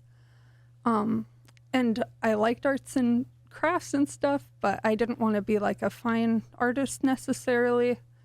And I looked, and graphic design had a lot more of a job market. It's a growing business, and yeah, just finding that mixture of technology and design. And how has your experience been here at DMAC? I've really liked it. It's a lot more like hands-on and work-related than I even expected it to be. I like that it's more experience-based rather than just sitting and listening to lectures. You really get to work on improving your skills. And how have you grown the most with your time here? This is going to sound a little silly, but just overall confidence in my work. I'm not the most confident person in my design work, and as I've gone and developed those skills, I think it's a lot easier for me to show off my work now and be like, yeah, this is what I do, and I like it. Well, I want to tell you something. You're going to show off your work right now on screen. Cut to it. What are we seeing now from your portfolio? Right now, a little bit of everything. I do some editorial, some illustration. I actually like to lean towards more illustrative work because of my drawing background, and some rebranding, kind of branding in general, creating faces for whether it be like streamers or different businesses, companies. And what are your favorites in your portfolio? I really like this travel campaign I did about Nepal. I've never been to Nepal. I would love to go because my favorite animal is the red panda, and that's like the only country they're native to, like in the wild, and I'd love to see them in their natural habitat. Is the red panda the one that's more close related to a raccoon than is a bear? Yeah. Yes. Okay, cool. So you're highlighting the red panda in your portfolio and Nepal in general. Well, in that one piece. Nice. So, what do you want to do with graphic design after you graduate? So, honestly, there's so many branches. I'm open to any of them. I've thought about maybe going a little bit into like web design, but I do like designing more brand stuff, logos, and just bringing that cohesion, that face that makes people recognize the brand. Illustrative work. Honestly, I just like all of it. That's great. That's I'll do great. anything. Well, hey, that's how you answer an interview question right there. So, well, I wish you the best of luck as you graduate and you get out there to start your career. Yeah. Good luck. Thank you.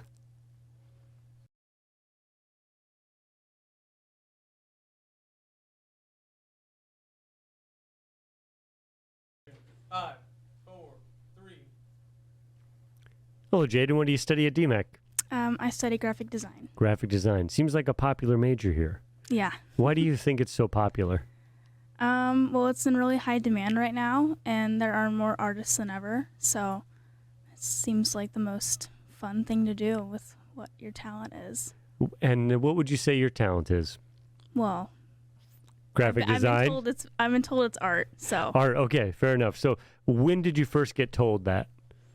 growing up, I was always really artistic, and my parents were always really on me about like, oh, you're really good at this, you know, keep going for it. And especially my mom. My mom's always been like my biggest supporter for my design work. So. And what was like the first things you were sketching or drawing, doodling? What was the first sort of art form you were practicing? Probably animals and like drawing animals. Yeah. Like with crayons. Probably. Or I mean, okay. They weren't really the best, but I was I was drawing. So. I recently saw a dad took his daughter's drawings of animals and then made them realistic. It's very creepy, but you Yeah. should search it Yeah. afterwards. It's very interesting. But so back to you, which is why we're here. Jaden, you're getting a lot of support from your family. When did you figure out that there's this job out there called a graphic designer? Well, I always wanted to be like a teacher or like an art teacher, but then realized that teaching like probably was not what I wanted to go for.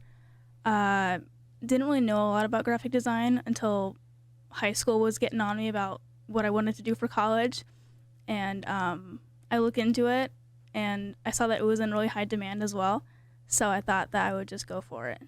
Nice. And how has your time gone here at DMAC? It's gone really well. I almost feel kind of sad to leave because I've met so many great people and I just love the program. It's really easy and really fun. How have you grown the most as an artist since you got here?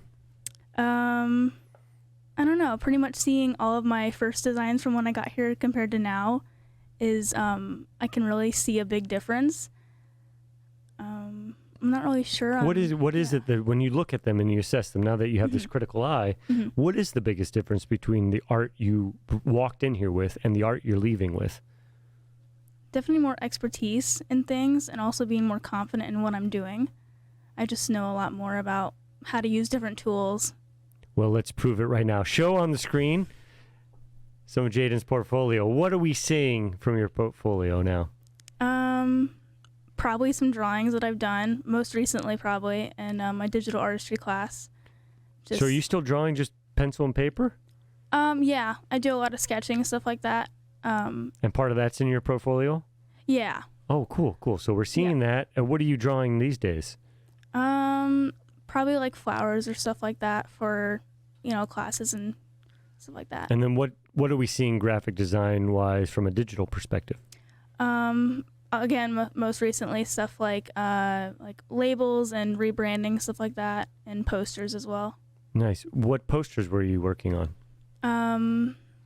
I think definitely movie posters from earlier in the semester for the movie Encanto when it came out. Really popular at the time. So, nice. And I love it. So. And what do you want to do with graphic design when you get out of here? In reality, I just want to design. I want to have fun doing what I'm doing. And just. Would you prefer to work on your own or on a team? I want to work with a team. Never been really good about working on my own, but I think it'd be a lot of fun to work with other people in a group. Nice. And where do you see in 5 years, where do you think your artwork is going to evolve into? Hopefully into a really good job for me. Yeah. That's a good practical answer for sure. But I hope I continue to learn and improve and just overall get a lot more experience. Nice. And as you are trying to garner that experience, is there one single lesson that speaks volumes to you that you've learned here at DMAC? That you have to be confident in yourself. Like, even though it's really hard and you're surrounded by all these people who are really good at what they're doing as well, you have to have like your own style and you have to like confidence in yourself. Well, Jaden, you should have confidence in yourself, and I can hear it. Like when you talk about your art, you just pop. So I wish you the best of luck out there. I know it's competitive, but I think you can do it, and I look forward to seeing what you do. Thanks. Thanks, Jaden.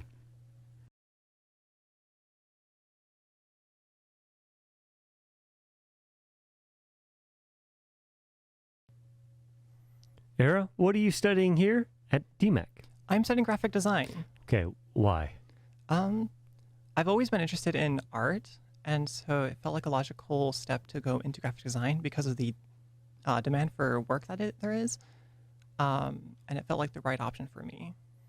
And so let's break that down a little bit. So you start being an artist, I assume, as a child. Yes. How did you know that you had a propensity for art?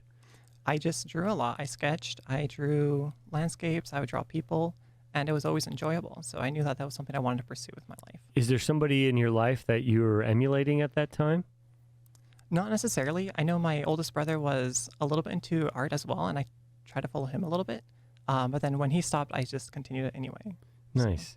And do you remember like what you were feeling like when you were drawing? Was there like this joy that was coming out of you? Or was it an escape? How did you feel when you were drawing? I would say it was more of a joy. It was something that I enjoyed doing rather than like an escapism, trying to escape from reality. It was just, I enjoyed putting my hand and the paper to putting the pencil to the paper and just sketching out my thoughts, sketching out ideas. When did you know for sure that you were good? You were good at this? Probably in high school, more around when I was like 16, 17 is when I started furthering it. How did you know? I guess through the words that my parents, my brothers did. They would support me. They'd tell me it was good. I would see it and I would recognize that it was decent. Yeah, that's important for sure. So you're in high school, and then at what point do you remember when you first heard graphic designer, that's a job? I don't remember the exact moment. I do remember there was one time where I encountered someone who was doing graphic design while they were actually doing the work itself. And I saw their workflow and it looked fun. It looked like a good thing that would be entertaining. It would be a good source of income. So Have you found that graphic design being fun is actually true? for the most part, it has become pretty stressful in some occasions. But What's the most stressful part? stressful part, that to be probably And don't worry, your teachers aren't watching. yeah, it's okay. Probably the expectations along with just starting out. Sometimes it's really hard for me to just begin, but once I do that, I can kind of snowball, and then it just goes from there. And what's the best part? The best part, the ending for sure. Seeing the finished product, being able to see how it all came about, I think that's really, really fun. And how did the images we're seeing now up on the screen from your portfolio come about? What are your favorites here? My favorite ones are, one of them was a redesign of Cafe DM. It's a coffee shop. I really enjoyed that, making it more minimalist. There was also another one where we had to design a website through HTML and CSS. That was a really fun project as well, where I had to build several different pages for that. Yeah. Very nice. So what are your, as we say, if you want to highlight one of those images, talk about which image you'd like to highlight, and we'll bring it up on screen. And explain to me what we're seeing. So right now we're going to be seeing the entire website itself through its 5 different pages. There's one for contact, there's one for the About Us section, there's going to be one for the whole menu, the events, and also the home page. And yeah. Where do you want to take graphic design when you graduate? I would love to join a team of experts where I can learn from, but also build upon as well within the team. I love the community that happens within those teams, and I would love to be part of that. Nice. And so do you have any perspectives already about where you might be going with your career? Not specifically. I would like to go more into UI, UX design within the graphic design industry, but I don't have exact preferences, and I'd love to go anywhere and learn more. Where do you hope you're going to be in 5 years? 5 years from now. Hopefully a prominent designer who is making designs for nationally. That'd be pretty exciting. That's really great. Well, it is a competitive world, as you know. There's a lot of demand and a lot of competition, and I think you've chosen wisely.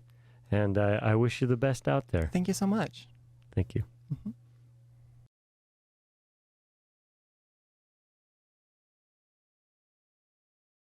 Hello, Aaron. What are you studying here at DMAC? I'm in video production. Video production. Okay, what aspect of video production do you enjoy? I just like a lot of it. I really found my passion for editing recently. but I've always loved like messing with cameras my whole life. When did you first start messing around with cameras? So my parents had this old like VHS camcorder, and I would mess with that when I was like a tiny little kid, and then eventually they got me like a GoPro for Christmas, and I carried that everywhere, and I've just always loved, I don't know what it is, just capturing the moment. Like it was like almost a compulsive thing. I just capture every moment, just bring it everywhere. Are there any moments specifically that you really like to capture? I guess it was always just messing around with like neighborhood kids when I was a little kid, just like whatever we did. I had kind of a crazy neighborhood, so. Give me some examples. What were you capturing? Like people jumping off of buildings and things? We weren't that crazy, but we would just explore this like old, like polluted like creek near our house and just find like old like shopping carts in it, and like I don't know, we would just document that, and it was a lot of fun just like exploring this area. Wow. It was Okay. like vlogging before I knew what vlogging was. Nice. So at what point did you realize, oh, people do what I'm doing, but they get paid to do it? It was kind of when I discovered YouTube, like when I got a phone for the first time, like access to the internet. I was like, oh yeah, people do this. And I will admit, I used to like a lot of cringy people, and I would try to copy them, like Logan Paul and people like that. But then I saw Casey Neistat, and I was like, there's a more artistic way to do this, and I was like amazed by that. Oh, that's great. So then at what point did you decide that's the career that I want to do? I kind of always wanted to do it as a career, but I was like, obviously my parents want me to do it more practically. They're like, YouTube isn't really like a good, I don't know, and like you can't enter that easily. So it's kind of like I'm open to however I can make money and still be able to do that on the side. Very nice. So how do you think you have grown as a filmmaker, as a video producer, while you've been at DMAC? It's kind of same as what other people are saying, like a lot of like getting more confident with your work and being able to show it to people rather than just kind of posting it and not telling anyone. It's like you also just get like more of a collaborative aspect to it, learning from what other people do. What has been your favorite memory of your time here at DMAC? There's a lot. It's just always like crazy in here during class. It's like when Brandon brought in like a piano and we started playing it in class, like an organ. It's just always a lot of fun. Nice. And your portfolio. Let's talk about your capstone project. What is it? What did you decide to do? I'm helping other people's capstones, so I decided to just kind of go around, like wherever I'm needed. I'm helping out with Jocelyn's. I'm helping out with Brandon's. Just kind of whoever needs somebody. And remind us what projects they're working on. So they're doing both films. So Brandon's doing kind of like a surrealist film, and then Jocelyn's doing like a hitman film, like kind of like an action type thing. And yeah, we're. What roles are you taking on the production side on those projects? I'm helping out with just like behind the scenes stuff. So Brandon is like filming behind the scenes of Jocelyn's, and I'm helping him with that. And yeah, and then Brandon I'm kind of helping him make the score for that. And what are you hoping you're going to be doing in video production once you graduate? Not entirely sure. Like I said, just however I can kind of make money. I would like to do maybe freelance if I can get my foot in the door, and just however I can make money and still be able to do like YouTube, which I'm passionate about on the side. What is your YouTube channel covering? It's kind of all over the place. Right now I'm trying like kind of like H3 style like reaction videos, but I also do I want to do like travel videos or just whatever. Nice. And where do you see yourself? Where do you hope to see yourself in 5 years? I just hope to be able to make money doing something that I care about personally, I guess. So whether that be a YouTube production or just any sort of production that I'm like passionate about. Well, you keep on keeping on. It's tough out there for sure, but yeah, I'm glad that you decided to go into this, and I wish you the best of luck out there, Aaron. Thank you.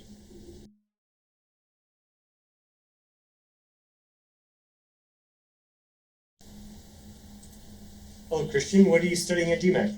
I'm in the professional photography program. Oh, photography. All right. So, why did you decide to go into that?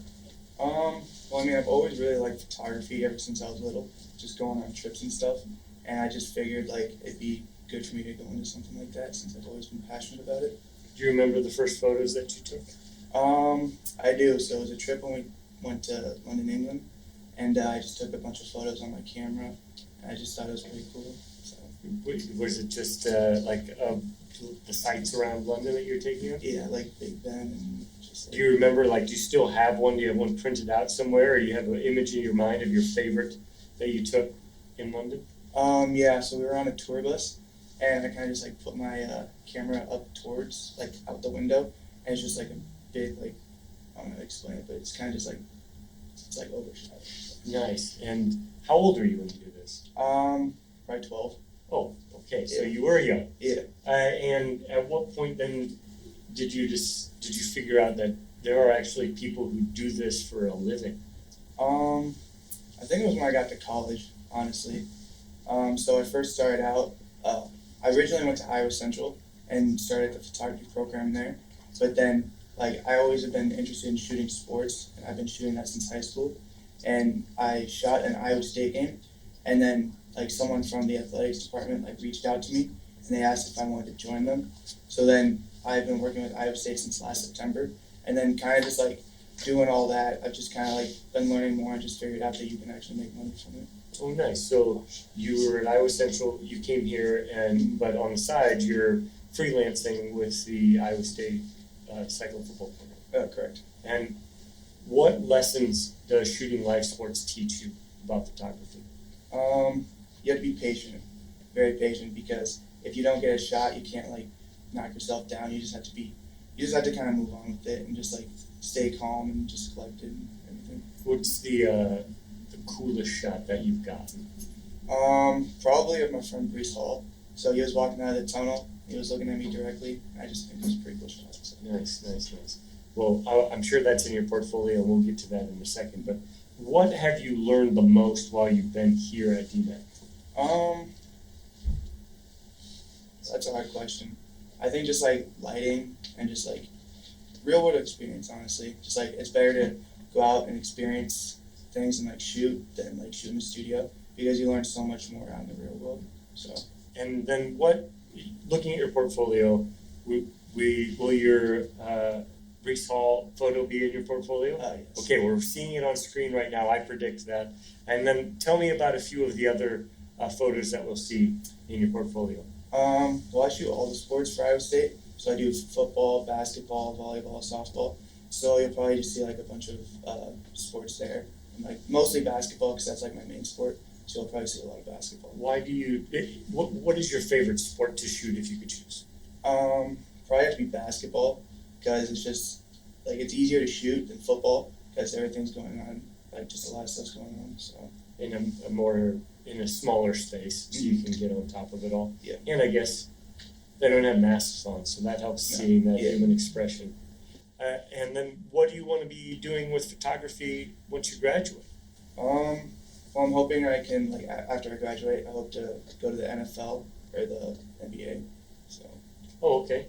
And do you feel like you have a road to the NBA?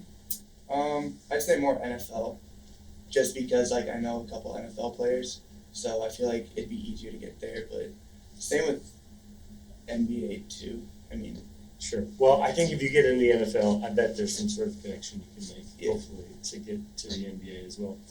And of all, besides the Brees Hall photo, well, let's just look at basketball. What's your favorite basketball photo that you've ever taken? Last year when we beat Iowa, one of the guys was kind of like crying because he never beat Iowa before. So it was just like a really emotional photo, and I just have like a connection with that. So nice. Well, Christian, I wish you the best of luck. Sports photography is something that is very interesting to me, so I'm glad I got to talk to you, and good luck out there. Awesome. Hope to see you in the NBA sometime. Thank you.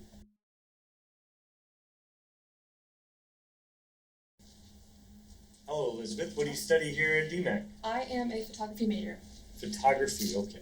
Well, when I like to talk to photographers, I like to figure out where they got their inspiration from originally. Do you remember? Yes. So family vacations, I was always taking photos on my phone, and so one year for Christmas, my parents bought me a little dinky camera, and I don't know, from there it just kind of took off. I've always loved capturing everything. What type of dinky camera? It was like a small starter camera. It was a Canon. I think it was like a EOS series, and then my dad had one that he used, and I kind of just took it. Nice, nice. And so what were you originally taking photos of? So I started taking photos with my younger brother in the backyard. He played wiffle ball in the backyard. I always took pictures of him doing that, and then I got a close friend of mine to model for me once, and I just enjoyed it so much. So what? And then so it sounds like taking photos of other people was where you really got started at first. Yes. Has that maintained itself till today? Yes, I still love portrait photography, and I take photos for my old high school, for sports and everything, since my younger brother now plays. So I'm at every football game, basketball game, everything, taking photos and portraits and seniors, and I just love it. Besides taking portraits and sports photography, what other areas of the genre interest you? So I've done a few families, and I enjoy doing families, and I've done a wedding, and it was a lot of fun. I actually have another wedding next year so it'll be a lot of fun. Well, there's a career in wedding photography if you want to give up all your weekends. Yes. So that's certainly out there for you, Elizabeth. So at what point did you decide, I think that I want to be a professional photographer? I remember this moment vividly because it was my junior year of high school, and I got asked to do my cousin's senior pictures, and from that moment I was just like, I really enjoy this, and I want to make a career out of it. And I have a really close family friend who's also in the photography business, and she really encouraged me into getting into it because she was like, you have really good talent, like go to school, do this, and I was like, okay, yeah. And when was the first time somebody actually gave you money? That would have been my junior year. That was? Yep. Was it for the seniors? For the seniors, yeah. Wow, okay, so you were like, I can be a professional photographer. Wait a second, I am a professional photographer. That's wonderful. And so then looking at your portfolio, what types of images are we going to see on the screen now? A lot of portrait work, and since I started at DMAC, I got into studio work, which I'm really enjoying, so I'm going to try to include some of that. Maybe a little bit of commercial work. I've kind of leaned into that a little bit once I got here, but I'm trying to stay more towards portraits. So what's your favorite portrait that you've taken? Ooh, that would have to be, I can't decide between two of them. It'll either be Describe both of them to me. Ooh. We'll put them both on screen. So there's a silhouette photo that I took my first semester that I really, really love with my friend on point for ballet.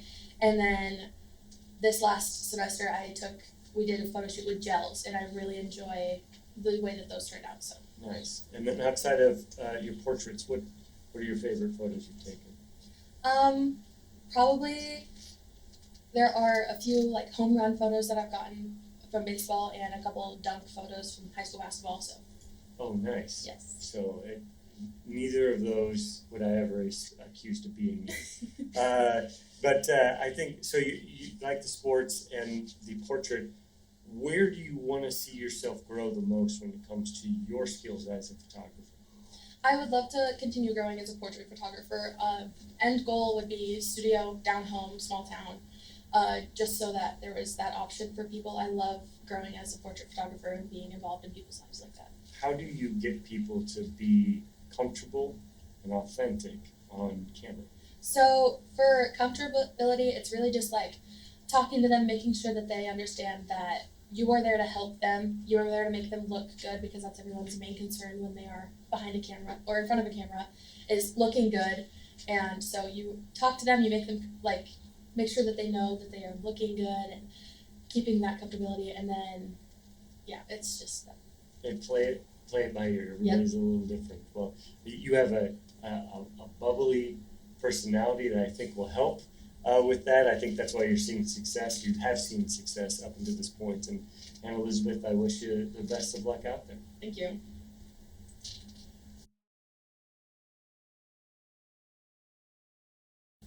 Hello, Alyssa. What are you studying here at DMAC? I study photography currently. Okay, photography. So, why? Well, that's a great question. So in high school, I was actually the yearbook editor. So I started doing sports photography, and I was like, oh, this is kind of cool. Maybe I should do this in college. try it out. Okay, so it started your yearbook editor. So you didn't really take many photos before high school? A little bit with my friends, nothing really like just funsies, but once high school hit, I basically started kind of doing it professionally. Okay, so I'm just wondering if one of the reasons why you started taking photos for the yearbook was either because no one else was doing it or because the people who were doing it were not very good at it. Well, I kind of needed a class, so I joined newspaper as like an intro, and then they had an open position for yearbook editor once I started, and I was like, well, kind of like this. I think I'm sort of good at it, so. When was that? Yeah, that's good. Having confidence is good. I'm wondering when that moment of confidence first hit you and you thought, I'm good at this. I would probably say I got the cover of my senior year newspaper, and I was able to photograph that. So What was having that cover of? It was a sports picture. It was a boys basketball game, and it was the tip-off. It's the first second of the game, and I got the money shot. Oh, nice. And so you put it on the cover, and here we are today. Yeah. So when was that? I guess as you said, you're pretty much a professional photographer in high school. Why did you decide to continue down that path? Well, it was kind of a fun hobby, and I kind of liked it. And I knew I wanted to go to college, but I didn't know what for. And so I did originally come here as like a liberal arts open major, but I knew that just wasn't for me. I didn't like it. So I was like, I'll try photography, and once I entered the program, it just was the best fit for me. And what type of camera do you like to shoot off? Oh, a Canon R6, the best. Okay. I'm a little Wow. biased. It's my favorite. Watch out for the Nikon people throwing things at you. And what lens do you prefer to usually shoot with? Oh, I like the 50. I like portrait photography now, so that just is the best for portraits in my opinion. And so your portrait photography, is there an age group that you like to take portraits of the most? I would probably say like seniors in high school because I was once in their position, so I like being able to help them make them feel confident and beautiful. So. Well, there's definitely a business in that. They seem to be training out new senior classes every year, I've noticed. Yeah. So the work keeps replenishing itself. And now looking at your portfolio, what images will we see in your portfolio? Oh gosh, so my favorite image I'm definitely going to put in is this year I'm the photo editor of the student newspaper. So I got the cover, and it was the fashion show last year, and so I got the first money shot, and it's this guy walking down the runway, stunting his stuff, and it's just the perfect shot. The lighting's beautiful, and it's the perfect photo. So you have that one, and then what are some of your other favorites? I would probably say there's a shot that is all pink based. Obviously, that's my favorite color. I didn't notice. Yeah, if you can't tell. But there's like pink gel, she's wearing a pink dress, and then there's pink bubble gum. It's just all pink. It's perfect and really pretty. So that's definitely going to be in my portfolio. Are there any images in your portfolio that don't involve other humans? Oh gosh. I would probably say no. I really like interacting with people. I'm a pretty social person. So I probably won't have any commercial stuff, even though I have done that in the past, but definitely it's probably going to be pretty heavily people-based. So how do you communicate to your subjects, to your clients, what you want out of them when you're taking their photos? I would say first you need to get them comfortable and basically become their best friend during that photo shoot. Because once they're comfortable with you, they're going to be more willing to pose how you want them to pose and just be able to get that perfect shot. Nice. And have you ever had an instance where you just couldn't quite get the person to do what you wanted? And how did you solve that problem? Oh gosh, I would say probably guys. They're a little more tense and they're just there to get it done. So once you get them to relax and I would say make them look kind of bigger and more buff, and you show them the photos and they like it, and then they'll be like, oh, she knows what she's doing. Nice. Well, I wish you the best of luck. There's a lot of photographers out there, but you clearly have been doing this for a while, and you have a practical approach to getting the money shot, which is a way to get some cash right here. So I wish you the best of luck out there. Perfect, thank you. Hello, Kaya. What are you studying here at DMAC? I am a photography major. Okay, photography. Why did you decide that photography was something you wanted to go after? I've been doing it for the last 6 years. Once I basically once I started high school, I really knew that's what I wanted to do with my life, and yeah. So let's go back to high school. Once you started, what were the first photos that you remember taking? I remember my very first photo. It was of a push pin, actually. It was just in my house, just laying around for some reason. And so I thought, oh, I can pull out my camera and just take a photo and see what would come out of doing a push pin. I had no really any idea in regards of like what it was going to look like, or if it's actually going to turn out like how I was like picturing in my mind. But yeah, it's. So it started with a photo of a push pin, and then you're going through high school, and are you taking a lot of photos while you're in high school? Yeah, when I went to high school, there was actually a class that was partially photography. So I'm like, why not to really for sure that it's what I want to do for the rest of my life, and it just blossomed from there. Nice. So then, why did you ultimately decide on DMAC? It's kind of a few different things. It's that it was close, and I heard about it through siblings and other friends I had that were older than I am. So it's just word of mouth, basically. Sure. And then, how has your time been here at DMAC? It's been kind of interesting. It's a lot different than what I was kind of expecting at first, but it's been really good. I've been enjoying doing it and thriving more than what I thought. What do you think you've learned the most while you've been here studying photography? Probably for me will be lighting a lot, because I didn't have that before.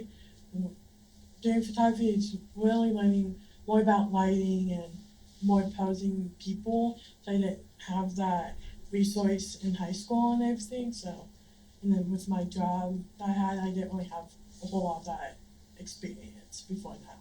Nice, nice. And so then your portfolio, as you're getting close to graduating, what images are we going to see in that portfolio? It'll probably be a lot of commercial and kids mostly. I will have more like animals, pets, and landscapes, but mostly probably portrait and commercial work. And so for you, with shooting kids, that's difficult. How do you get kids to behave when you take their photos? I try to really interact with them a lot and get them to like feel like they're actually a part of something and part of the shoot, and feel like they're worth being there. Nice, nice. And then how do you approach a commercial shoot? I kind of will go like, I'll have some like idea, but also keep in the back of my mind that it might not turn out right off the bat. So I'm like, I kind of keep kind of an open mind as well of photos, and that it might not turn out like I thought. And what do you want to do with your photography degree? I hope to be a freelancer eventually. It's my end goal. It's working mostly for myself majority of the time, and maybe be with someone, assisting someone, or have someone help me and assist with me, but mostly doing work myself. That's really awesome. Well, it's really cool to see that you've taken a moment in your life where you just randomly found a push pin, and now you're building an entire career out of it. That's an incredible story. So I wish you the best of luck out there. I look forward to seeing as you develop as a photographer. And thank you so much for sitting down and talking with me. Yeah. Thanks, Kyle. Yeah. Welcome, Caitlin. Hi. What are you studying here at DMAC? Photography. Photography. All right, let's get to this origin story. Yes. What was the first photo you took? Well, it started as like a hobby for me when I was like a kid. So like between the age of like 12 and 13, I just had like this little like cheap digital camera. and I would just take photos of everything. None of them were good, but I did take photos of a lot of things. Nice. So, how did you know they weren't good? Because I grew up and looked back at them, and a lot of them were really blurry. So, but at the moment you were fascinated by it? Yes, I loved every You thought single you one were of the those photos. best. You were Ann Leibovitz when you Yes. were 12. Absolutely. And then you grew out of it and you're like, oh no. Oh man. I I could had to take delete all of them. Yeah, these all look like I take photos of Bigfoot. Everything's blurry. Yes. And so you have that, and then when's that pivot point where you legitimately started taking good photos? So my grandma got me, like, it was still a digital camera, but it was like a better digital camera. And so I started taking pictures of like my little brother's baseball games and stuff, and I really enjoyed it a lot. And I got some pretty good shots out of those. Not all of them were perfect because again, it was a little digital camera. But I just really enjoyed it a lot. And my family always like encouraged me, and they're like, "That's really good, and you should do more." And so when I graduated high school, my grandma and my aunt gave me money to go buy a professional camera, and so that's when I kind of started like taking pictures of my friends and doing some senior photos for my siblings. And what camera was that? I got a Canon. And you still have that camera? I do. I still have that. Think camera. you'll keep that camera forever? I probably will. Sentimental value Yes. and whatnot? What lens is your favorite to shoot with? So I don't own one, but the 75 to 200, that's probably my favorite. Yeah. So does that lead me to think that you like shooting still sports or wildlife? So I do a bit of everything except for product. Okay. So like nature, landscape, sports, seniors, family. What's your favorite? My favorite? Probably little kids. I know it's like really hard to do little kids, and it is. It really, really is. But when you get the good shot, it's just so rewarding to like have that. How do you get the kids to smile? I always make a game, Yeah? or if they're a little bit older, I tell a joke. What's the joke? I'd never tell a good joke. That's why they think it's funny.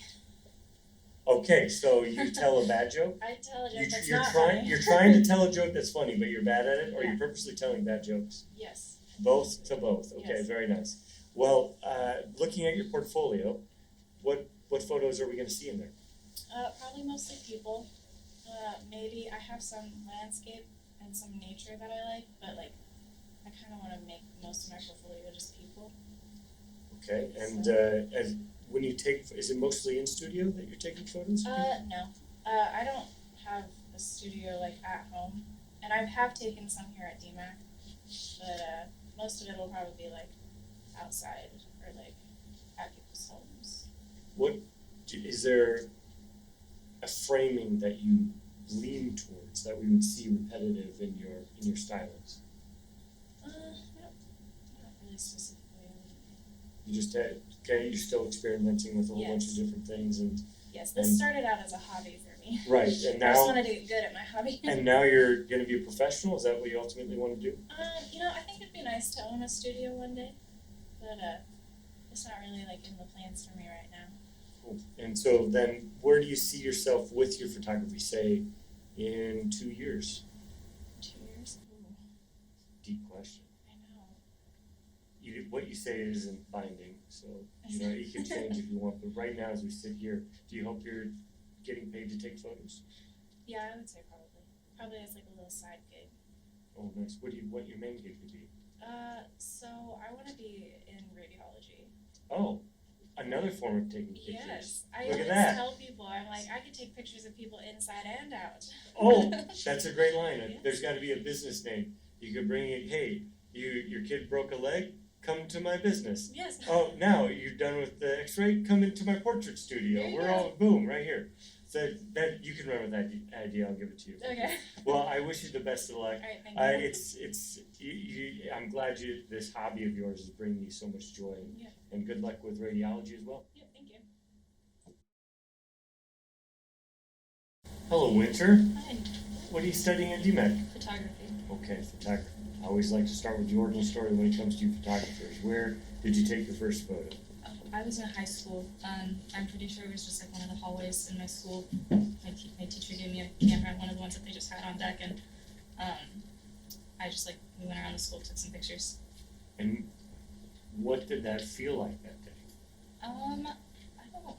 It was a really fun experience. I really enjoyed it. I think I've always been interested in the arts and stuff like that. So, to me, it was just like finding another medium to work with. Nice. So what other arts were you working with? I paint, I draw, all sorts of stuff. If I can get my hands on it, I'll do it. Nice. What painters really inspire you? I don't know. I really liked like surrealism kind of work and stuff all through high school. I still really enjoy stuff like that. So, just like all the classics. Salvador Dali actions. Nice. And so, and then what was your drawing like? I guess it was just kind of like whatever I felt like doing at the time. I think that I don't stick to one style, and even with my photography, I don't necessarily stick to one style of things. It's whatever I feel like trying to do and get done. So the surrealism of that painting, does that find its way into your photography? As of right now, not a whole lot. I would like it to more. I think that that's like one of my biggest goals is to have that personal style kind of find its way into my photography a little bit more. Oh, nice. How would you feel like you could incorporate it? I think focusing more on right now. I kind of focus on it as purely business, like kind of whoever I'm taking a picture for. I think if I could focus it more on a personal thing as an art form for myself, like selling like prints and stuff like that, I think I could work that into Instead it. of for other people, for yourself. Yeah. And really unlock that surrealism. Yeah. That'd be really interesting for sure. How have you enjoyed your time here at DMAC? I really enjoyed it. I had a great time so far. Good. What are some of your favorite memories? I think when I had started as a graphic design major, and when I switched to the photography program, made some pretty good friends in the beginning there. So I think just kind of starting out all those memories of like meeting new people, meeting people who were interested in the same things that I did, and even in graphic design, kind of the same thing, just meeting like-minded people.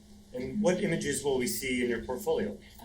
I think it'll probably be a good mix of things. I like doing product photography when it comes to schoolwork and stuff like that. So probably a decent amount of product photography and some people as well. Just a good mix. Nice. Okay, so, well, we definitely have some of those images up on screen right now. What do you think we're looking at? Or, you know what? You say what we're looking at, and then I have to put it up. Which ones would you like to highlight? I think some of my photography that I really enjoyed, I did some product photography of like an eyeshadow palette that I really enjoyed, and I really liked the editing that I did on it, and just the whole process of lighting and getting that shot set up. And give me another example. I did some shoes. They were my sister's shoes. They were kind of fun and out there, and I really enjoyed doing those as well. Shoes? Yeah. So what type of shoes? The shoes that I took that were hers, they're like these big platforms. They've got a giant skull on the front of them with a zipper mouth kind of thing. They were very like out there and weird, but Surreal. I loved taking a picture of them. Oh, that's great. That's great. And then, what are you hoping to do with your photography as you graduate? I'm hoping to be able to, kind of like I said before, work on doing it more for me than for other people. I think I'd like to be able to sell prints of my work. Again, just like taking more artistic inspiration and making it something that's my own. Yes. Are you hoping to do work for yourself in an own studio, or are you wanting to move on to working on a team, maybe in an established business? I think either or. I've contemplated both ideas. I think in the beginning, I'd kind of like to do everything, not everything, but a lot of it myself. I'd like to work on things alone. Well, I'm opposed to teamwork. Certainly. I do hope you can find a way to start fitting in some of that surrealism into your artwork. I think that'd be really cool and could set you apart from other people as well. But I know there's also, you got to make some money. So Yeah. I wish you the best of luck out there, Winter, and thanks for sitting down and talking. Thank you. Oh, Kaylee, what are you studying here at DMAC? I am studying graphic design. Graphic design, okay. So graphic design seems like an up-and-coming not up against, been here for a long time, but it's something that's in high demand. How much did that, the job perspective, the potential to get a job, play into you wanting to become a graphic designer? Well, it kind of played into. It's okay if you didn't care at all. You just love graphic design. Yes. Is that what it is? Yes. You just love it. Yes. So that's cool. What do you love about it? Like I love all the different things you could do with it, and the multiple, like all the designs that you can do, and like all the companies that you could work for. Sure. And I think you said you were in photography, or before you also did photography. When did you start taking photos? I actually started in high school. In high school? What, do you remember what your first camera was? It was actually my mother's. It was a Canon T3. Okay. I think that's when I first got started on. And so you're taking photos, and then at some point along the line, you found out that graphic design was a job that you could actually study in school. Do you remember when that happened? What was that process like for you when you're like, I can do this? It was more of like,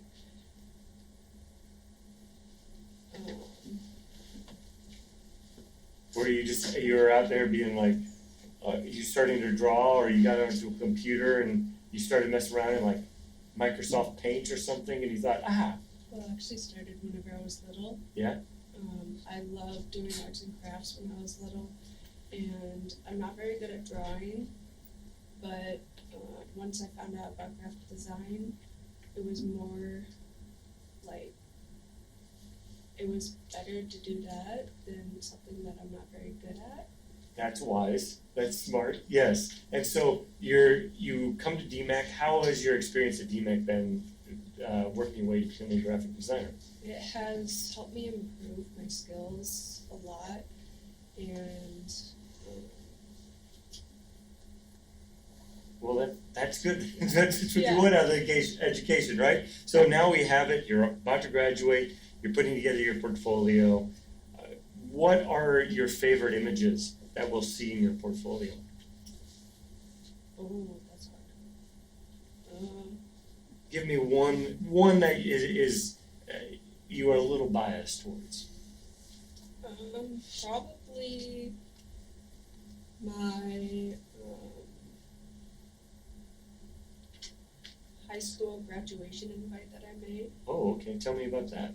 So I made that all by hand. I even made the background all by hand. I started by being an illustrator and like making paint strokes, and then applied that in design. And then I just put everything together, and then How long did that take you? probably only like 3 hours. Oh, okay. So you must be good at this, because I was thinking this probably took her 3 years to do. At least that's how long it would take me. It took you 3 hours to do, and it turned out a nice, intricate project that I hope we're seeing on the screen right now. That's really cool. And then give me one more example of something that you're proud of. Probably my business cards. Okay, what do those look like?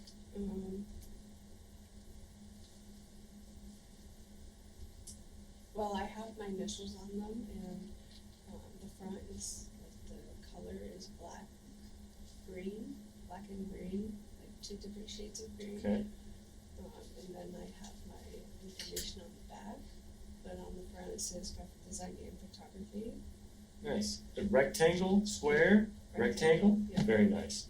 Well, I think that you are somebody who is not in it for the money, which I think is a nice place for you to be, and that tells you that you're in it for the right reasons. So I wish you the best of luck out there. Thank you. Hello, Alyssa. Hi. What are you studying at DMAC? Graphic design and photography. Both? Yeah. Okay, well, we have plenty of time to talk about all this. Photography. Talk to me about when you first started taking photos. I grew up just taking photos of my siblings. Not sure exactly what age, but I just like taking photos of our toys, just like action figures, my brothers, things like that. Nice. And then I assume graphic design came into your life later? Yeah, so I decided on going for graphic design because one of my friends was telling me about it. He really enjoyed it. I like being creative growing up, so I thought I should just shoot. Did you draw very much when you were a kid? A little bit, but not too much. So I assume graphic design came later? Yes, it did. And where do you think that came from? Well, one of my friends, he was telling me about it when he first started college, and I like being creative, so I just thought I should shoot my shot. So. Yeah, and so were you much of a drawer when you were younger? A little bit. I didn't get too much into drawing, but I liked using the software, Adobe, so I thought it was really cool. Nice. And so you're doing photography, and at what point do you remember when your friend had mentioned to you? How old were you when your friend mentioned graphic design? I believe I was about to graduate high school, so around 17. Oh, okay. And then you're like, I'm gonna go to DMAC and do both? Yeah, and I actually started photography a little bit later. I'm just getting my certificate, so I like taking photos because I like interacting with people and just having a good time with friends. So how do photography and graphic design influence themselves in your mind? That's a great question. Thank you. For you personally, how does it affect? Like, what have you learned in photography that affects your graphic design work and vice versa? Yeah, so if I'm designing something for a client and I'm also needing to shoot for them, I can use that to the best of my ability to give them a good fit for what they need. Very nice, very nice. So what is the thing that you've learned the most with your time here at DMAC?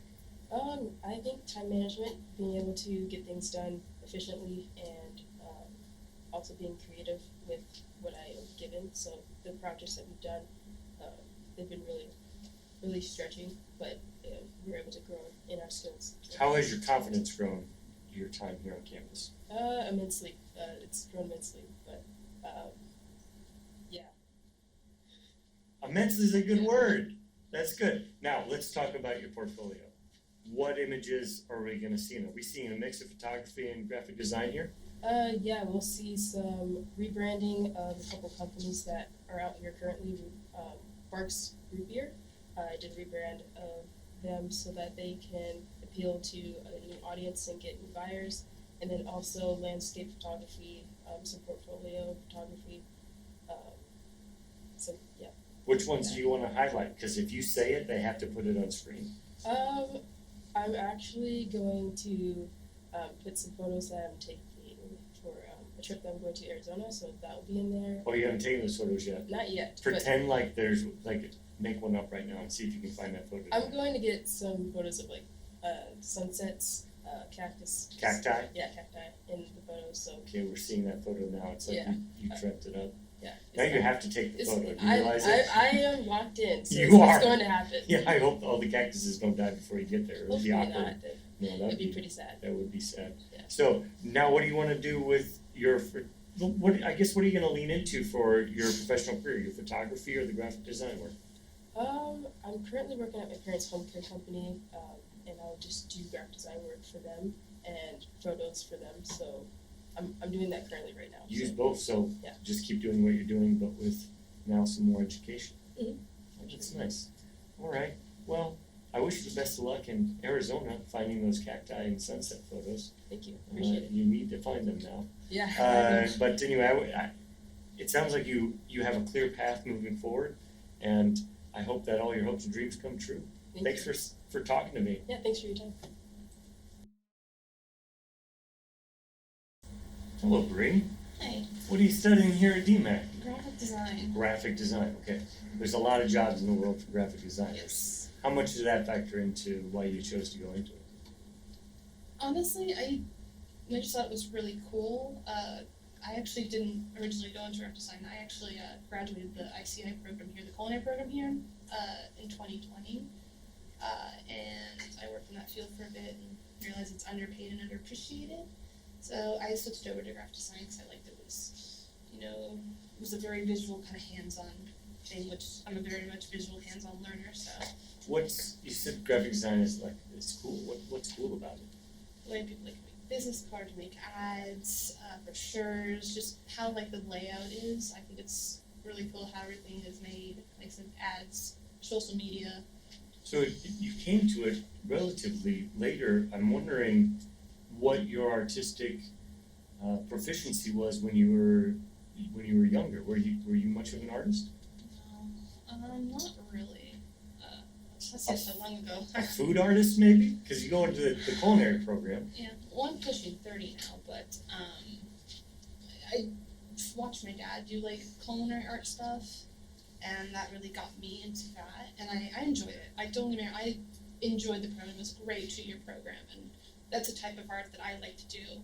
It's just like I said, after I graduated, I realized it wasn't a field I really wanted to go into, and so I saw graphic design was another form of art. Using, programs and the computer, and I figured, why not give it a shot?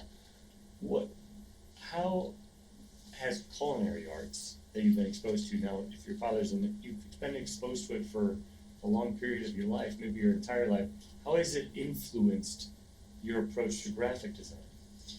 Well, it makes you kind of want to work with like food companies, like food advertising companies, because I know the ins and outs of a lot of food places. I mean, I've been in the food business since I was 16, so I feel like, because a lot of advertising agencies, they do it for food, and I feel like my culinary arts degree would factor into those, knowing what companies are looking for style-wise. Yeah, I can't imagine there's too many graphic designers who also have culinary arts degree out there. I mean, that really can make you stand out. Also, yeah, I mean, I can cook, I can bring food, so. 2 for 1. 2 yeah, for 1. I make a lot of good food, so. And your portfolio, what are we going to see in your graphic design portfolio? Some illustrative stuff, but mostly like brochures and kind of like layout designs, flyers, stuff like that. I've actually just started working on my illustration skills, so it's mostly layout design is what you'll see right now. Okay. But in Procreate, you'll see my illustrations. So. What are some of your favorites? That will be in your portfolio. The Napa Valley brochure we got to make, and I think InDesign 2. The Stop War poster, mine's in rainbow colors. It's one of my favorites. So. Nice. And so, what do you want to do? I mean, now you have your culinary arts degree. You're on the cusp of having your graphic design degree. What are you wanting to do now? Honestly, after I graduate, just like I said, I'm pushing 30. I want to work in the field. I want to work in a career.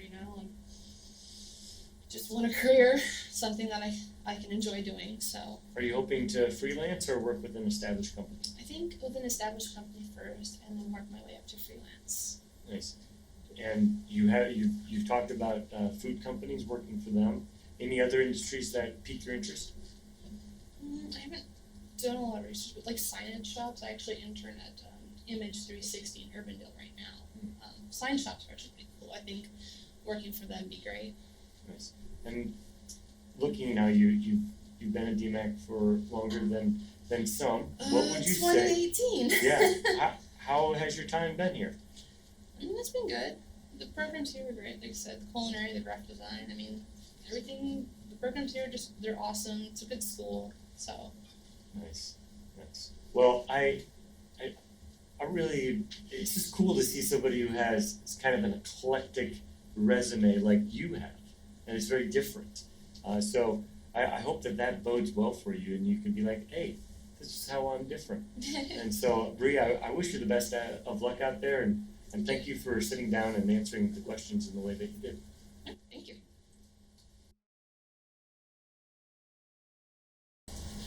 Hello, Maria. Hi. What are you studying at DMAC? I'm studying photography. Okay, photography. Okay. What was the first camera you really got to take photos on that you thought, I'm good. Ooh,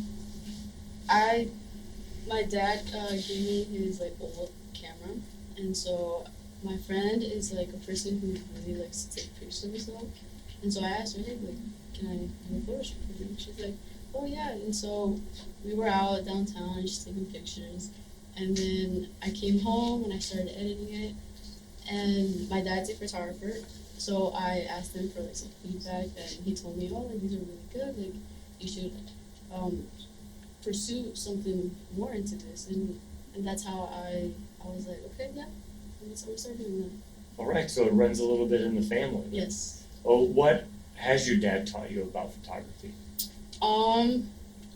He uses a lot of flash, so he's taught me a lot with like flash work, and that really helped me with my career. Okay, flash work, nice. And so how are you different as a photographer than your father? I like to use a little bit more flash and a natural light. So my dad is really in the Hispanic community, and so he's well known in that.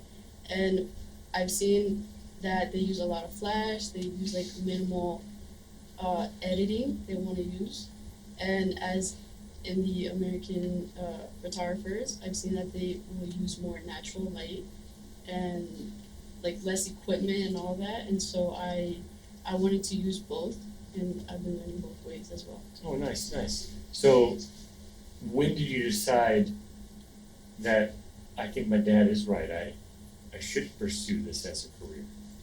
I want to say like 2 years ago when I started to get clients, and I was like, okay, so they actually like my work, and I'm gonna pursue it more, and he was right. Nice, nice. And then how has your experience at DMAC been? It's been good. I've been learning a lot.